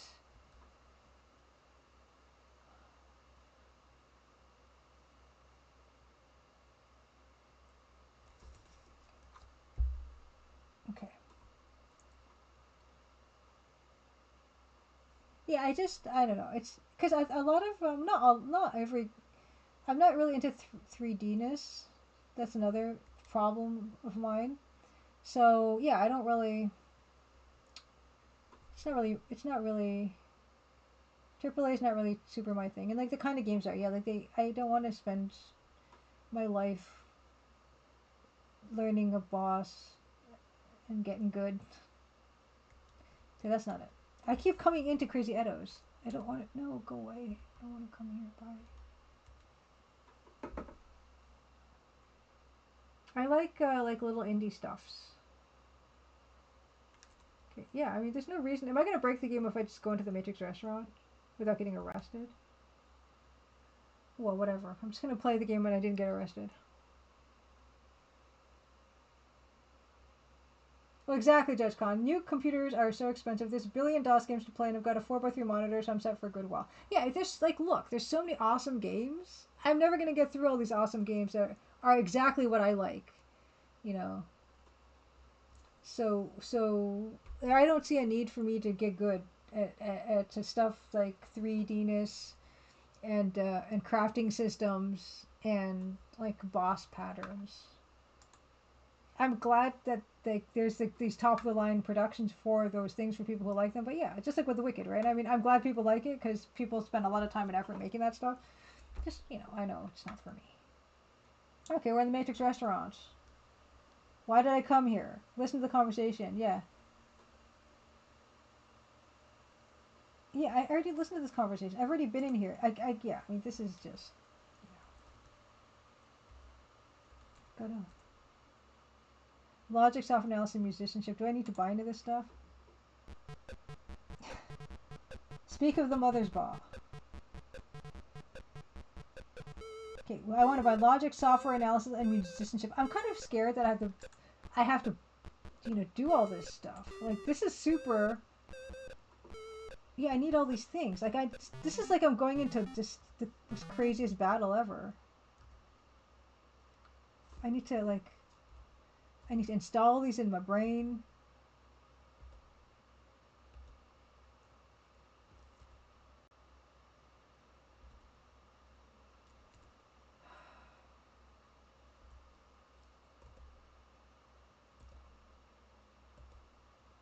Logic. The music is amazing. But I canceled it out when I installed the chip in my brain, and I'm so sorry. I should just get that track and play it more often. Like just have a button that plays that because I love it every time, and it's not coming around like often enough. Oh, the other one was Weir's analysis. Okay. Now I gotta ask these guys about upgrades.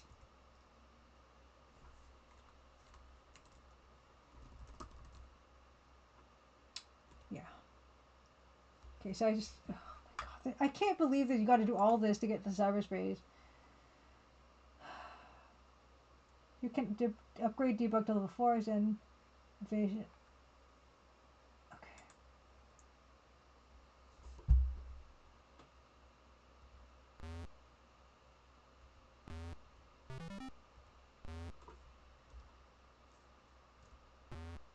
There's the ones. Okay, what? The brr sound seems to indicate that I can't like upgrade those more. Where's analysis 2? Okay, wait. It tells me even which ones I can upgrade to a lot. Okay.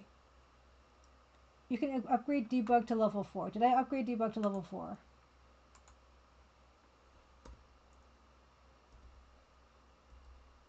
I didn't even see debug on here. Did I not install it? No. Oh no, no. More debug. Where did debug go? Okay, 3. Okay. Oh, and I have to talk to them again, talk about upgrades. No. I don't know how you would know to get all this stuff. I guess you just assume you need to buy everything. Okay, debug 4.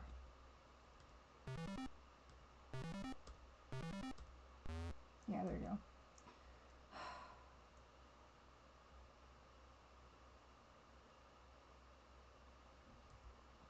Yeah, this actually, Admin Detour spoilers, there's only one.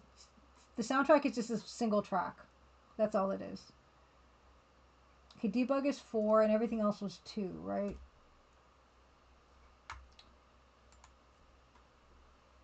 Debug to 4. Zen evasion software analysis hardware repair. Zen evasion hardware analysis software repair. So, okay, Zen is 2.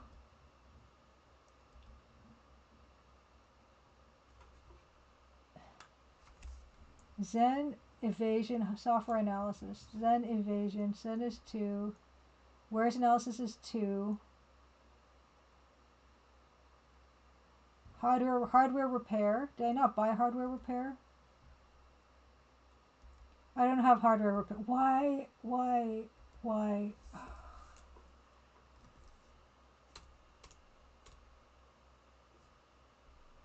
Okay, he doesn't even have them. Why did I not? I didn't buy hardware repair. I need hardware repair and evasion. I didn't buy them. I need to go the other place. This, I'm not gonna,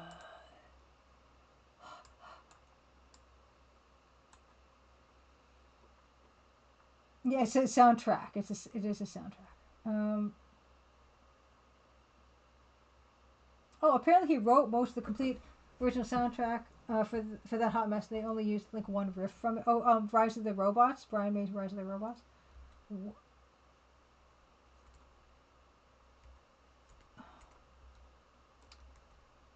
Okay, I need evasion and hardware repair.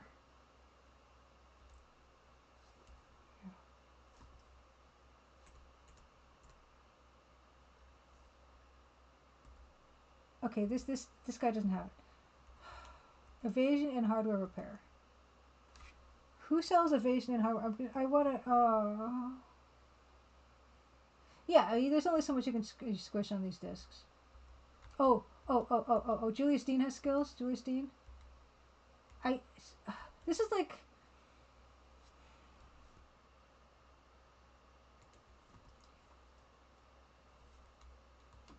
Skills. Okay, he doesn't have what I want. Yeah, this is like packing for a trip, and it's a very complicated trip. And you need like vaccinations, special vaccinations, and you have to get the rabies shots for your pets. And there's so much logistics. Okay, what's pan? Oh shit!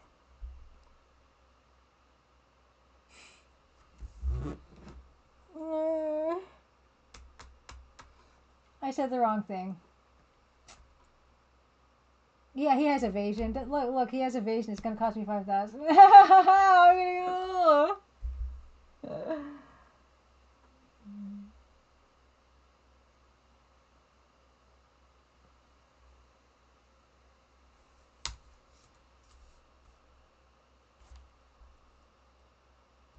I don't like this game.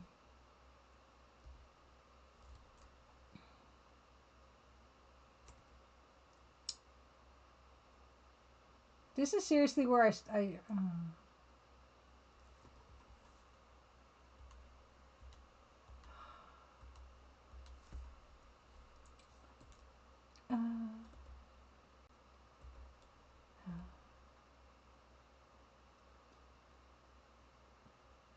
Did I already give you the joystick, Mr. Man? Oh, I have them here. I just haven't installed them yet. Hey, look, I have evasion right there. Do I have hardware repair too? I just didn't install them. I just didn't install them. I just don't have hardware repair. Who has hardware repair? Who has hardware repair?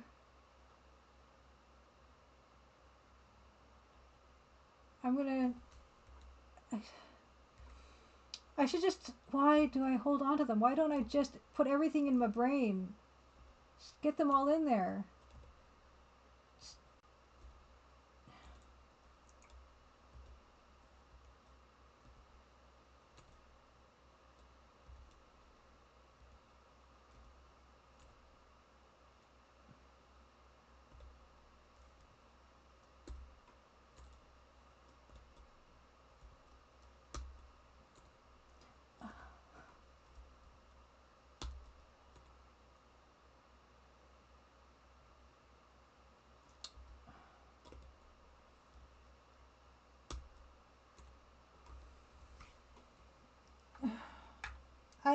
I want to just have it prepped so that we can go to cyberspace next week. That's all I want.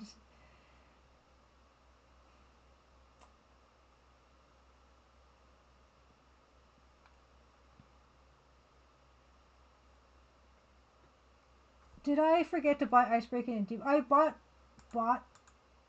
them, right? Skills. Okay, I don't have. I saw someone have hardware repair. I swear, this playthrough, someone had it. Someone just had it, right? Okay, we have Zen and sophistry.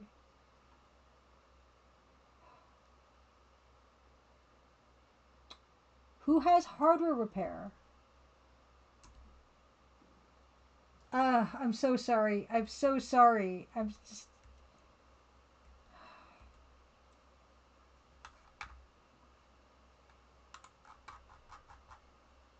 gonna look for the word hardware repair. Okay, I can buy hardware repair from Shiva. Fantastic. Oh, let's just do that.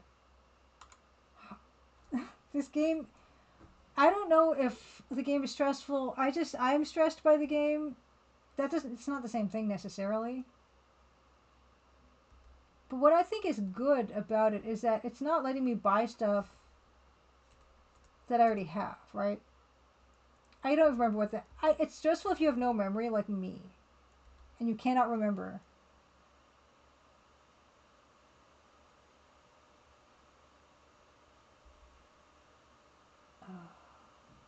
I will say, like, it's not come out yet, but it's coming out soon. I did an interview with this podcast, and they play these games, and they don't get hints, and they don't check a walkthrough. And they recently played Neuromancer, and they finished it without a hint or walkthrough.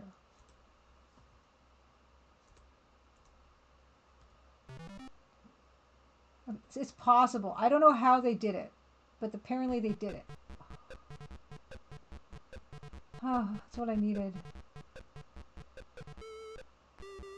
Inappropriate, yeah, the debuff. The 20% debuff on IQ when streaming.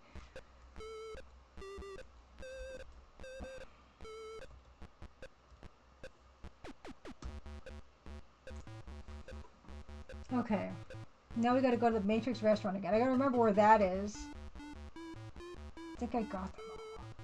I think I got it all. Just like get it all. It's just like excruciating. It's excruciating. I don't know how much better I would do with this game if I wasn't streaming it. This is like... No, I just can't... No, why? This game just hits a sweet spot of... Just, it's not... You can see what I mean by when I can read entire books and I don't remember them. Or I read all of the Wicked book and I don't remember it. This is the same thing, right? I have a short-term memory.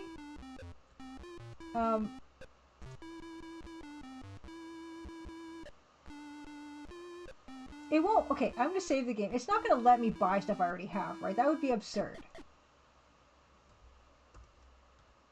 Okay, for instance, I do have wares analysis. Let's just for the sake of argument, let's just see if they'll let me buy wares analysis. Yes, they will. Okay. That's fine. Just remember what you have. Let's just write down what we have. We don't need a memory. We can write stuff down. Cop talk. Wares analysis. Debug. Hardware repair. Ice breaking. This is like a lot of stuff, right? Evasion. Cryptology. Logic. Psychoanalysis. Phenomenology. Philosophy. Sophistry. More. Zen and musicianship. Yeah. Okay. Oh, more? Is there more? Tell me. Nope. Okay. And then from these guys, I need...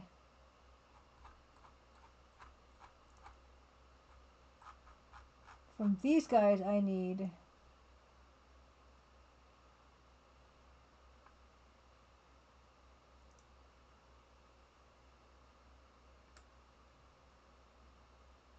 Okay. I need logic, because I already have logic. Okay, software analysis. Okay, I have that, so I don't need that from them. Musicianship. Okay, I already have musicianship. Okay, so I just need upgrades.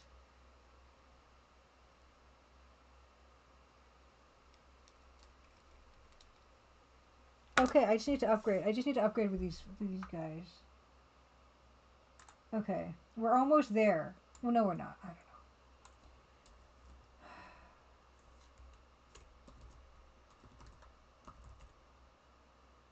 Yes. See, they're only going to let me buy these ones that they can... Well, as far as you can... yeah. This is at least nice. They're not going to let me buy stuff where I can't upgrade more. Okay, yeah, perfect.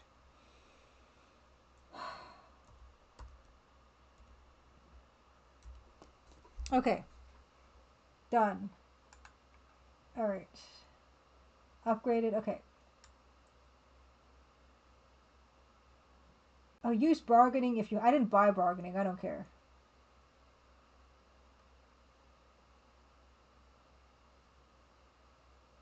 Okay, I suggest you buy the Ninja 4000 Cyber Deck. Don't buy the Ono Sendai 7 yet. It is cyberspace ready, has 20 slots for software. Then return to the cheap hotel. Okay, after we finish these steps, we'll be ready for cyberspace next week. Okay? Just got to get to the end of this part. Visit Asano Computing and buy the cyber. We don't have bargaining. I don't haggle. I don't like haggling. We're just going to go and buy this buy the deck. We're going to buy the deck from Asano, the place I keep going to accidentally. I know. I don't go there. No. Great.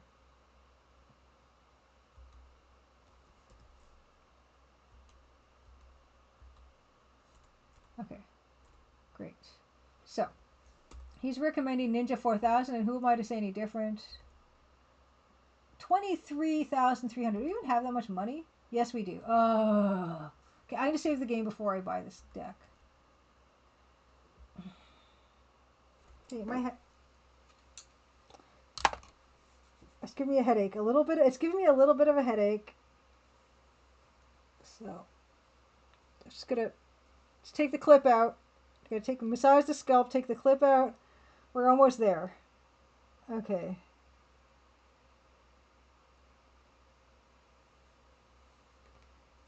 Okay. Save the game. That's not save. That's disk. Save. Save on 3. We're going to spend most of our money on this deck. I don't want to, but that's what the walkthrough says. So we're going to... Oh. Scalp massage.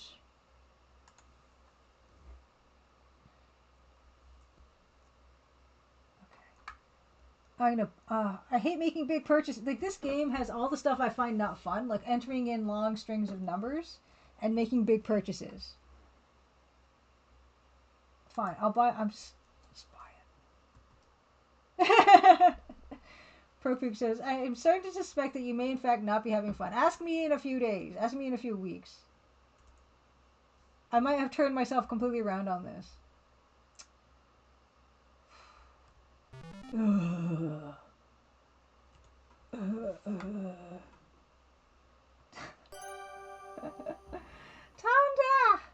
Oh my goodness. Tanda Gossip with the raid. Oh my goodness. How are you doing, Tanda? Ah, Tanda. Tanda. What were you up to tonight, Tanda? What were you playing? Tanda Gossip, one of my favorite retro streamers, and another artist. Another awesome person and awesome artist and super chill streamer. This game, Tanda, have you ever played Neuromancer? This game is killing me, man. I just want to get to cyberspace and play this game for like 12 hours by now. Oh yes, I was right. That looks like an awesome game. I'm jealous. This game is good too, but it doesn't have the cast of the original series of Star Trek voices. It doesn't. It just doesn't. It wouldn't. Okay. Go back to Cheap Hotel, log on to Tozoku, and download Blowtorch 1.0 and Decoder 1.0. Right. Tozoku. So, yeah. You've never played this? Man, you're missing out, let me tell you. It's cool and different.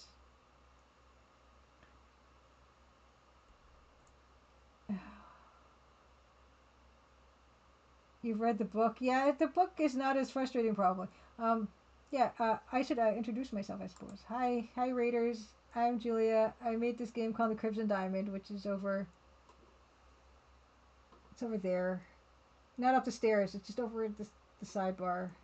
It's a cozy mystery adventure text parser game. It's easier than Neuromancer, and it's on sale right now, 20% off on Steam and on GOG.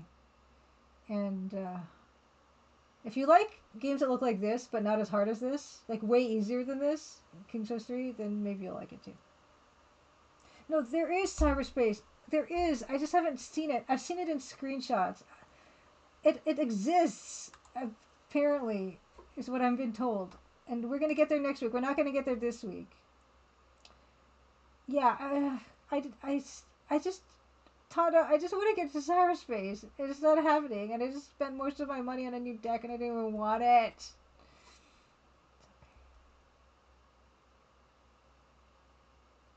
What if it's just more memory puzzles with numbers? Tozoku. What's Tozoku's password again? I forget. Here we go. Tozoku. Yakuza and Yak. Great, that's easy. Operate item. Common form. Yakuza. Oh, I hit spell. Yak. What am I supposed to do here now? Oh yeah, download Blowtorch and Decoder. Okay. Software library. Blowtorch. Deck is... I'm not using the right deck right now. Gosh. Ninja 4000. Right. Oh, see, there it is. Number 2. No, we hacked, actually. We hacked a bank today. It was very exciting, and I barely could do it. Dog DVD, thank you so much for the subscription, for subscribing. My brain is dying. I hacked a bank account, and I got funds transferred to me. And I also hacked a company database, and I got them to make me an employee and pay me wages. So that was very exciting. It looked exactly like this. You could pretend that you saw that and you didn't miss much. Yakuza. Yak. Yes. Now we have to download Blowtorch. Which ones? Yeah, Blowtorch and Decoder. It's funny how Comlink 6 is already on our new deck. I'm not complaining. It's fine. It's fine. Hey, Macy the Galaxy Karan. Happy Crimson Tuesday. Yeah, I hacked with the help of a walkthrough, and I needed people to help me. Like, everyone in chat helped me hack with the aid of a walkthrough. I still needed people's help with the walkthrough. So that just goes to show. Okay, so I downloaded Blowtorch and Decoder, log into Gentleman Loser, download Hammer and Probe, and then I'm ready for cyberspace. Can you imagine? You guys. Nowadays, everyone is so spoiled with how easy it is to get into cyberspace. What am I supposed to do here? Oh, I didn't even have to come here. It's fine. Gentleman Loser, I forget what the password for Gentleman Loser is. I just check the webpage. Loser. Loser is the password, right? Loser and Turnip. Loser. Loser and Loser. It's fine. Ninja. Operate. Loser. Oh, I can't spell. Right. Loser. Right. Software library. Do you remember picking up pickup girls? 1.0. We're not getting that one though. We just need Hammer and Probe, right? I forget already. Hammer and Probe. Hammer and Probe.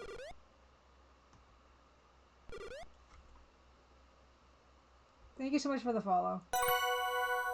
Yeah, this is a neat game. I'm gonna forever and ever, no matter how frustrated I get with this game, I will say it is a neat game. It's neat. I like aspects of this very much. It just there's a lot of stuff to remember, and it's not particularly intuitive. But we now have a deck that can go to cyberspace, and it even says in the walkthrough, I've done everything I need to do to enter cyberspace now, and I'm so excited. I'm so excited. Let's do a check. I'm gonna do a check of all the skills because they even have a list of everything I need. We have Comlinks. So this is everything you need for cyberspace. Comlink 6, which we have. We also have. So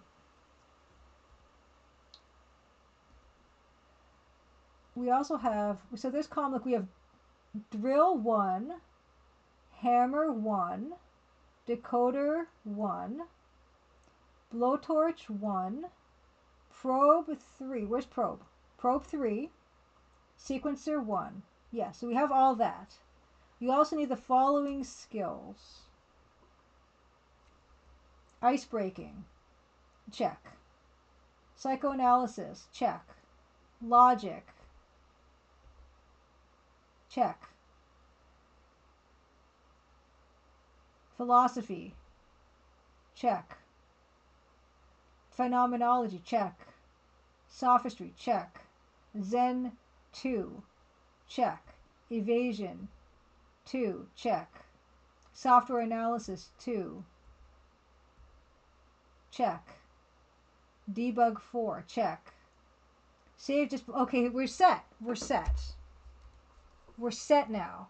We've done it all. We have the loadout. We need all that stuff. Next week.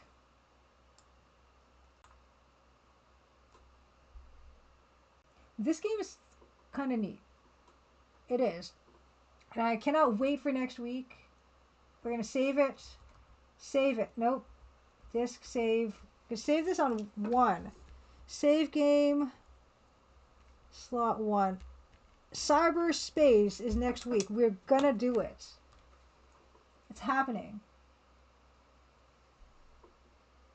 I don't even have your Crimson Tuesday. Next week. A lot of new things next week. Next week. Yeah, this is just my phone, my greasy phone. Oh wait, that's not it. This is the. Yeah, that doesn't even need to be on. Okay, we finished this today.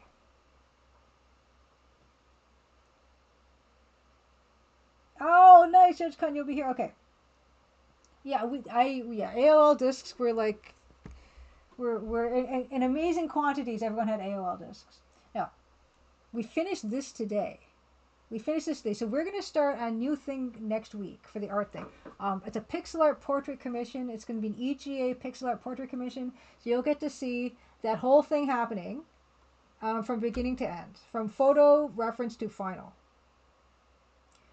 We are also going to maybe finish Crystal Caves episode 1 because we have one more level left in Crystal Caves episode 1. So we might be starting Crystal Caves episode 2.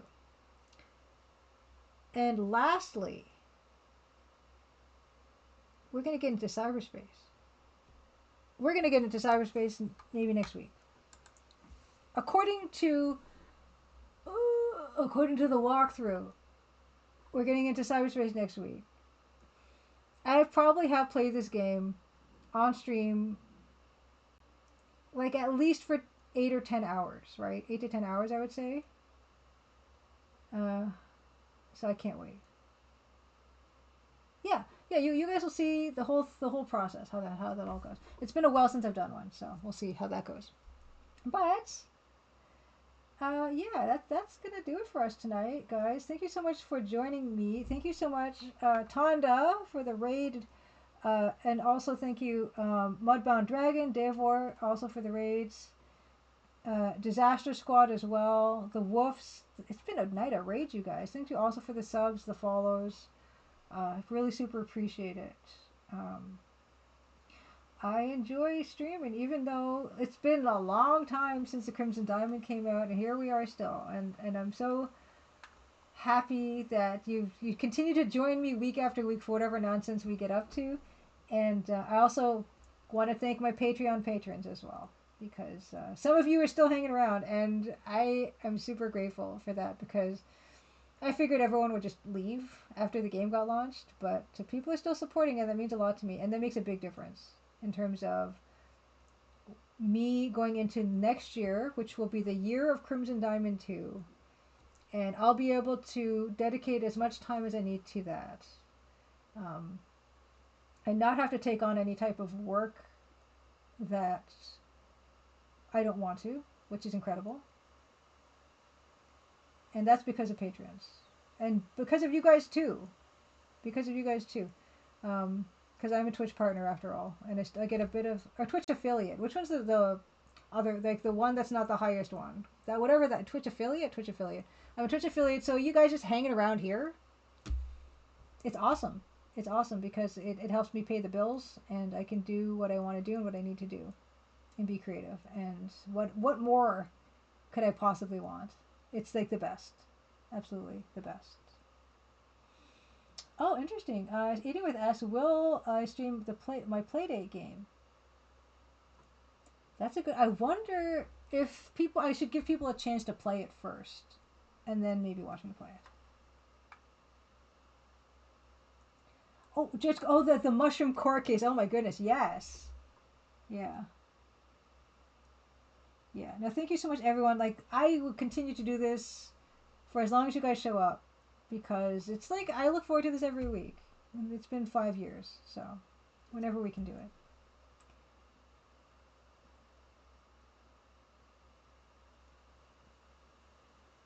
Oh yeah, see, yeah, Journeyman, yeah, it says it. Yeah, it says it better than I just did. Developing something as big as a solo game absolutely requires supported downtime. Yeah, it does. It does. And I feel very fortunate. This is like I've said this before on an interview actually that's coming out hopefully soon, if it hasn't already. I think it's come out for some people, but not for others yet. But hopefully it'll come out for everyone soon enough. This is the best time of my life. Like genuinely it is, because I worked like a lot on something and it paid off and people like it, and that means a lot to me. So I'm gonna keep doing that for as long as I can. Crimson Diamond 2 Diamond Harder, Crimsoner and Diamonder. Crimson Diamond 3 Diamond Another Day. Ooh, I like that. Yeah. Never say diamonds. You only diamonds twice. Judge Con, the Crimson Diamond 8, Nancy Takes Manhattan. We'll get there. I was just even thinking today about, I do want to do a trilogy, but then what? It's like, is Nancy going to be, you know, like every game will be another year in her life, like Judge Dredd or something? Or what? What am I going to do? I don't know. It's exciting, though. I'm excited. Let's find someone to raid. Let's put our music back on while we find someone to raid.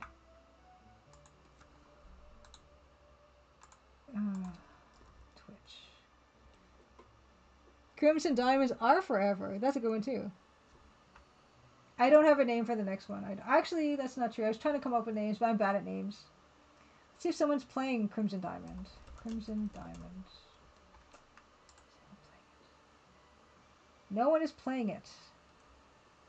Someone was streaming it 3 days ago. Enthusiasmy was. And Dog DVDE was also streaming it 3 days ago. Dark Shocks was streaming it 9 days ago. So, there's people still streaming it. And I'm super grateful people still are streaming it too. It's going to be a year. It's going to be a year in August. I can't believe it. Let's look for the Colonel's Bequests.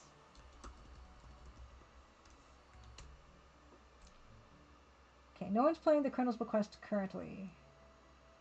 Alright, so let's see what we've got here. Who are we going to try to get into stream with? I mean, to raid on. Who are we going to raid on? Crimson... Oh, Fret Noise, that's a good one. Crimson Impossible.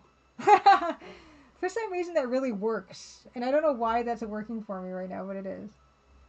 Oh my god. Crimson Impossible. Ah. We're gonna raid. What is this game? What is this? Where is this going? A second. I gotta peep in on people's streams, see if they're playing anything. Hey, oh, Lady Norman, are you streaming right now? Wait a second. Are you streaming right now, Lady Norman?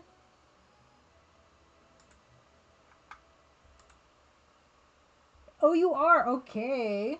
Hey. Are you up for a knock? Do you want to do the knock thing? Remember that? Or not? If you don't want to, it's fine. I could just do a raid. I still don't understand how that works.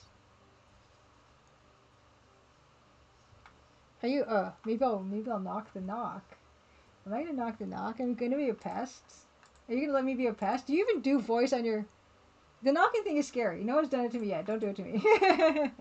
Let's see if Lady Norman does voice on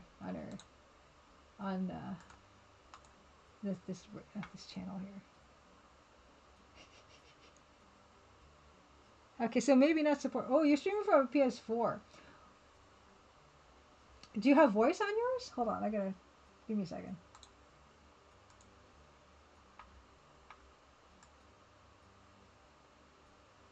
Hey, okay, is that you? Okay, you are. Okay, I'm gonna do this. Let's knock knock. Let's knock knock. Let's like knock knock Lady Norman there, who's playing Frog Detective, which I have not played before, but I am fascinated by. I'm gonna do it. Are you ready? Are you ready for nonsense, Lady Norman? Come join me, Raylan, Lady Norman. Next week's you. Happy Crimson Tuesday, everybody. Happy happy rest of your week. That's what I usually say. Wait. Oh, can I knock? Ask to join stream. Is that the knocking thing?